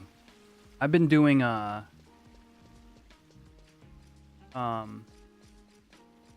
I've been doing a lot of gardening myself on Horizon. It's been swingy. I had a 30 sapling harvest with 1 ore. That really set me back. But yeah, I can say a good couple of mil has come from gardening over the course of a year and change.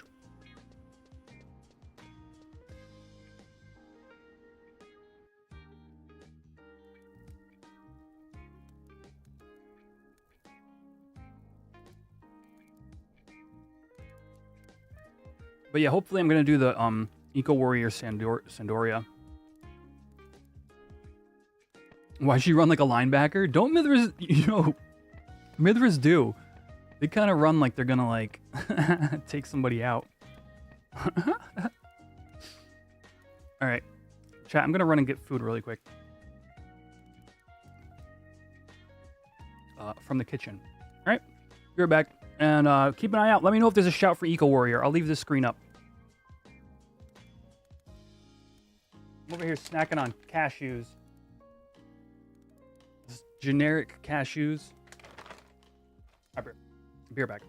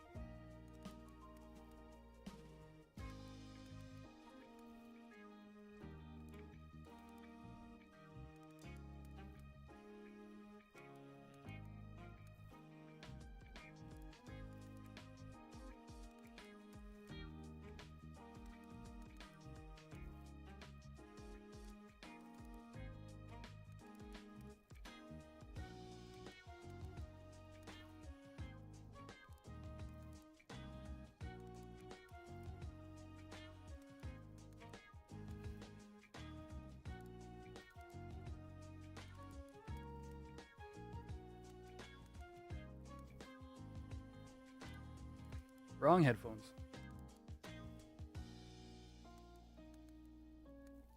All right. Man, no shouts for Eco Warrior? How?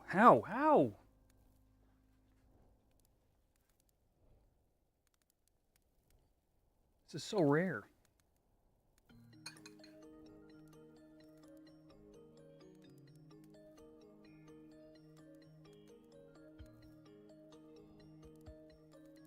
Big theory crafter back in the day. Yo, rock on.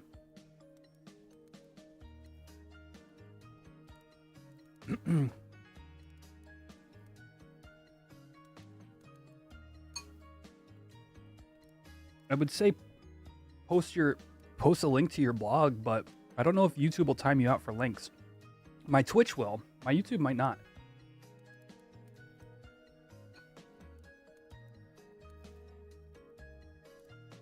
I mean, if you're comfortable sharing. Love the old school stuff. We occasionally like look at things here in the stream. Like one day we did like YTMNDs. But of course, like the private servers love that like the old blog style stuff because it's like a good source of information of like how things functioned back then.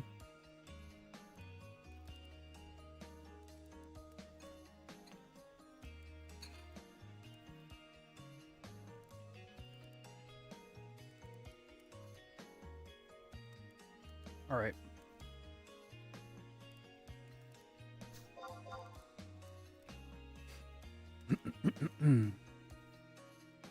Maybe running out here was a bad idea. Maybe I should have just waited for a shout. Oh, there's one person LFP.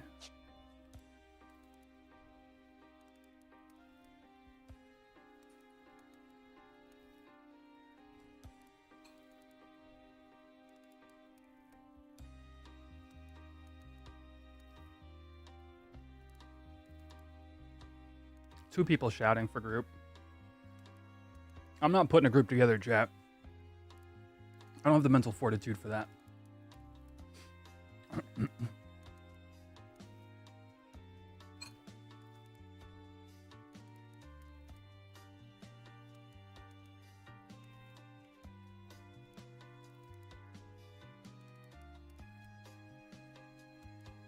But there's a little side quest we'll go do after this for some bonus EXP, and then we'll probably be looking at another NM camp with the link shell.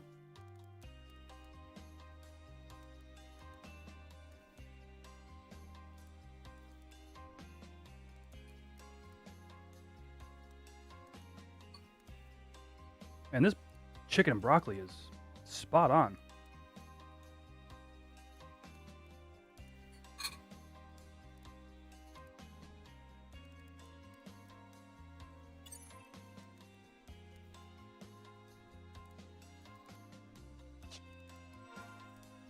How's my inventory looking? Still jacked up. Oh, you know what? The sparkling stones and the cores. Should have sent those as well.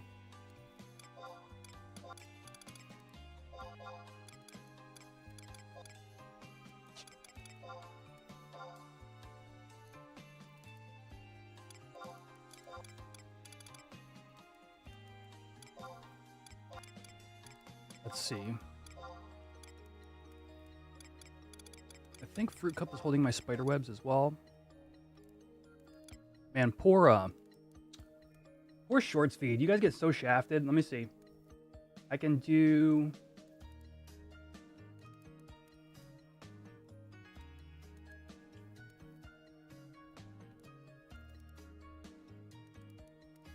I can do that. That's right. Okay. Just going through some inventory stuff here.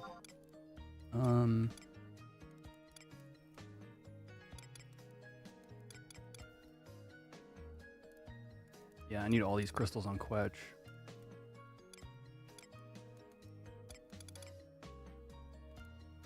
I can NPC that.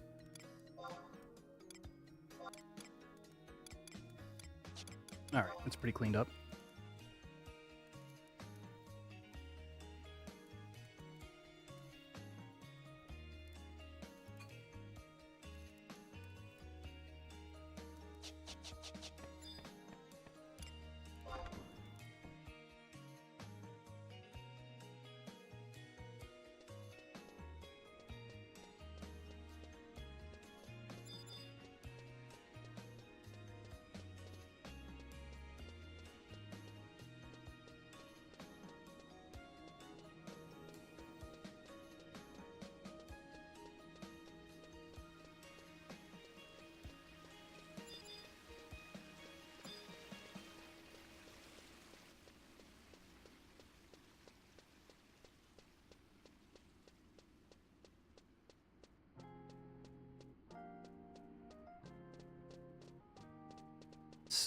Sanctuary of Zeta got me copyright flagged last time. I'm gonna skip that.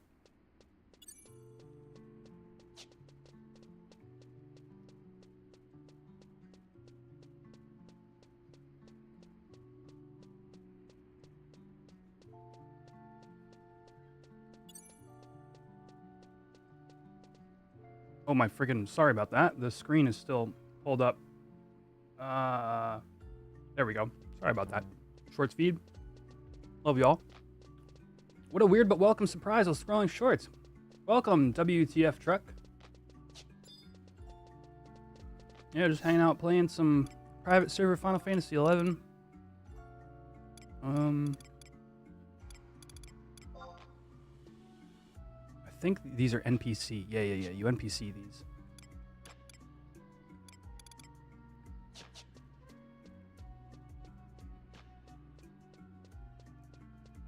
My link shell killed Fafnir a few minutes ago. This is Horizon, yeah.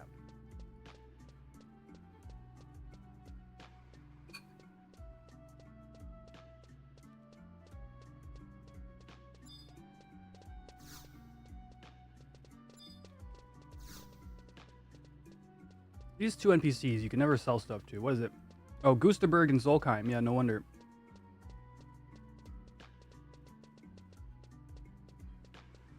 Oh, yo, there you go, Joe.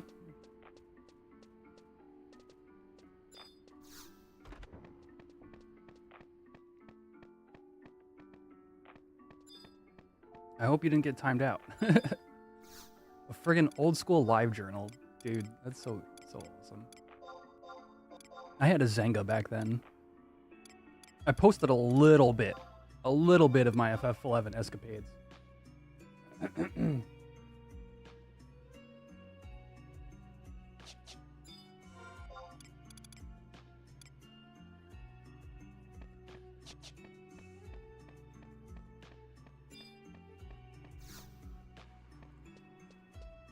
Why not use the home points to warp? This isn't retail, Tom. They're not active. You gotta run everywhere you want to go. And I love every minute of it.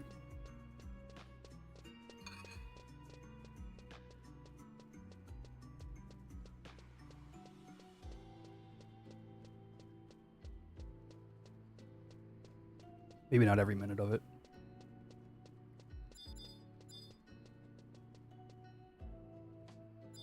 Some days I want to.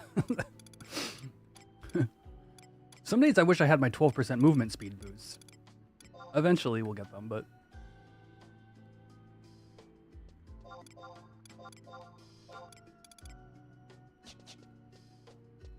Been meaning to get back into Horizon. You want to get caught up before treasures drops? Yeah, good call. I think honestly, if you want to play this game casually, the best thing you could be doing is just, you know, just like light content. Just have a little bit of prep for treasures.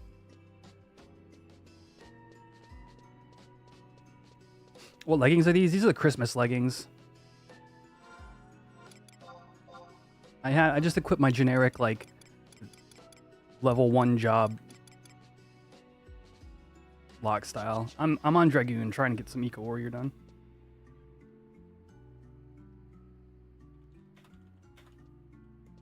What is the twist on Eco Warrior here? Eco Warrior here is a weekly reset like in retail, but you get a an EXP. You get, in addition to the scroll you get 8k free EXP for any job. So I can do it on Dragoon, and then I can come back to Sandoria, and I can change to Paladin and get that free EXP. It's basically a once a week EXP boost. Like a weekly, if you want to call it that. But you got to go do the content.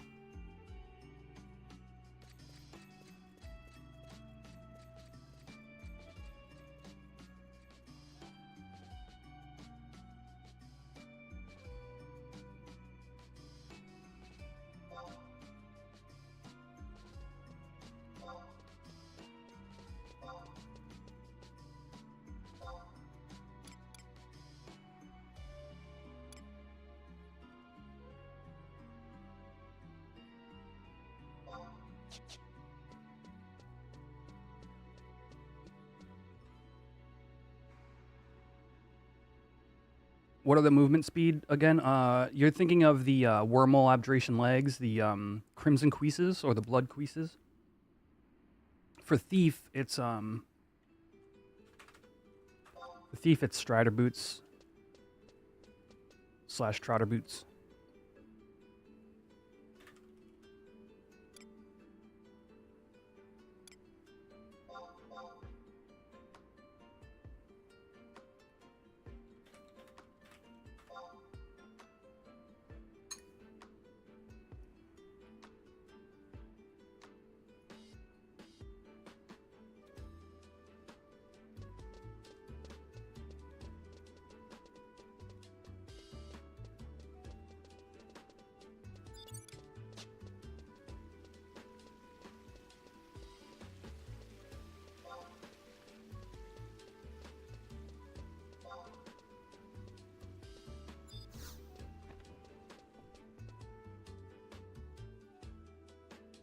All right, Shaleem, take care. Have fun.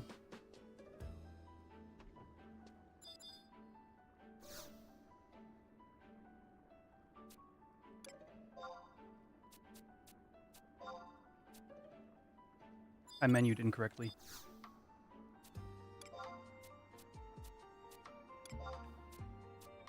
Sparks? Yeah. So sparks for me were a fine thing during the time I played for what they were for. And, like, they're still a really big part of, like, economy in current retail. But they're the clearest example of how you just invalidate, like, the leveling process in the way it was in this era. And, you know, like, low-level gear having value because there are low-level players is, like, a real thing.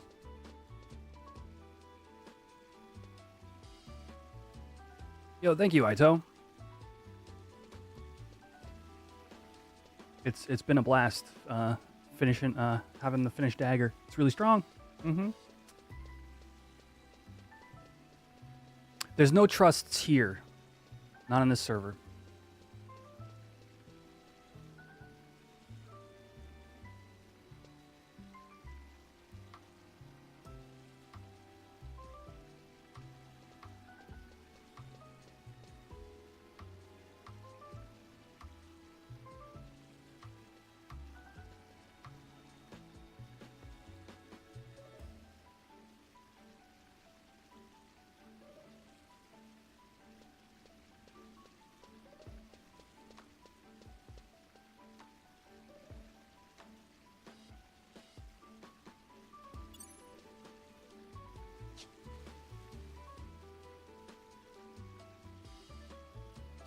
Yeah, just don't tell Twitch, okay? And interestingly, I can't get my main... Right? Yeah. So you guys are seeing the shorts feed. There's so much irony to this. The shorts feed and the Twitch feed chat are combined. But the shorts feed does not see that on screen because they have a smaller screen. But I couldn't get the main YouTube feed and the Twitch feed to combine because of the way YouTube handles streaming. Which would be ideal in this circumstance.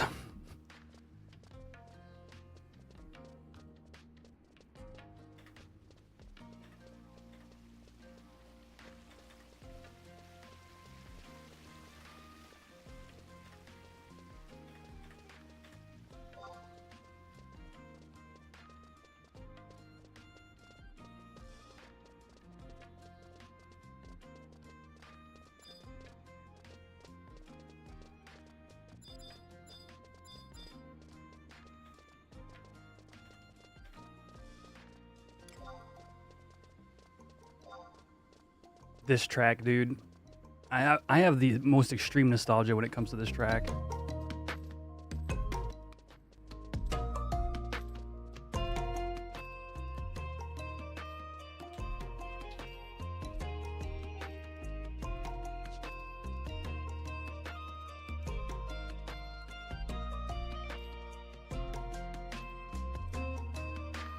Where y'all going? We are going to fight we're going to what is the name of the zone? Ordell's Caves to fight a popped mob for some bonus EXP.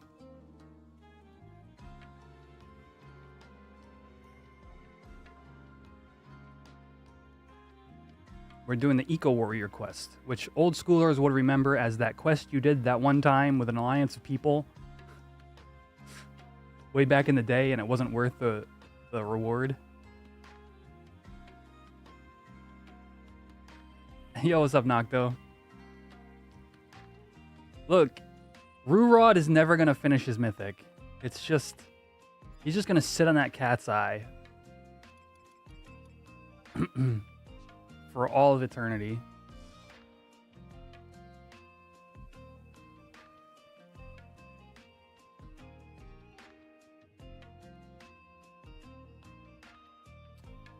Yeah, Jigglypuff. Yeah. And I was from Bastock back then.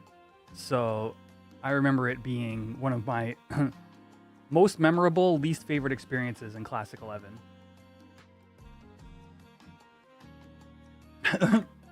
Wesley says, I was a casino back in the day, so no one played with me.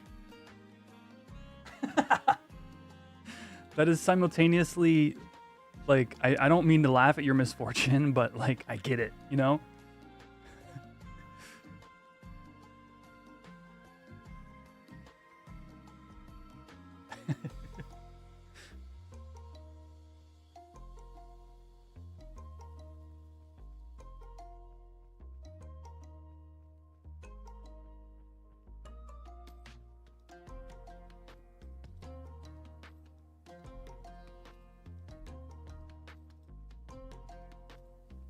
Xenofire bringing the third party.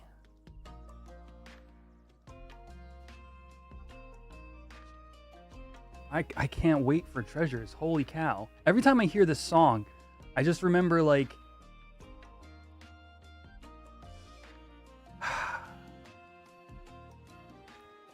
the feeling that the game opened up in a whole brand new way when treasures came out in original retail. Oh, I'll let them know you crashed, you know.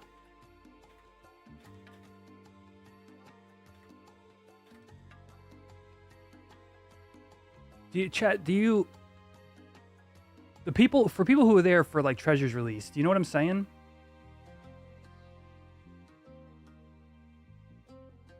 It was like the game was like so...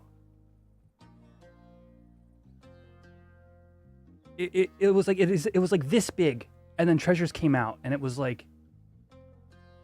there was just so much more options.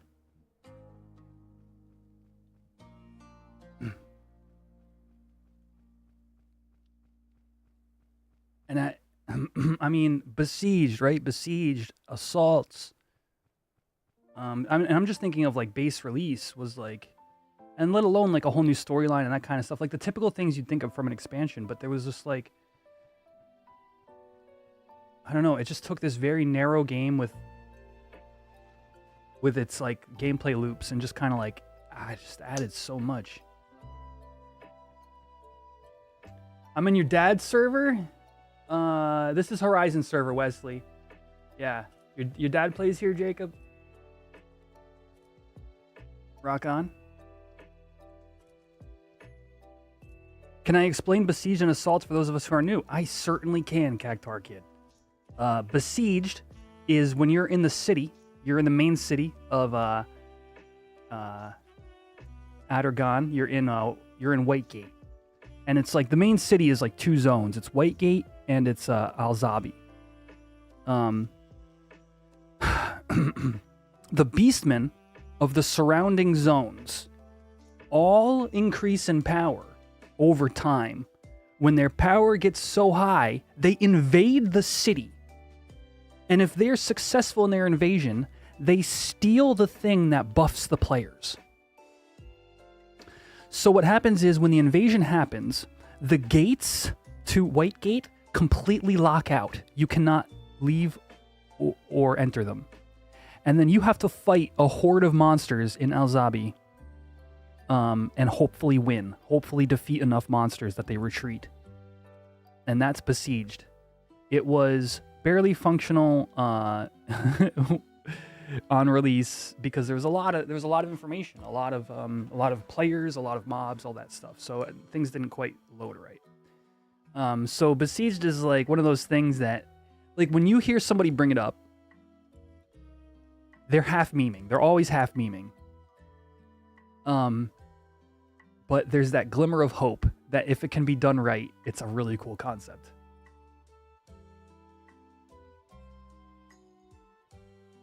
Yeah, it's called the Astral Candescence. The Astral Candy. Oh, and they steal NPCs! They kidnap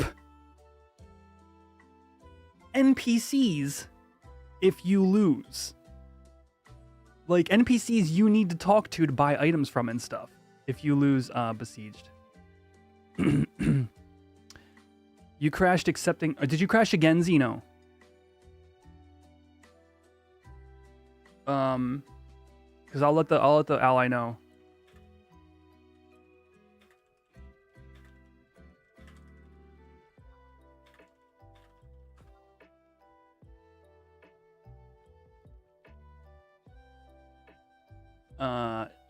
Yeah, that is weird, dude. Maybe pass leader and have somebody else accept the next time you get on.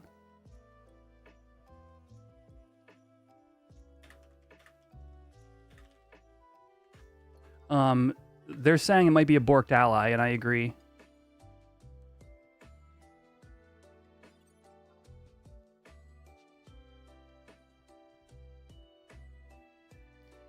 Yeah, I mean, if we're like creating parties and allying across zones like that, there's always a chance that it messes up. Then your next question is, what are assaults? So assault is oh, yep. Oh, it's a borked ally, as you can see, Zeno. Assaults are a different kind of content altogether. Assaults are like the military system of Outergon, where they get you, the adventurer, to take on duties that need to be taken on. And when you start out, you're just like private first class or whatever it is. And there's basically five different missions, 5 or 6 different missions. And when you do all those missions, then you increase in rank, and then you get access to the next tier of missions. And those are hey, it's Crab Dance.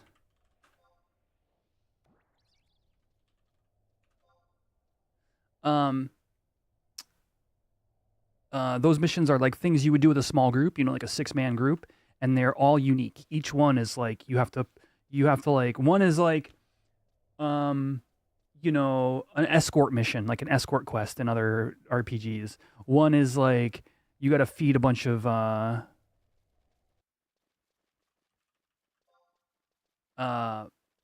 one is like you got to feed the troops, oh, not that song.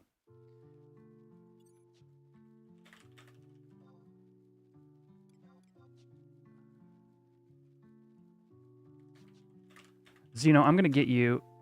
It turns out we might have had a 7th man situation.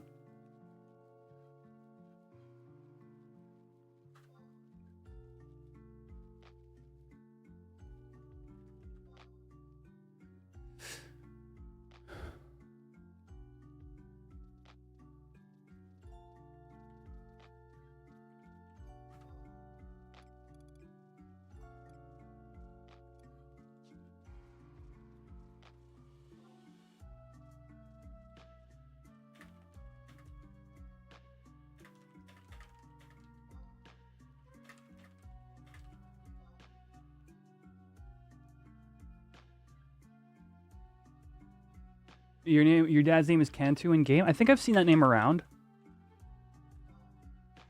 Yeah, they're online right now.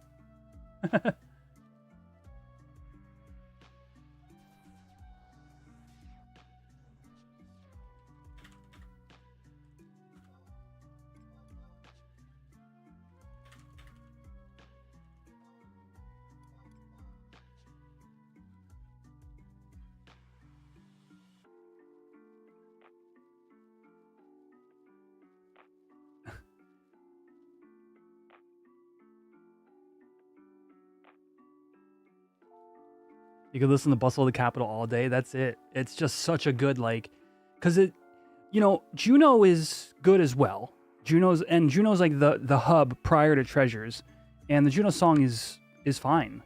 But for me, it doesn't hit quite like the Bustle of the Capital does.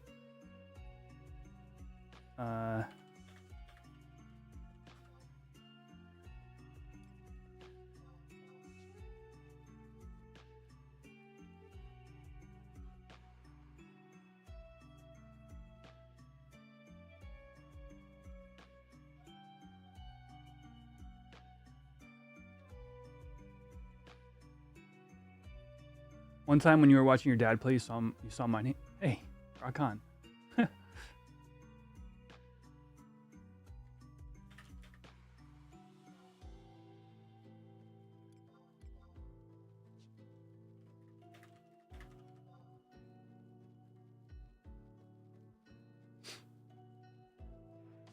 Oh, let me summon my Wyvern while we're hanging out here.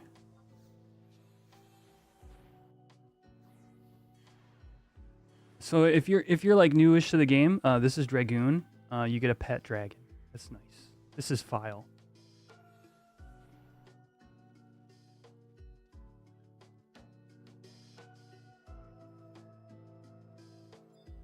All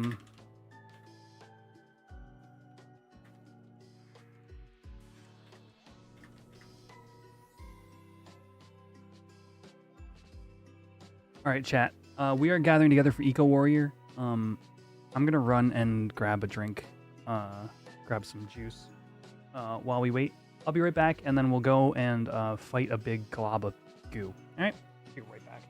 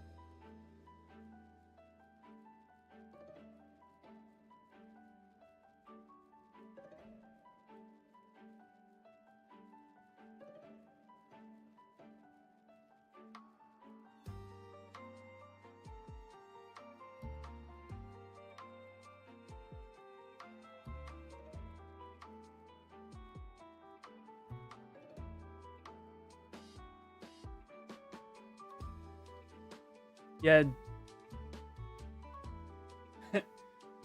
DIQ. Yeah, this game's been around. Original release was like 02 in Japan, like 03 overseas. It was Square Enix's first MMO. Prior to there was the precursor to Final Fantasy 14. 14 actually started. The guy who made 11 actually did 1.0 14, and that game bombed, so they got somebody else. Yeah, it's 11. Yep.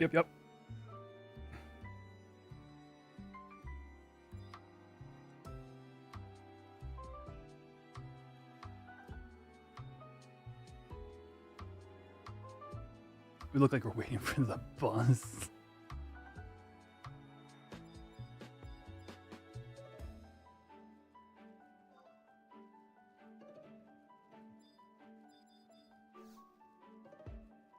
What's up, Tiago?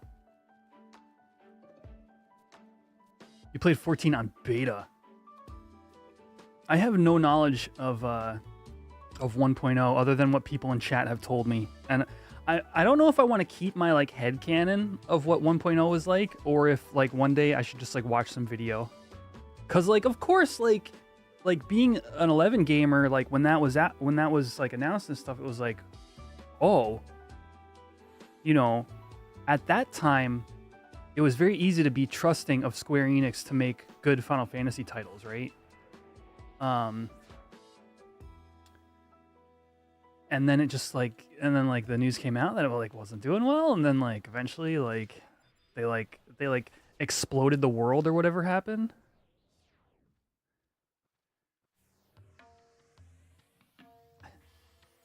And I mean, curiosity, you know, one day I would like I said, I don't know if I want to keep my headcanon or like watch videos or something, because I'm curious. You turn and it was like drifting a car. Oh my gosh, that's great.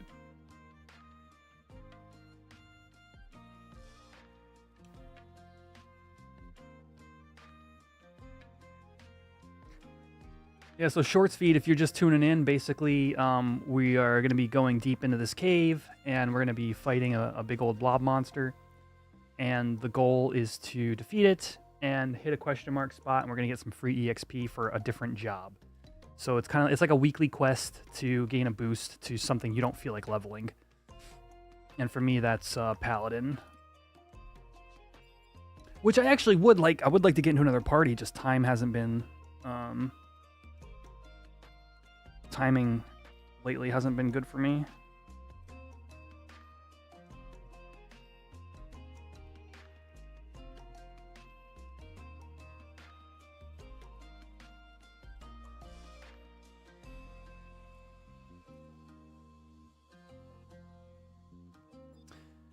Yeah, dude, 11's still running. I mean, basically there's like two sort of ways to play. There's the original servers are still online, and but the original servers have had like many expansions and undergone many updates, and it's just a very fast-paced game and very different from what it was. And then there's a private server scene of like, you know, for example, this is like a Chains of Promathia era server, but this is a progression server, so we are slowly going to be releasing the expansions in the order they came out, roughly. So, you know, everybody's looking forward to treasures, etc. But it's a much slower paced gameplay style with some quality of life adjustments to keep it kind of like what it was, but also to, you know, improve on some things that were just like, you know, maybe years later Square Enix themselves changed, or just things that the people who designed the server just decide they want to have different. So, yeah, it's called Horizon 11.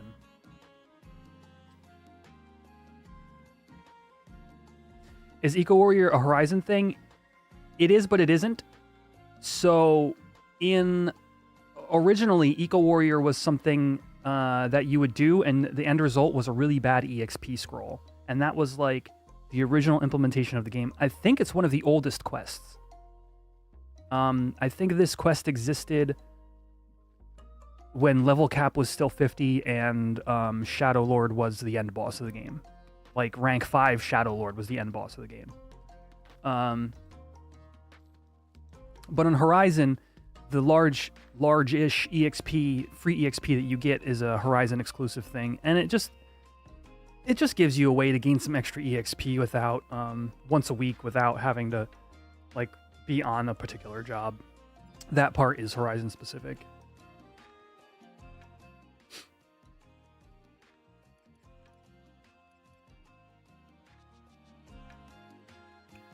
See if I can fix this volume again.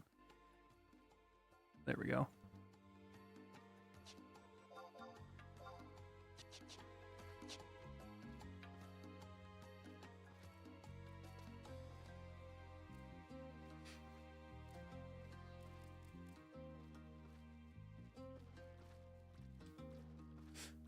But yeah, there's a bit of waiting around because you want everybody to get here and they got to touch the question mark. It looks like mostly everybody's on their way, though. Let's see. Yeah. Oh, somebody fighting something. Please don't kill me, Hognose Bat. I've had very bad luck here the past couple times.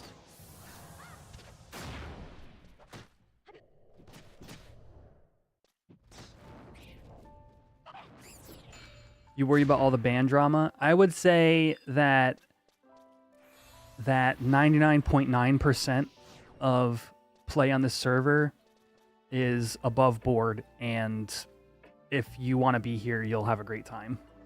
And personally, I stay away from 4chan. I stay away from Reddit drama, and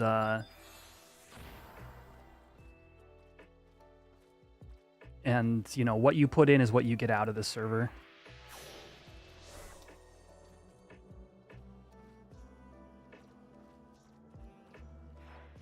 Incoming, Gabi.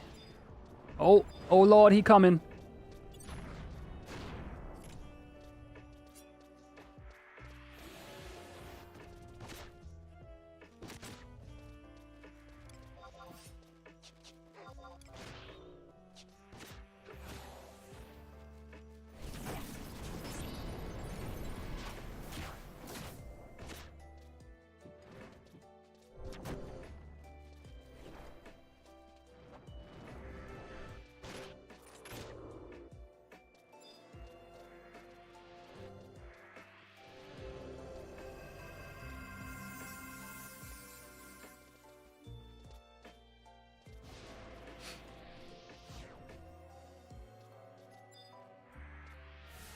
You know, but like there's always like, if you're the type of person, and I'm gonna be real about this, chat. If you're the type of person who comes from like retail or like retail over the years, and you want to use add-ons that do things like warp you around or tells you where NMs are, stuff like that, like you're gonna get banned.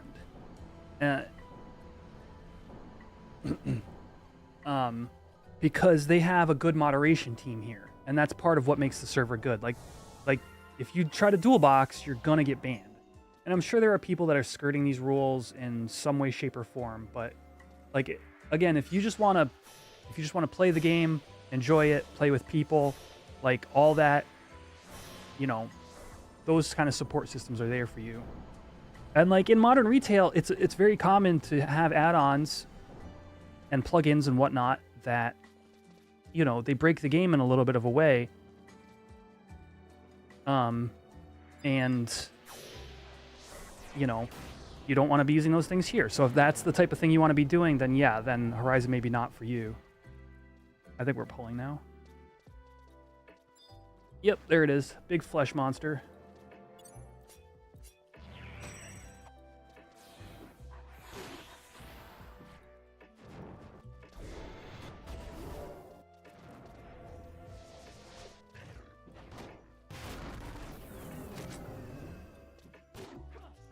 How do you add item names to auto-translate? if you hover over an item and press tab in your chat bar, and then go to items, you can find whatever item you've hovered over.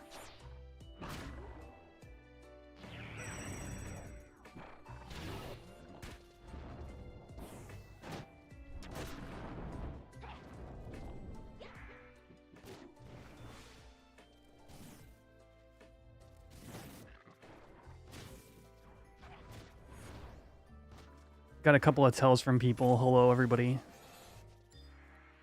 All right. Mob dead. Touch fuzzy.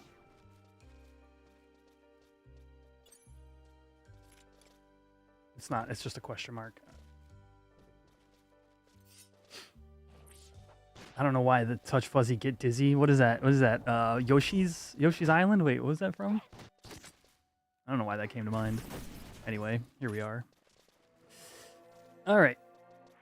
Did I get my KI? Oh, I'm actually not sure. Okay, yeah, I must have. Where is it, though? Oh, ingested stalagmite. There we go.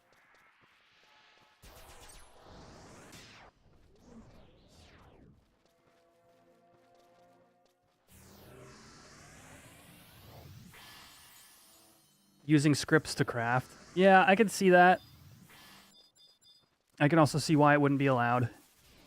So one of the cool things about sort of the era implementation of 11 to me is crafting. Obviously, I've expressed that here before. But crafting shields in modern retail was not something I had any interest in. It just seems... Not even just seems like, it's just like, okay, so the economy is suddenly centered around, you know, HQing a certain subset of items. You know, I like the fact that, like, I might see low-level gear. There's a hole in the market, and the particular piece of low-level gear is you know, selling right now, and there's none on the auction house. And then I go craft that piece of gear, you know, that kind of thing. Is this 75 cap? Yeah, we're just doing an eco warrior real quick, messy. Horizon added this custom server added a little bit of an EXP boost to this this old quest. Do I want to jump on that hognose bat, or how about the goblin leecher? Will I save somebody's life today, or will I die in the process?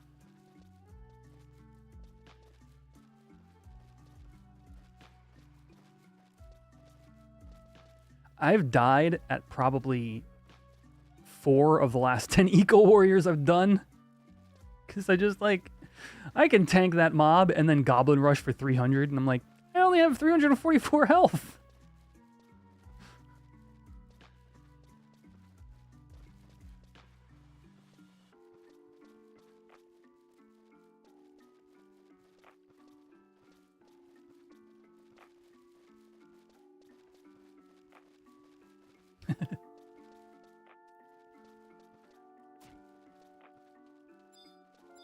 I want to jump on the ambusher, but I'm too far. Ah. Oh, here we go. Here we go. Here we go. No, still too far.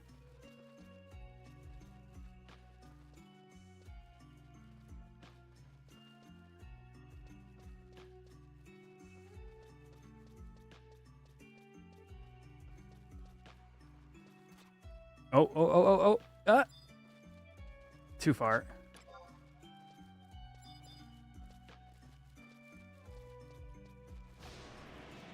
No! My only weakness. Stairs. Yes! Haha!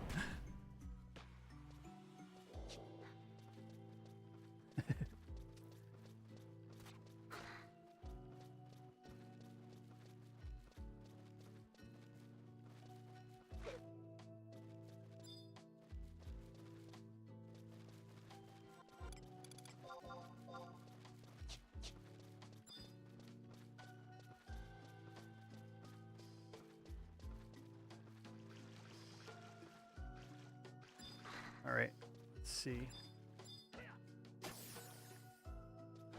All right, level cap has been lifted. I can now slap. Pentathrust.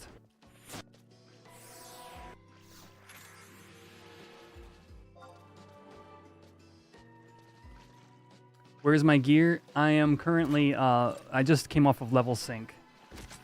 So, actually, let me enable my XML. Easy.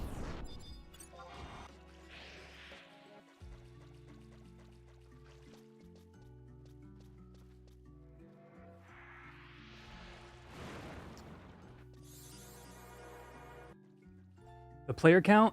Yeah. Horizon is well known for its player base of single boxed because no, you're not allowed to dual box.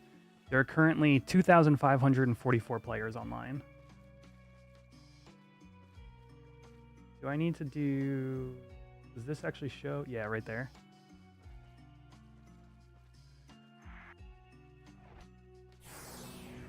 Okay, great question. So you have 11. So you've bought 11, which is often referred to as retail, which is the official servers. That is completely separate from the private server, modded server, you might be able to call it, process. So, and luckily, like Horizon, for example, Horizon is sandboxed.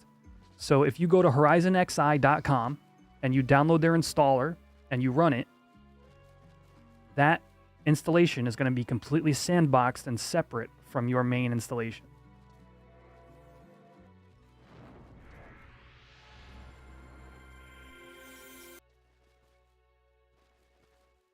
All right. So super simple to try out if it's something you're interested in.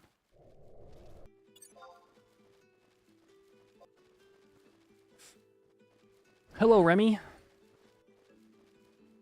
Enlight is down to 800k. Oh, I might buy it. I got debts to pay. Oh.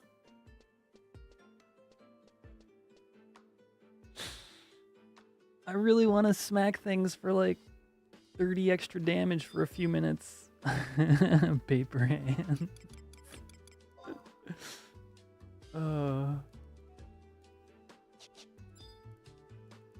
It's not. No, I would rather peck at some debt than have a sweet spell like Enlight.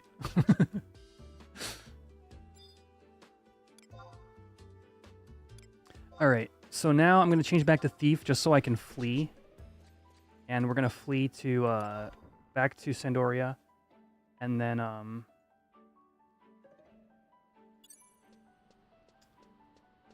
then we'll turn in on Paladin.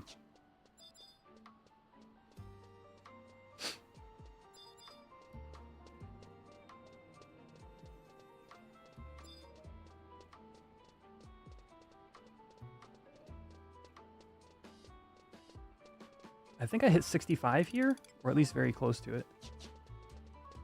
You've not played in a couple months. You've been waiting to buy a new PC. Okay.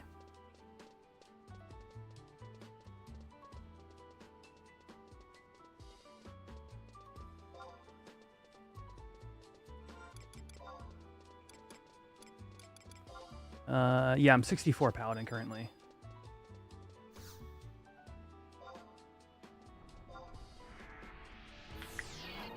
You played many, many years ago, had your Lushang fishing rod, close to level 100, woodworking and fishing, Joy Toy, Riddle Sword. Yeah, you were friggin' stacked. Xeno also on Thief, love it.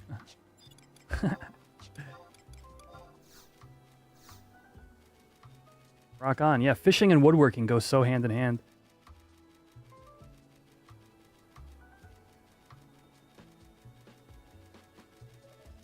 Oh, we got a follow a couple minutes ago. Ayaka, thank you for the follow. And also had a hydrate that I missed.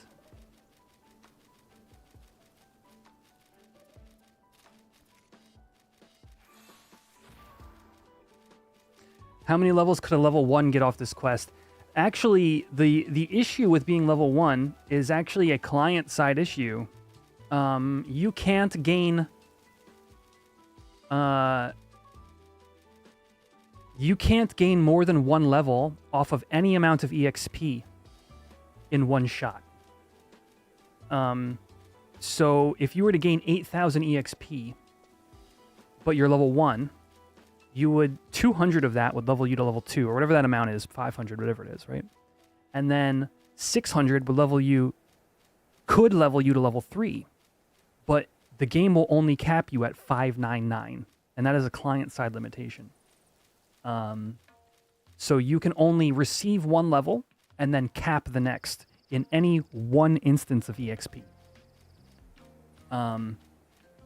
So you actually don't want to use the 8,000 that you get from this on a job under level 17 or so, because you'll just waste. Why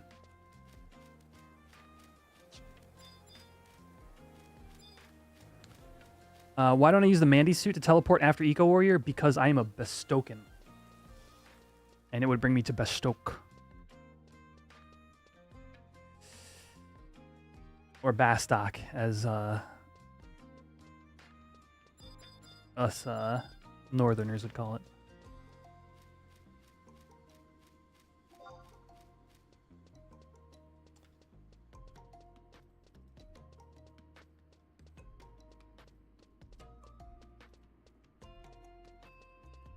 There goes your dreams of skipping the dunes. Yeah. There is one sort of catch, and I'll actually show you. Yeah. Hey there, Kima Cakes.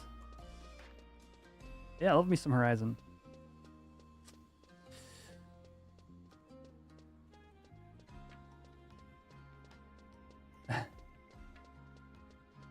Yo, rock on. Welcome to the stream. So actually, I'll just explain a little, right? So the main reward from Eco Warrior is the 8K. But they also give you a scroll. And that scroll is the lower EXP valued scroll that you can use as early as level 4. And it gives you between like 1,000 and 2,000, if that much, actually. It's probably like 750 to 1,500. Something like that. So it is a little bit of help to get through Dunes era leveling. But there's a couple of great alternatives to the Dunes. In particular, I think the more popular one is Gelspa Outpost, where you just join a gank squad and you go around killing every easy prey in the area for like 20 to 50 EXP apiece.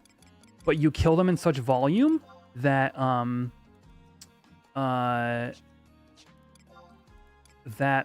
it's fine leveling, and it makes it so you don't have to sit through Dunes parties, which, as nostalgic as we are for them sometimes, can be taxing on our health.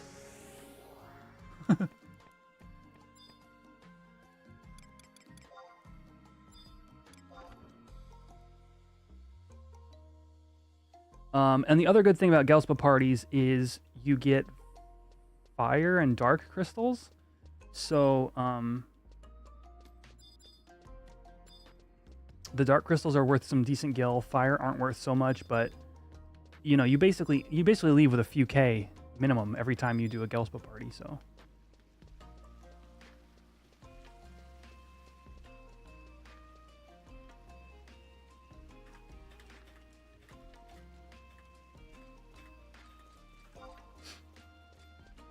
Yeah, without skill chain and magic burst, yeah, Dunes level definitely does benefit from SCMB kind of situations.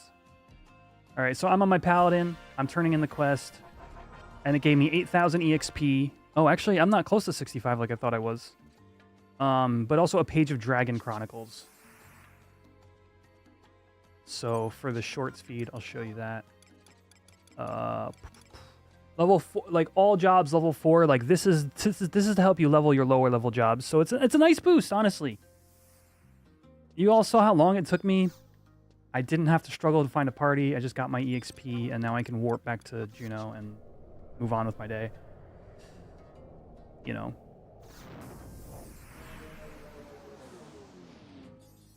Depending upon when the next LS thing is, Nope, I gotta run. Okay. I was gonna say, well, there's one more EXP scroll we could go for.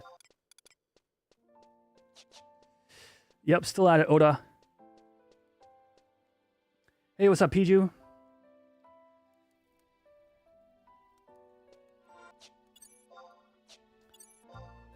Highwind's done for the week, yeah. Let's go Tief, Sub Samurai.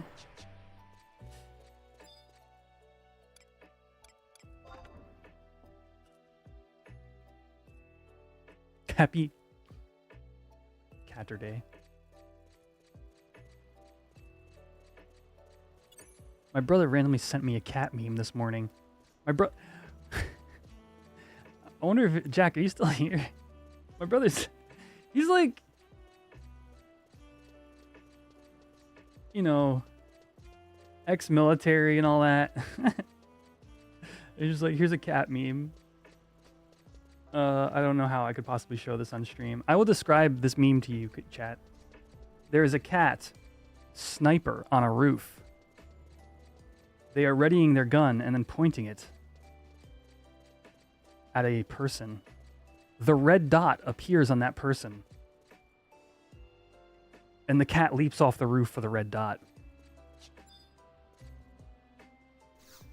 It's more like a poem when you read it out loud, when you say it out loud. Where am I going? Volbow. I think I need more silent oils.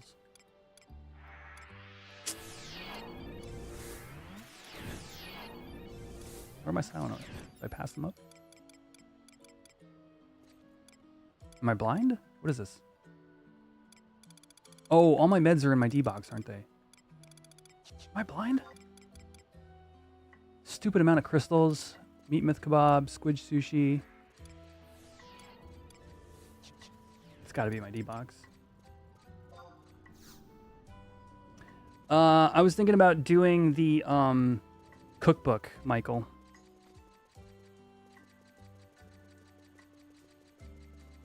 Tavnasian cookbook.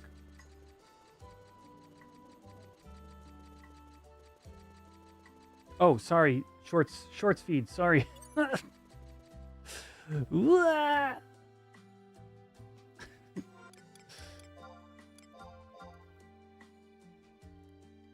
Yeah, there's all my meds. Okay. Bring those. Bring that. And those. Okay. And then I have one water crystal on me, so we'll just grab some mats and make some silent oils.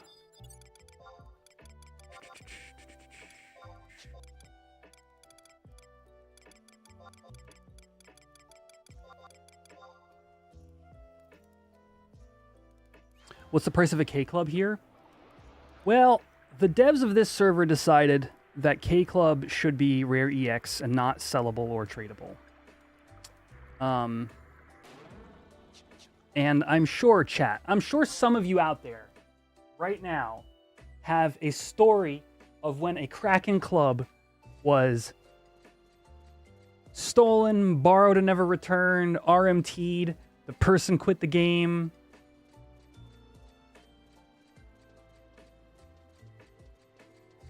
That item has been the source of more drama in this video game than any other item.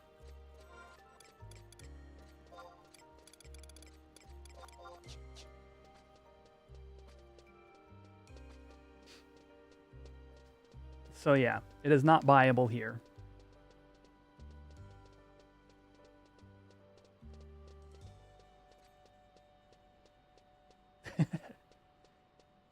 Welcome back to Molly.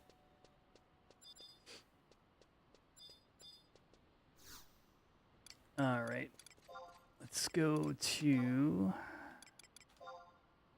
the V zone. Wait, how much time do I have? Actually, I have a lot more time than I thought. This might actually be enough time to do cookbook. All right, we're gonna go to Tav. We're gonna go to Tavnasia first.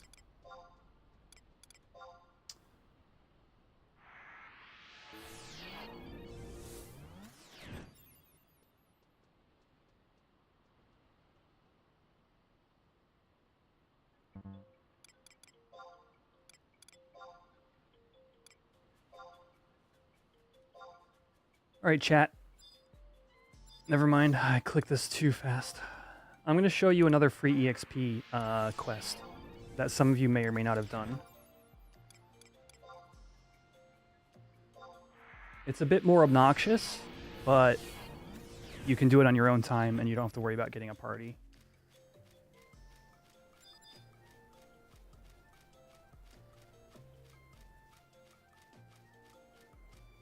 You've been missing more EXP if you haven't done this one.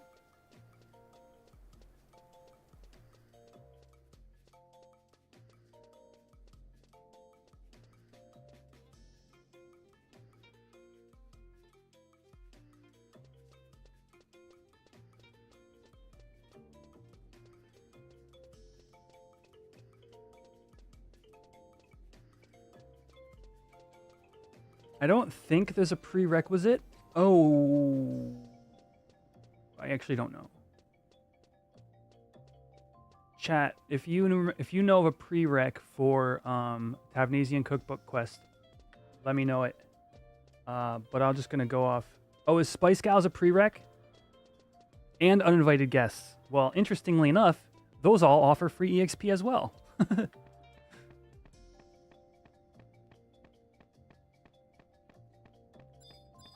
Oh, Secret of Ovens Lost. Right? Man, I should just do a video on this. What's this game, Mr. B? This is Final Fantasy XI. It's the Square Enix's MMO that came before Final Fantasy XIV. And I think I already went the wrong way. I forget if she's upstairs or downstairs. She's downstairs, isn't she?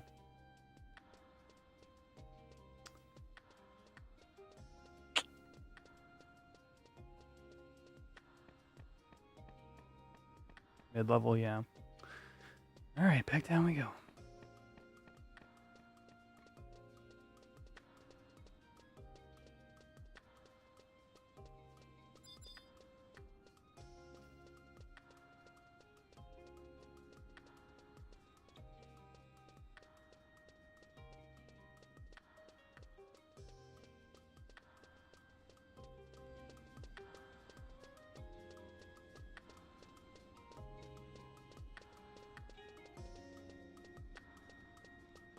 All right, well, without explaining the prerequisites to this quest, I'll just show y'all what you got to do.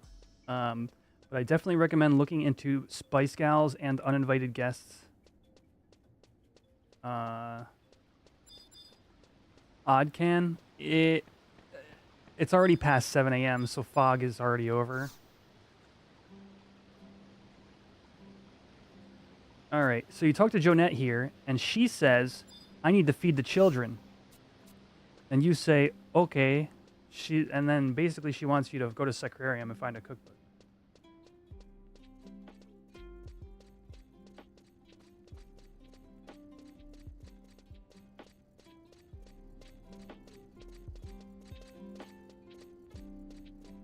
Also, until I put something on the stream for this, I just want to say shout out to Space Roast on YouTube for this lo-fi FF11 mix. It's incredible. It's like Space Ghost, but the word roast like a coffee bean.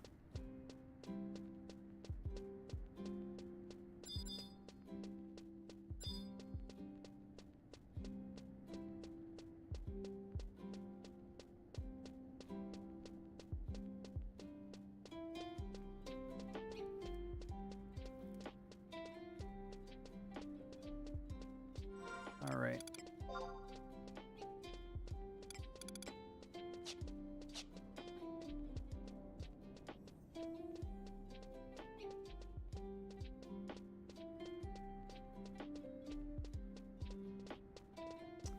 I assume autocorrect gotcha. Foamer hate. Foamers here only aggro normally. Sneak aggro.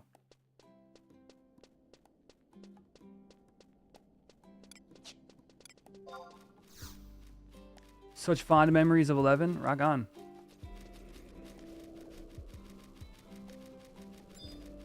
Yep, servers are still live, and private server scene is pretty popular nowadays.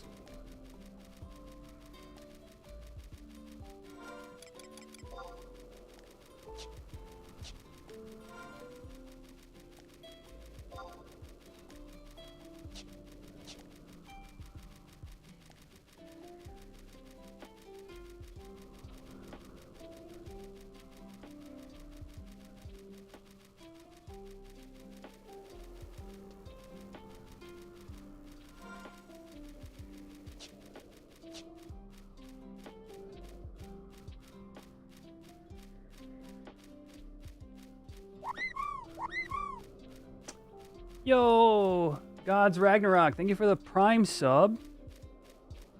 Welcome to the Geishel gang. Get yourself a stream avatar with the widget in the stream panels.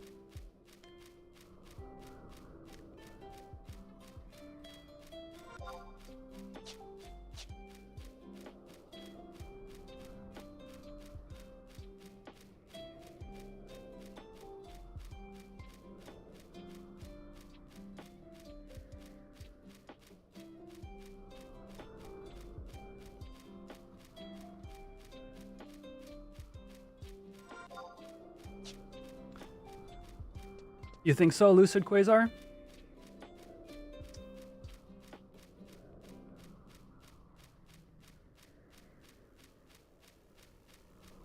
Are you thinking in like, you know, top 10 MMORPGs, that kind of stuff?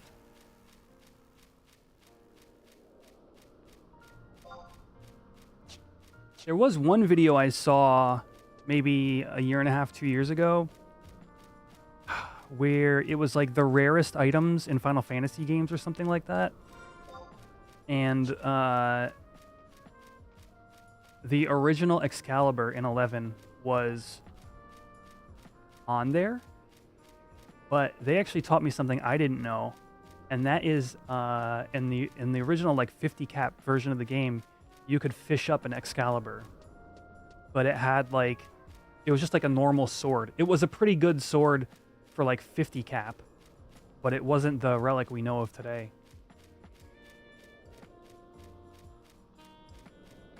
But outside of that, I don't really have any memories of like, you know,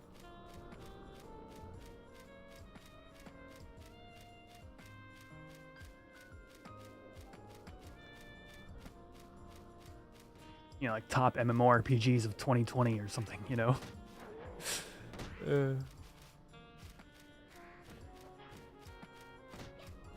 All right, so I talked to that NPC, and then we're heading to Sacrarium.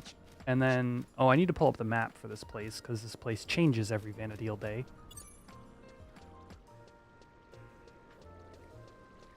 Sacrarium.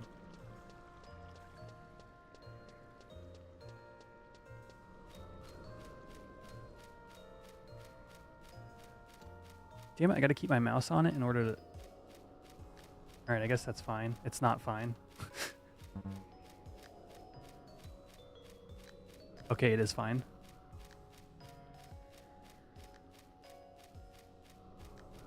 Your first trip to Juno? Heck yeah. Sneaking in Viz.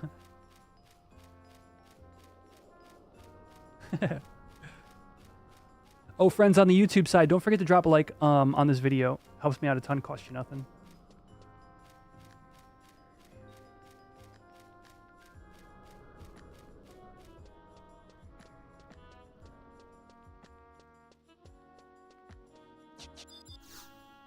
All right, what day is it? It's a Wednesday, right? What day is it? It's Wednesday.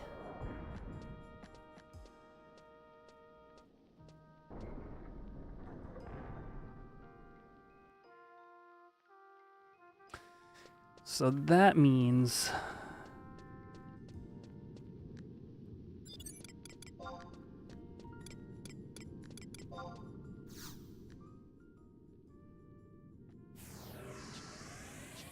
That means to navigate this maze, I need to go this way.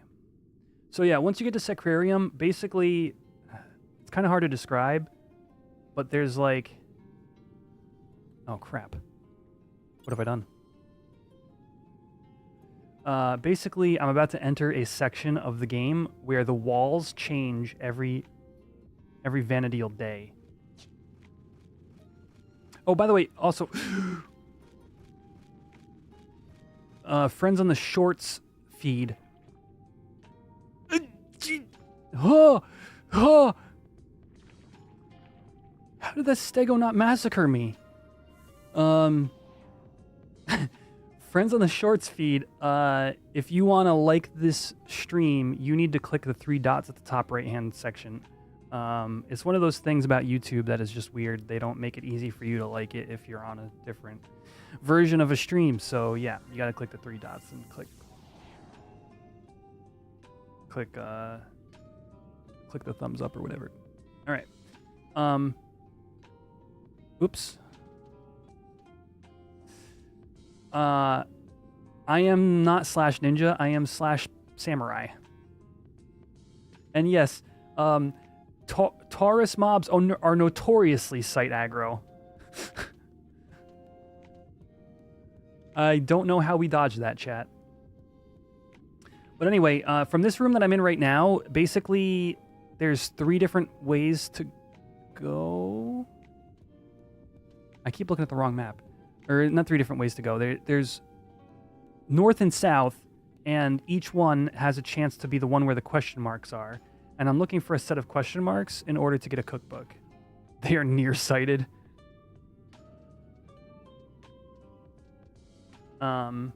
So I check up here first, but this is a one-way.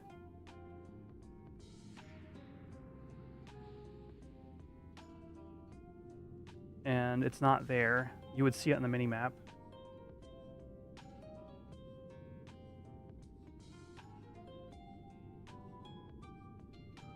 Let me move this.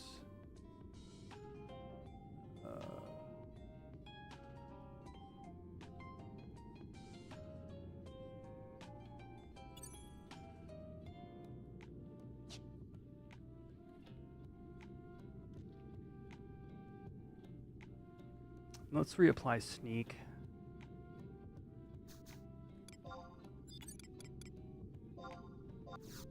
Yeah, right? Like, who... First of all, what kind of cookbook here is going to be of value to you? I guess, okay, I guess it would be an ancient cookbook, right? Or, well, like, okay, this place is filled with, like, undead and stuff, right? So I guess if you never got to come back here and recover your mummy's cookbook...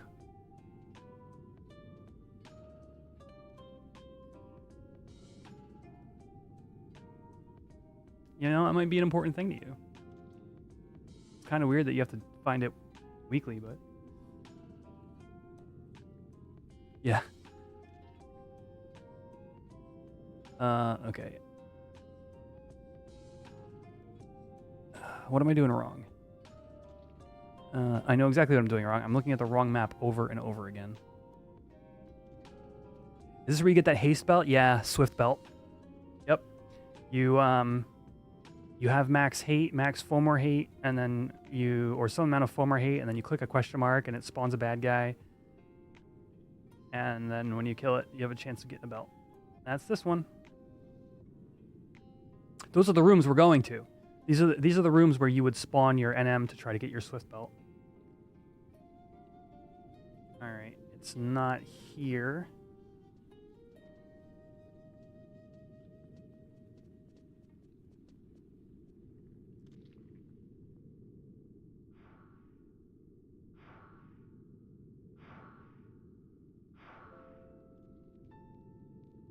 You had yours stolen from you. This, you might be getting them slightly mixed up, because like the belt that drops here is rare EX, so it's specific to your character. Oh, maybe somebody outlotted you? Is that what you're saying?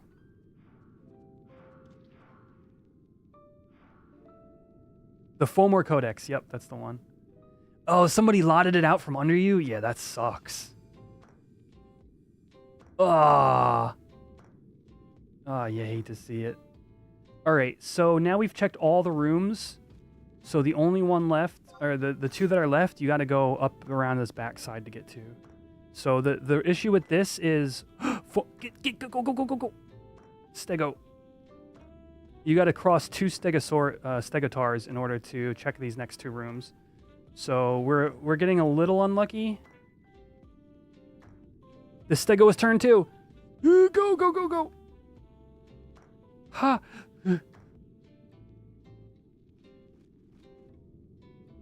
If that thing aggroes me, I'm dead. I think this is it. Right? Yeah. So basically, you find a question mark in a bookshelf, and you get the Taphnasian cookbook.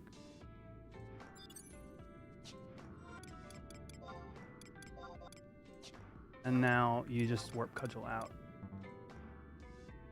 Oh. I'm not dual wielding, because I'm samurai sub.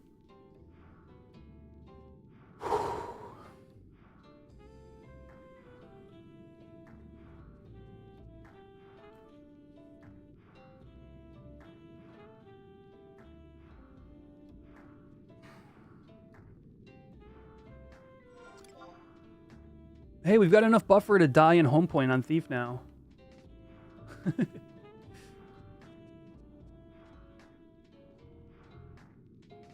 See, I'm up to a cool 2,500. It's like 4K EXP average, something like that. Ah, jeez, I moved my...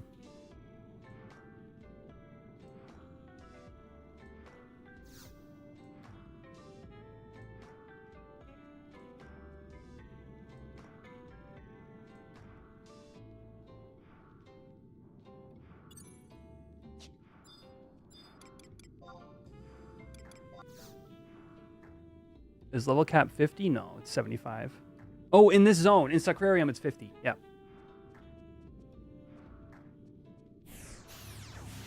That's why I have no gear on. All right. How much time do I have? I have 15 minutes. Okay. So we're not going to turn in that quest, but I want you to imagine, chat. I want you to conjure an image in your mind. In your brain labyrinth. I go back to that NPC, and she says, "Thank you for the cookbook. Here is an EXP scroll."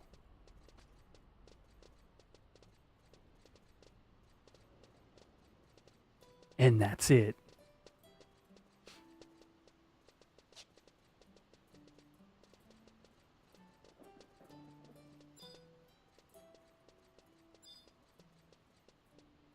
Because we got another NM to camp with the link shell.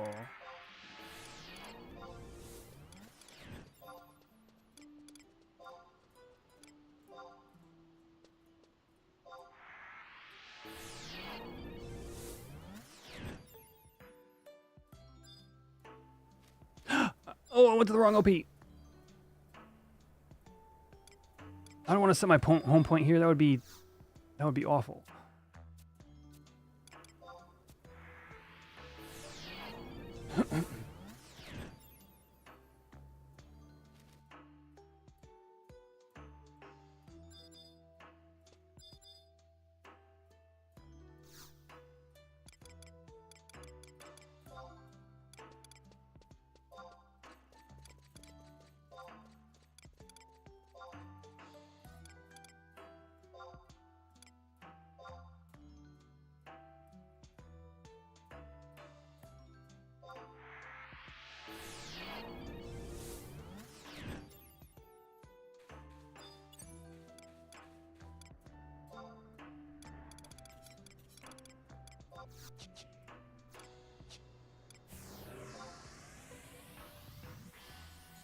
Ah, fleas down. All right, we're just going to try to not get sight aggro for 30 seconds. Is Wings still running? Maybe chat can answer that better than I can.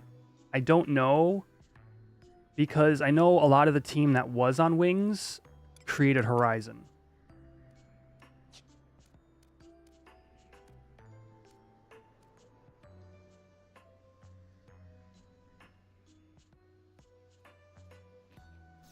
No, not like this. No.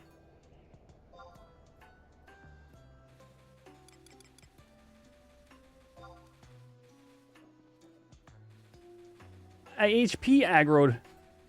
Because a 50 cap level sunk my health.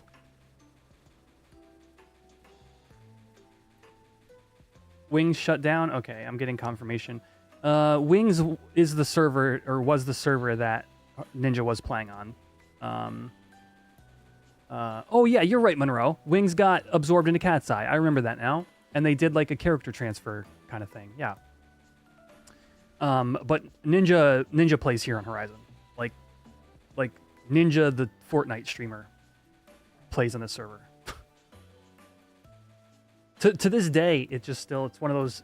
It's almost like an anachronism to me. Like it's like, but the dude loves 11, like anybody else who grew up with it, you know, or even people who have given it a shot like later on. It's just a really great game.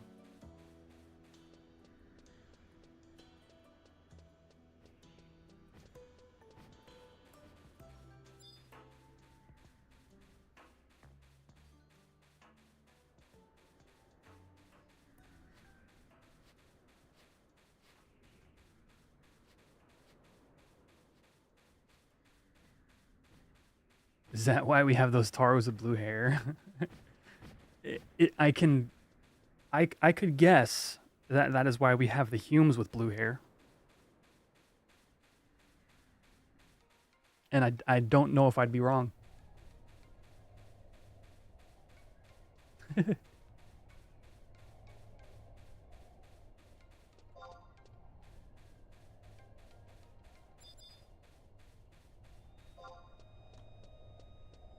There's a blue-haired Hume model here. Yeah, Horizon added a couple of custom models. His Taru character is Shuyin, so he actually does play Taru here, but his other character, Fortnite guy, is a Hume.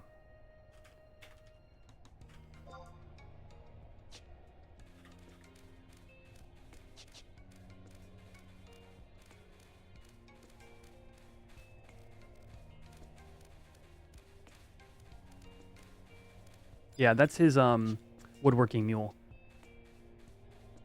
The dude funded his Relic really early on in the server by being one of the first 100 woodworkers.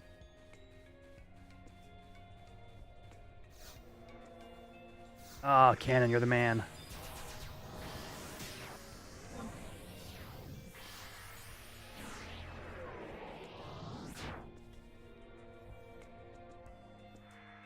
Ooh, I am okay. So, let me fill y'all in a little bit here. I am one of the main skill chainers for Turtle Camp right now.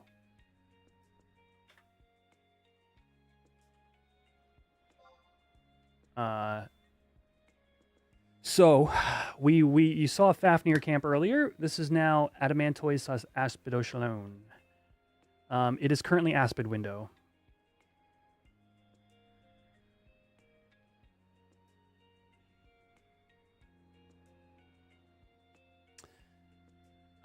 Just N-head from Faffy, which is good because we need lots of them.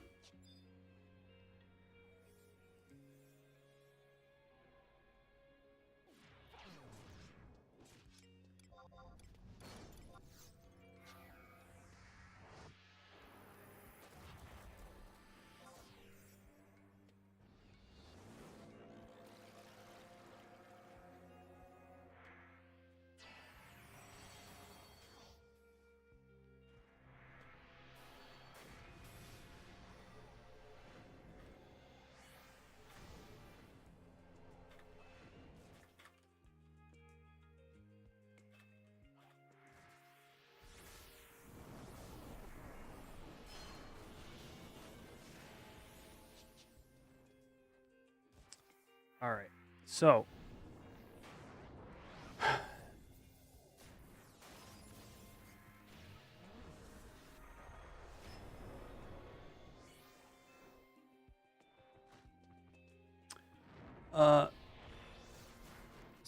I'm listening to Link. She'll chat a little bit here because we are preparing to camp a sort of more valuable H&M. So I might miss some messages here and there, chat, but just bear with me. What mods do I activate / use? I use a ton of stuff. It's hard to describe since you're on the shorts feed. But I will say some of the stuff you see on screen, like the HP bars, that is HXUI. Also, the item bar there is HXUI. The equip viewer is called Equipmon. I use target lines so you can see stuff that people are targeting each other with, sort of a la FF12 style. Sort of like that red line right there. I mean, I use a ton of stuff. I use an add-on called Timers to display my on-screen cooldowns, like this one.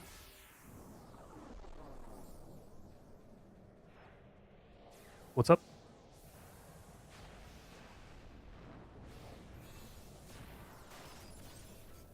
Oh. Yeah, good question. Yeah, I think with Mandau I might be able to finally break 1 damage. I don't know. Yeah, it'll be nice to find out, but yeah, I'll be prepared to hit an ad. Yeah, no doubt.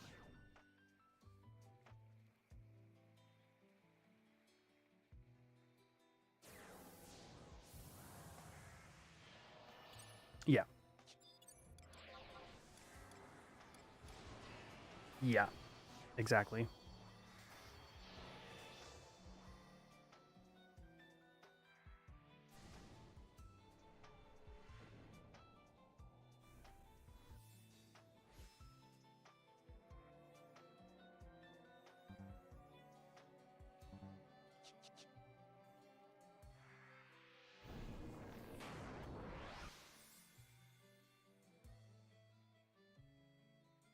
Yeah, Tay. We actually technically have 2 relic pole arms. The first one quit shortly after making it for real life reasons, and the other one might be around. It is really good.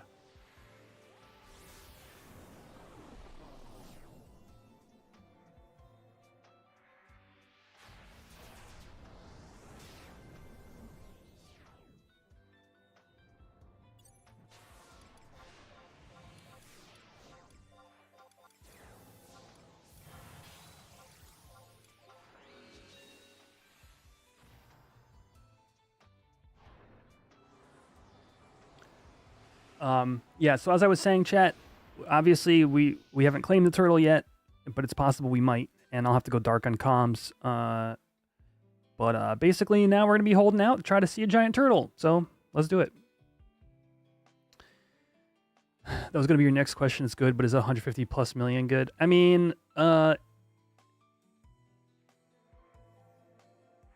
it is an amazing weapon. Like, Gear Skogul is a sort of nuts weapon skill, because it's 2-hit FTP carry. So that means if you get... So say your 2 hits does 800 damage. That means each hit in the weapon skill was a 400 damage hit. If you double attack, you are adding 400 damage. If you do 2 double attacks, you're adding 800. So like an 800 base is like kind of a low number. It's kind of like mild buffs. But that can spike up to 2400 on a single weapon skill, depending upon situation or multi-attack procs. On top of that, it's triple damage on 2-handed weapons is very good because your swing just is so massive. But also the accuracy plus 20 helps your gearing like a whole ton. Now, the issue with relics in general is like the time it takes to farm for them is a genuine issue. For like you have to play this game in a way that is simply to make money, and it's hard to justify the amount of cost of relic in era like this, well, in era, quote unquote. But it's definitely very good. Yeah, I agree with Monroe. It's one of the better ones.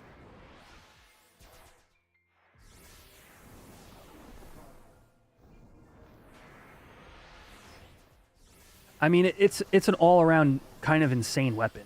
So yeah, I could say Like, and the fact that it basically gives your Wyvern infinite MP or infinite HP is kind of like a real thing too.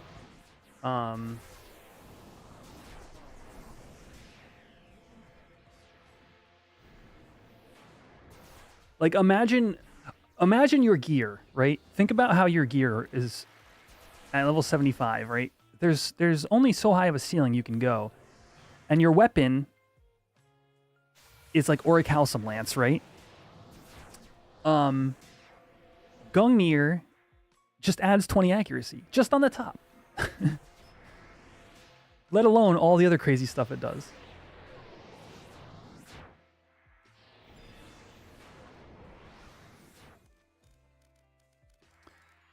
And to add to the bow conversation, bow is actually really, really cool on Horizon because it's got a special effect. It lowers the sweet spot to 7 yalms on Samurai. So like you can be meleeing with your Soburo, your multi-hit Great Katana, and then you can crack a Namas arrow within 7 yalms and get full damage. I gotta pay attention here, chat. Oh.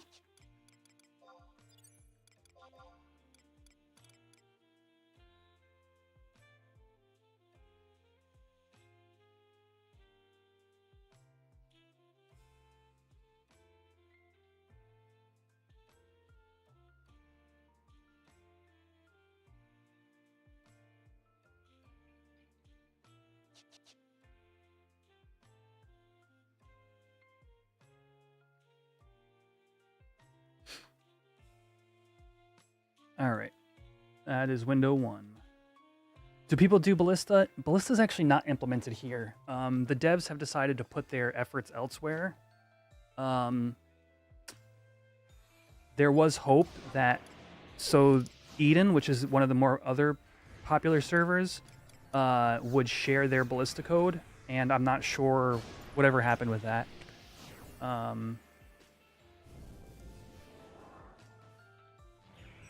Sam can shoot point blank.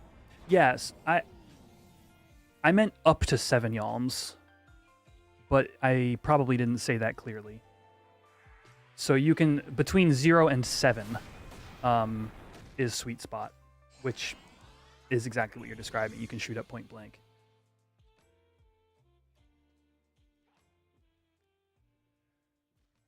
And then, of course, for Ranger, it's further than that, but it's like a hate-free bow weapon skill, and like I think it adds like an extra hit to barrage and stuff. Like it's definitely a much cooler implementation here than it was on retail back in the day.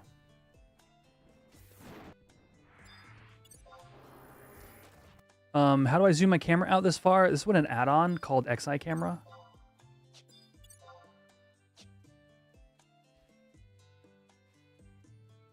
Helps me on these larger zone camps.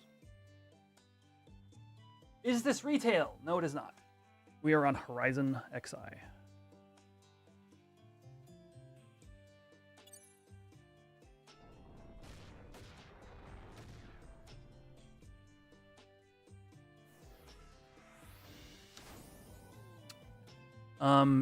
No to Dakin, at least not as a Chob trait.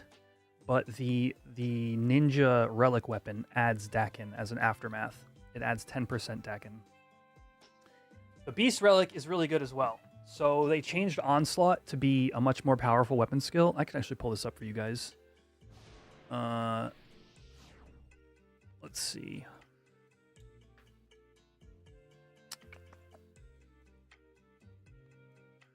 Onslaught.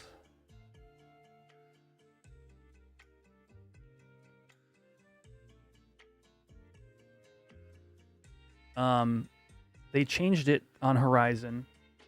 The short speed, you actually can see this. Let me see. I don't know how well you're going to see it, but it's there. Horizon, it is a 5-hit attack that lowers the target's accuracy. And the aftermath is increases attack. So, you get a 10% attack boost from the Aftermath, and the Aftermath is is TP based. So at these breakpoints, 1K, 2K, 3K, you get 20, 40, and 60 seconds respectively of Aftermath time. But Onslaught is now a 5-hit weapon skill instead of 1 hit. Its modifier is now Strength instead of Dex. So it's a 5-hit Strength mod weapon skill with 80% Strength mod. And it's not improved by FTP. So it's like Rampage, just doesn't crit. I think this is a stronger FTP than Rampage. And then it gives you an attack boost to boot. Like 10% attack is nothing to be scoffed at. And then the Gutler itself also has an ability called Tandem Strike. It's a job tree from later in era. It grants a bonus to accuracy and magic accuracy when pet and player attack the same target. Oh, you were on ads? Gosh darn it, Twitch. TLDR, Onslaught is a 5-hit instead of a 1-hit here, and it's it gives you an attack boost. Check the Horizon wiki if you want the full details. Enhances Tandem Strike and attack plus 20. Oh, that was there already. I don't know if they increase the base damage or not. But yeah, Gutler's sick here.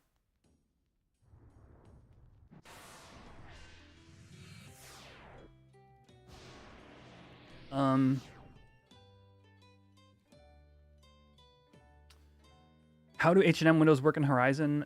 Instead of 3 hours, where the window is every 30 minutes, it is 1 hour, where the window is every 10 minutes. Yeah. But otherwise, it's the same. I guess it's not totally the same. Then things have a claim shield. So, like, for example, Fafnir we got earlier. The mob pops. You have a chance to get a tag on it. And then after about 5 seconds, the shield wears. And then the mob is randomly assigned to somebody on that hate list.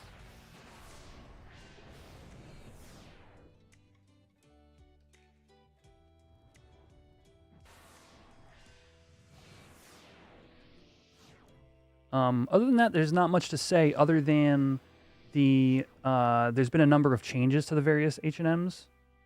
King Behemoth now uses Comet in addition to Meteor, and Comet's like it's like a giant single target spell. Does like 800 damage or something. Aspid is by far the most reworked. It basically is KS99 Turtle, but a lot more difficult. And then Nidhogg does a number of things differently.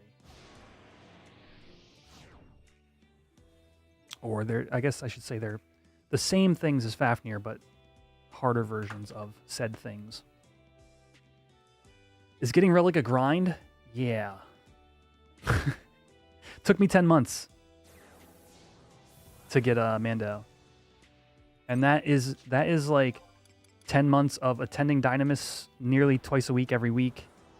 Chocobo digging almost every day. And knowing how to read crafting markets. Those are the 3 things that really built my Relic.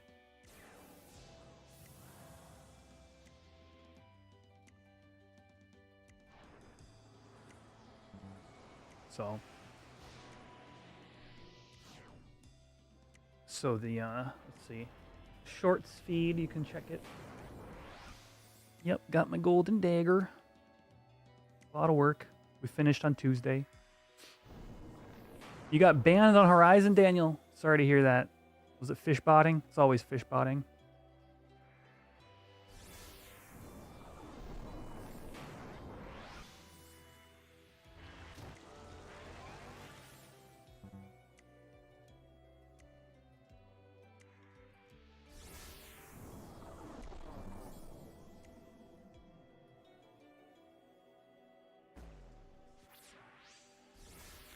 How do I claim Sub Sam? Bully, and I hate it. I hate everything about it. I've legitimately come /warrior to this camp just for provoke. I should bring pebbles. Pebbles are probably better claim tools.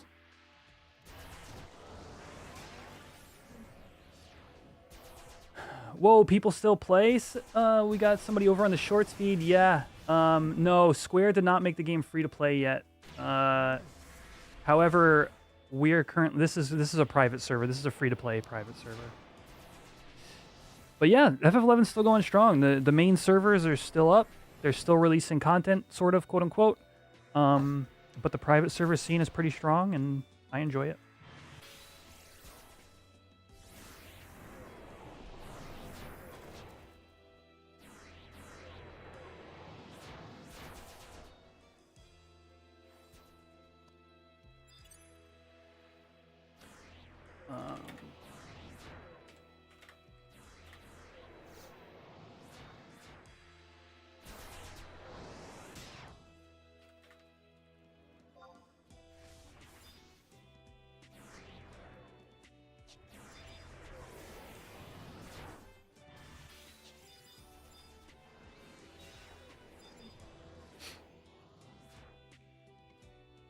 Free private server, what's different about it? So it's Chains of Promathia era. It's 75 cap. So it's meant to emulate the 2004 era, but it's a progression server. So this server will be releasing the expansions in the order they came out, but never going above 75 cap. That's kind of the main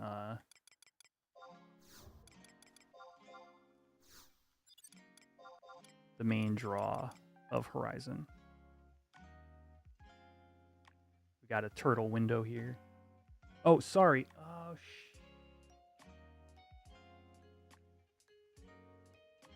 didn't mean to keep that up. I do that a lot.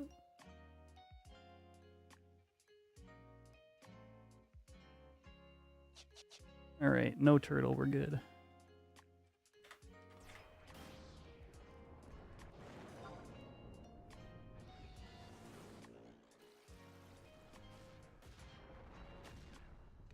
Yeah, you'll have to excuse the way the camera is and stuff like that if you're just tuning in. This is just it's how H&Ms are camped.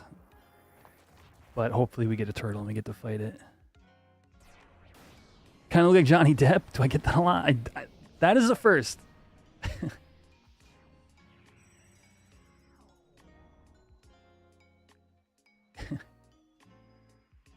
I've gotten a lot of random. You know who you look like over the years? I had one guy say Steve Buscemi, and I was like,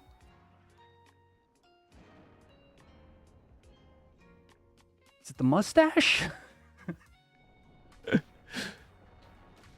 But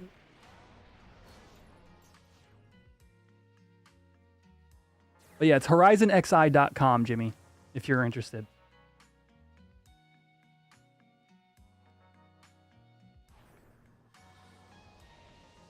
And the dunes are very viable. This is a nice large player base in the server, so there's people at all levels to play with. If you want to get your dunes fix, have at it.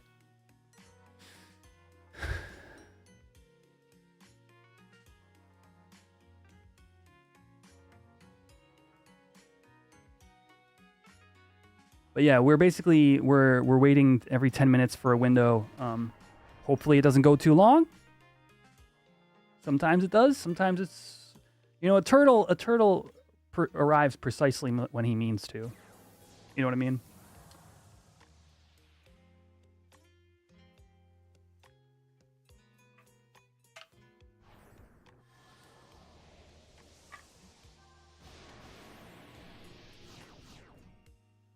Turtle is never late.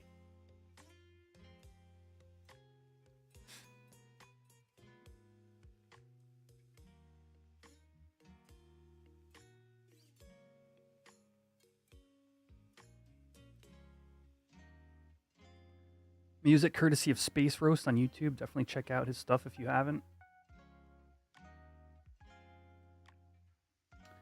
How long have I played, Michael asks.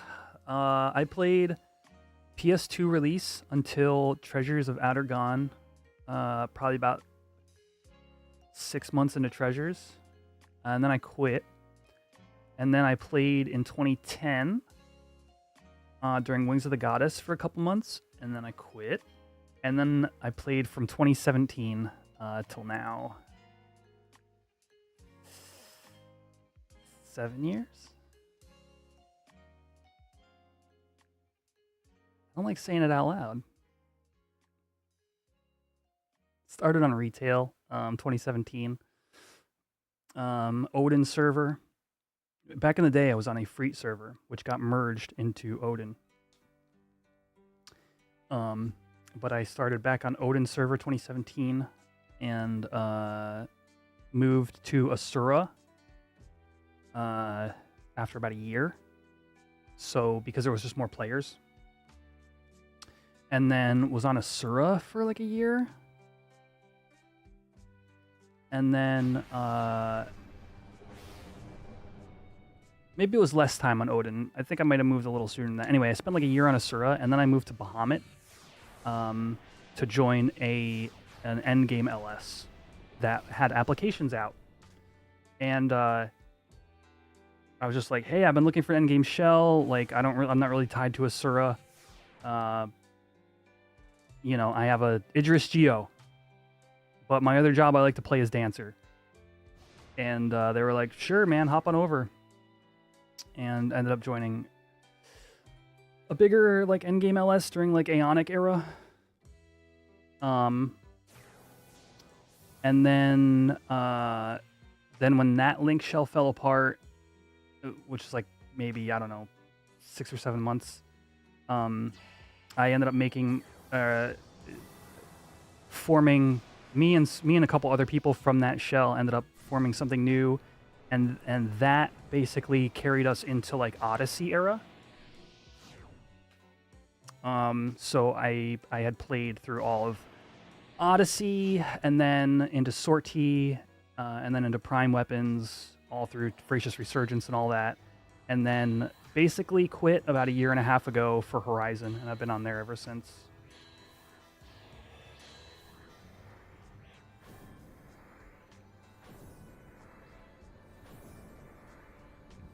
I did keep my retail account active for a while, and just to like do some like light sortie and try to like build a prime weapon, but I mean, look at this. Like, here I am. It's like a Saturday night, and I want to be camping a turtle. So like, if this camp happens to come up on the same night as my like retail static, it was like, I don't know. I'd rather be doing this. Oh, gee, Frappuccino. Thank you for the follow. Will I ever go back to retail? I would if they released alliance-based content. I would love to play with people.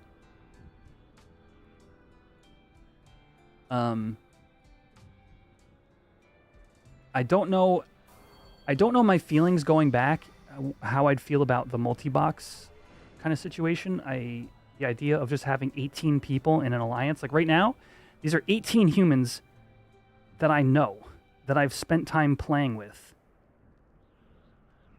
And like, I know how they play. I know what jobs they're good with, you know, and it's like, we're here together to try to get a thing, you know? And, you know, if this were modern retail, this would be, you know, anywhere between 3 and 8 people who are all multi-boxing to support jobs. So I think I would be a little sour towards that, but I would still come back and play Alliance content on retail if it released today. Yeah. I just had my fill of the 6-man stuff. I mean, I did leave with a couple of like goals that I'd wanted to accomplish. You know, finishing a prime weapon, progging Odyssey V25, that kind of stuff. Thank you for the follows, OG Nasser, Space Cadet Jimmy. Welcome, everybody. But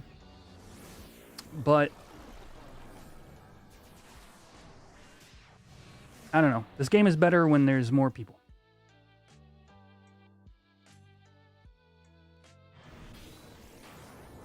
They're paying multiple subs, yeah. So SE has no reason to crack down on it.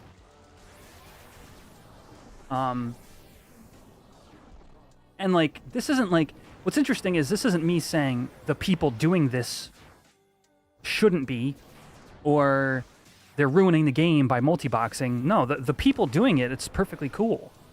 Like, I have friends who like multi-box and stuff, and they do whatever content they want. And actually, Sortie, which is the premier endgame content right now, is 6 humans, essentially. You can you can multi-box some of the jobs, but it's actually really, it requires the level of coordination that you really need 6 humans paying attention to do, which is great.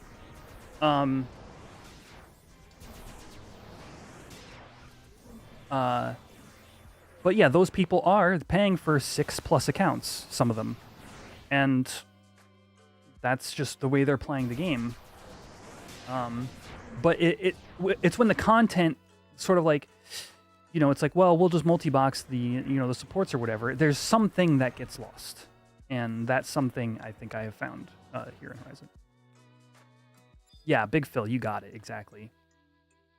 It's a very social MMORPG.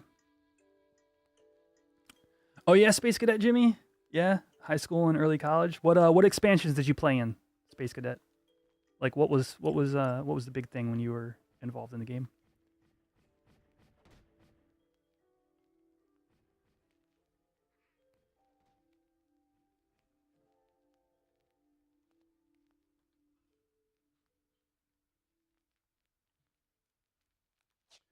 My sneak is wearing.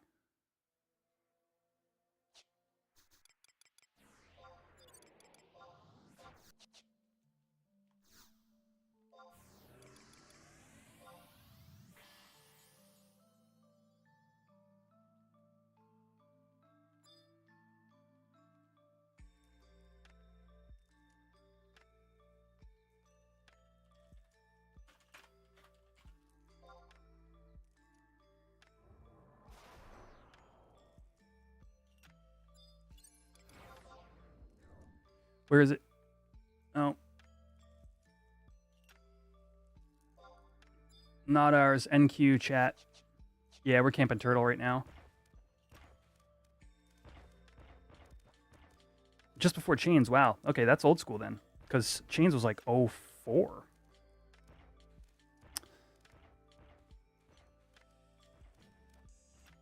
Oh, you were on Odin 04 to 22? Damn.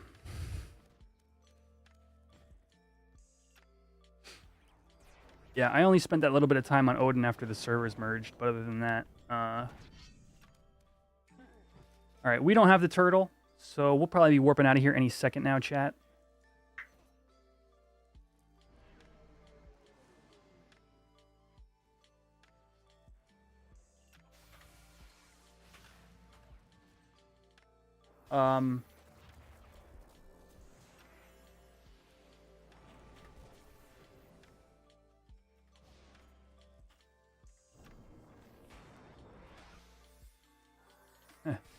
It spawns far ass south, right?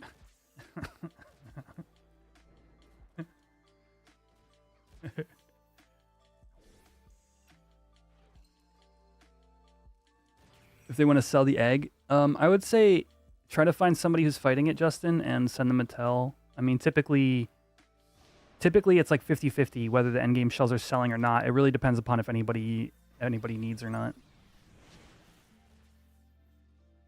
Does this server bring over any of the QOL from newer 11? There's a little bit. But I will say...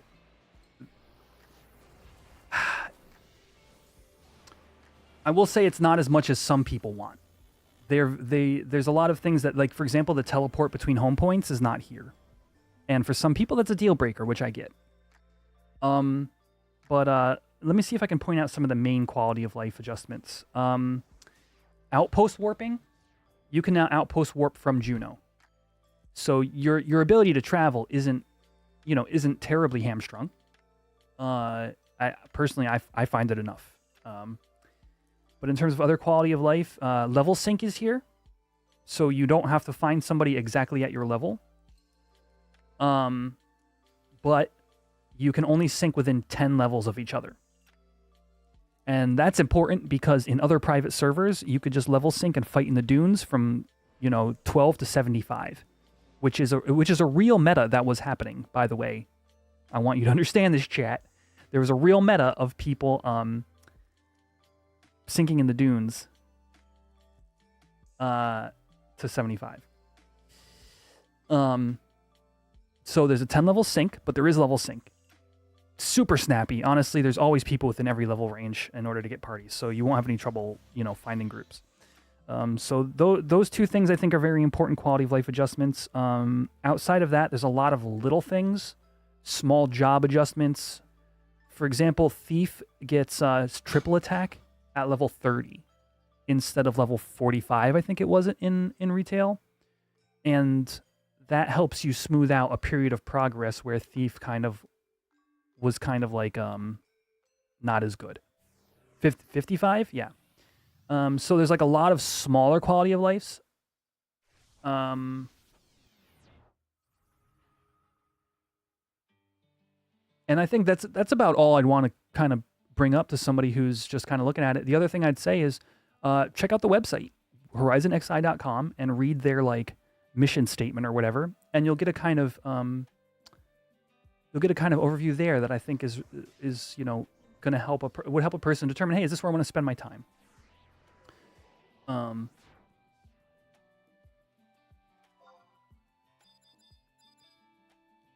All right, we're gonna get a D2 out of here.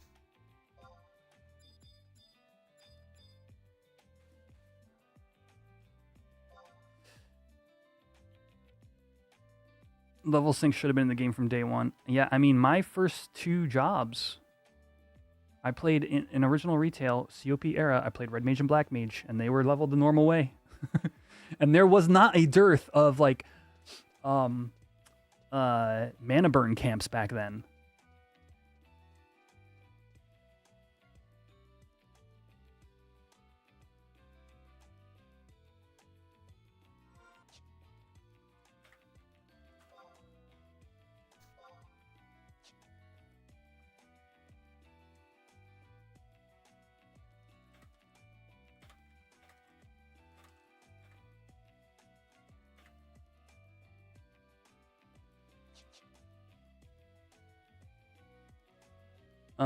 Oh damn, I'm about to hit the 6-hour mark. Freaking YouTube streams are weird, chat. If it's too late, I just hit 6 hours. A 6-hour stream, I cannot edit in post. Damn, we should have closed up when that turtle hit. Now if I have any like DMCA, I have to like challenge them. Repost says that you recall a bunch of people quitting right before COP due to WoW and Ranger nerf. Oh yeah, that's true actually. WoW had just come out, right? Well, WoW was like what, 04? It was like right in tandem with COP. I remember being very anti-WoW. Can I edit the Twitch VOD and re-upload? I mean, I'm not worried about it. I'll say this. I'm not worried about it. The songs I've been using have the only one that's flagged me is the Sanctuary of Zata, and that flags me for completely different reasons. So it's not an issue, but it was an issue when I was doing my royalty-free music, which has recently been the victim of people trying to copy it and say that it's their music. If I were to edit a Twitch VOD and re-upload it, though, this is the problem. It would go to my main video feed and not my previous streams feed on YouTube. Streaming on YouTube in general is such a weird thing. It's like nothing quite works the way I want it to, like it does on Twitch. Twitch has the big thing on Twitch is everything is integrated in a way that makes like streaming like doable, and like I don't know, man. A lot of my stuff breaks. When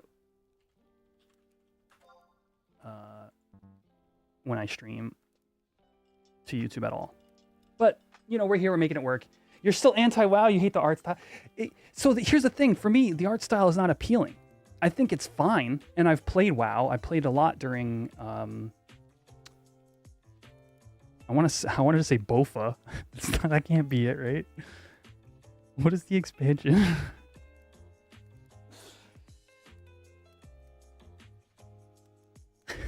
BFA, Battle for Azeroth. Here we go. Bofa. Yeah.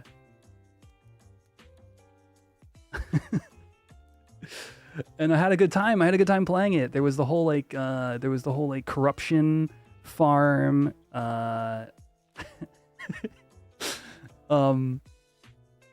You know, there was those really cool pieces of content that you could do alongside with like mythic dungeons and stuff like that. But like back then, it was like, you World of Warcraft nerds, like, if you call my character a toon, I'm gonna pull out a knife.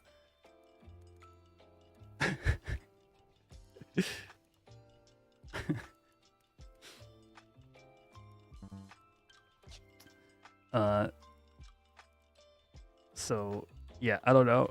It was just something I thought about. There's such rivals at the time, but nowadays you do not think of these games as rivals. Like, WoW continued to rework its code. WoW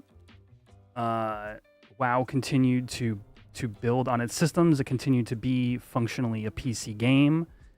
And you know, it's now a competitor with 14. And to me, there's that is saying a lot. Like, how do you maintain a game with that massive of a subscriber base? And it probably is the amount of subscribers, you know, the amount of money that the game continues to rake in.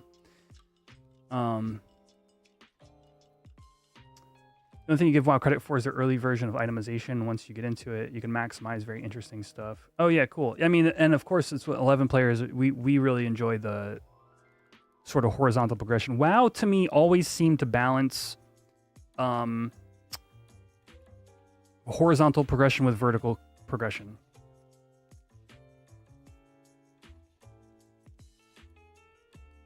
In a way that I'm not sure. I haven't played too many modern MMORPGs in particular, but like 14, for example, doesn't have no horizontal progression at all. They kind of the only thing I might even call horizontal progression is still vertical, and that's like when you like junction. I don't know what they call it in that game. Maybe I do know, but it's like you put like crafting mats onto your armor and stuff.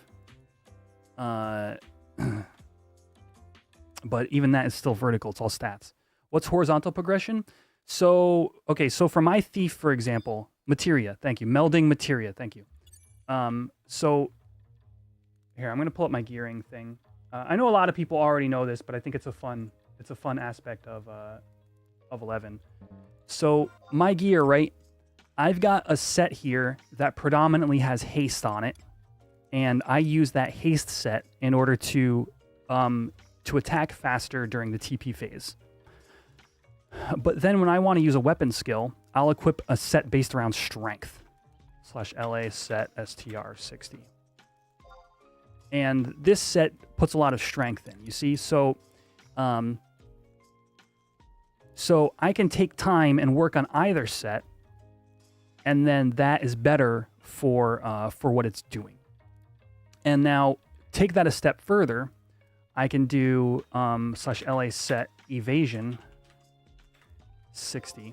So now here's a set that is all built around evasion. So I can swap into this when I'm taking hits or I'm solo or what have you. And my character, like one of these sets isn't better than the other. Like, think of like 14. You don't have the armor set you bring into battle is your strongest one. It's the one with the highest stats. It's the weapon that you've acquired with the highest stats.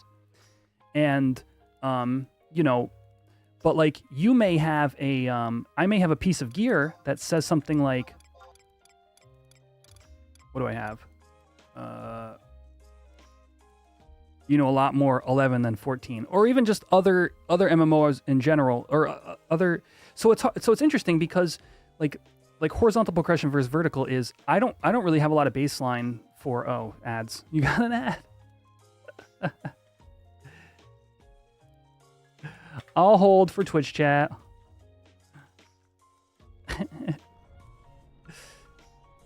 I'm trying to think of another good example, chat. Honestly, feel free to toss in your own like opinions on the difference between horizontal and vertical progression, because there's a lot to be said there.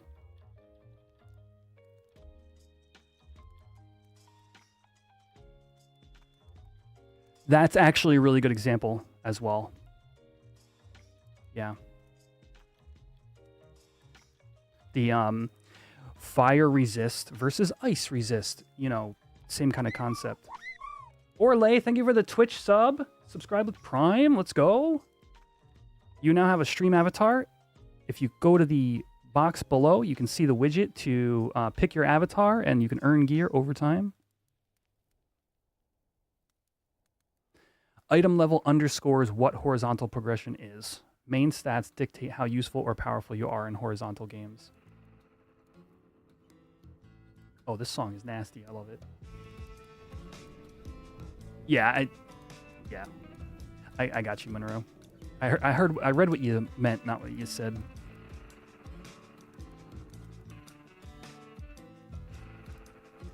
So like you might want to build an entire fire resistance set or an entire ice resistance set depending upon what content you're going into. Appreciate that, Orlay. And those are, but like in a game where once you accomplish a thing, you get a stronger weapon or whatnot, is different from a game where, okay, actually, even just weapons in Final Fantasy XI are a great example. Now, I happen to have a relic weapon.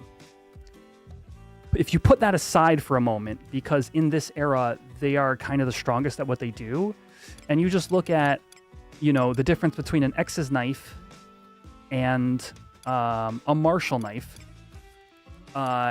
you might equip one knife over a different knife, not because it's necessarily better, like strictly better than the other, but because situationally it is better than the other. And that is the difference between a game with lots of horizontal progression and lots of vertical progression. I don't really, aside from like RuneScape, and Phantasy Star Online, I don't really have a lot of other MMO experience. It's weird, I've played a bunch, but like those are the games that I know the most about. And like those are like weirdly both, I think. Modern RuneScape is so off the map for me. Even OSRS, I just don't even know anything about it anymore. So anyway, and a lot of to me, like, I bring it up a lot. People in chat will bring it up a lot, but there's always going to be comparisons of 14 versus 11, because for some people, that is their frame of reference. And I think it's an excellent example of the difference in gaming, and you know why you'd want to play one over the other. 14 has an ability to keep challenging you and challenging you and challenging you, and then creating a whole new way of challenging you, and then challenging you, and then challenging you. 11, even in this era right now, the challenges are more social. They're two things. They're social or they're self-imposed. So, for example, I want to make a relic weapon. That is a self-imposed goal that will make me stronger when it's done, but it requires me spending my time in a certain way for an extended period of time, and I have to make that choice in order to kind of do that in this era.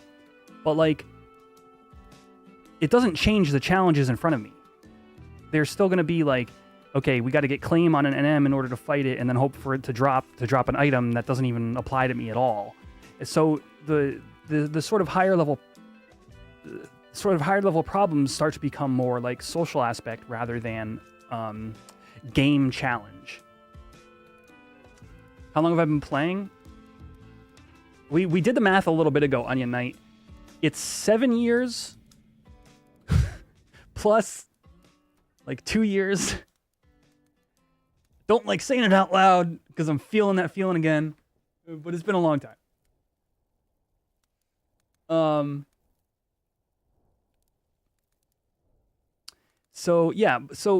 because of the way 14's vertical progression model works is like you can just build new challenges and then they're more challenging.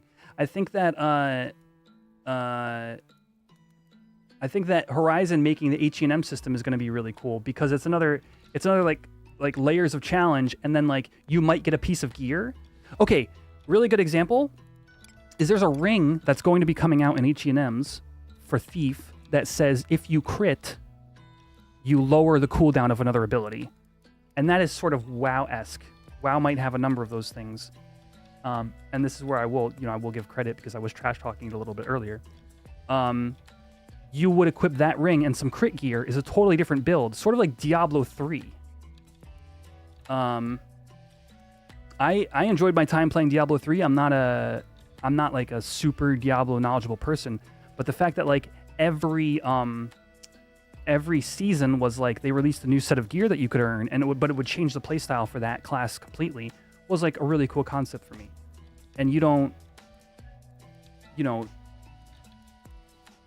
but Diablo 3 had a scaling issue as well. So the vertical aspect of the game kept rising. And it's like, well, now we got to get 10 more stats. Now we got to get 50 more stats on our armor in order to play the next wave or whatever. And that became the gameplay loop after a certain period of time. Yo, thank you, Onion Knight. Yeah. Yeah. Bunch of Horizon players over here, and we all play this game a lot. Yep. You'd love to see burst windows in 11. We kind of have them. Magic burst. But that's only magic. I know where you're coming from. Like melee burst phases. Quetch for OHAT, do you pass through the painting? Oh my gosh, do you? Yes, you pass through the painting. And then you fall down the hole. And the, oh jeez. The INM is down there when you trade the Hakutaku.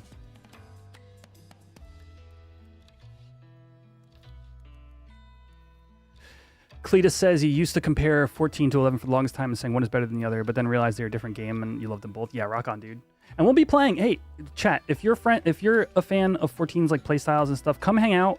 I get a little nervous when I play 14 because I'm not that good of a player.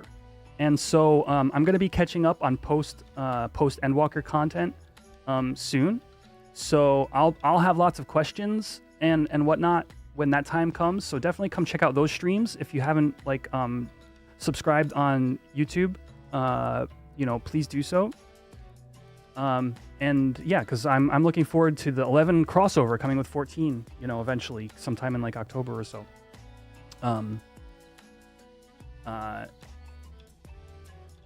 Yeah, press the buttons that glow, and if something's glowing on the floor, maybe step on it, maybe not. But yeah, I think we're gonna close up the stream for tonight. It's been a blast. Thank you all for hanging out. I'm gonna raid on over to somebody on Twitch. So Twitch, that's gonna be it. Or YouTube, that's gonna be it for tonight. Shorts feed. Hello everybody. Thank you for stopping in.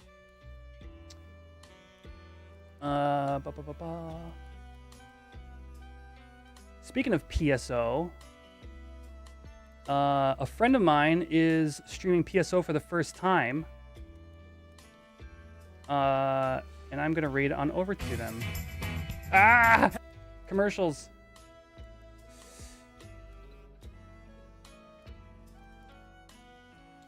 All right. Rock on, everybody. If you're a fan of some old school MMORPG goodness, check out Electroslag on the Affinia server, Phantasy Star Online.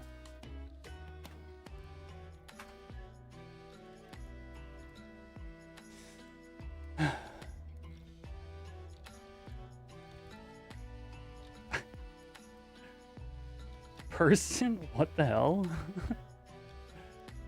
All right. All right. Here we are. All right. Peace out, everybody. Have a great night. Talk to you soon.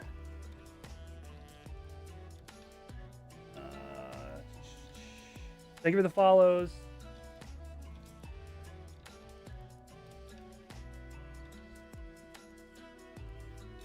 What did I do? Hello. Oh, I pressed the wrong button. All right.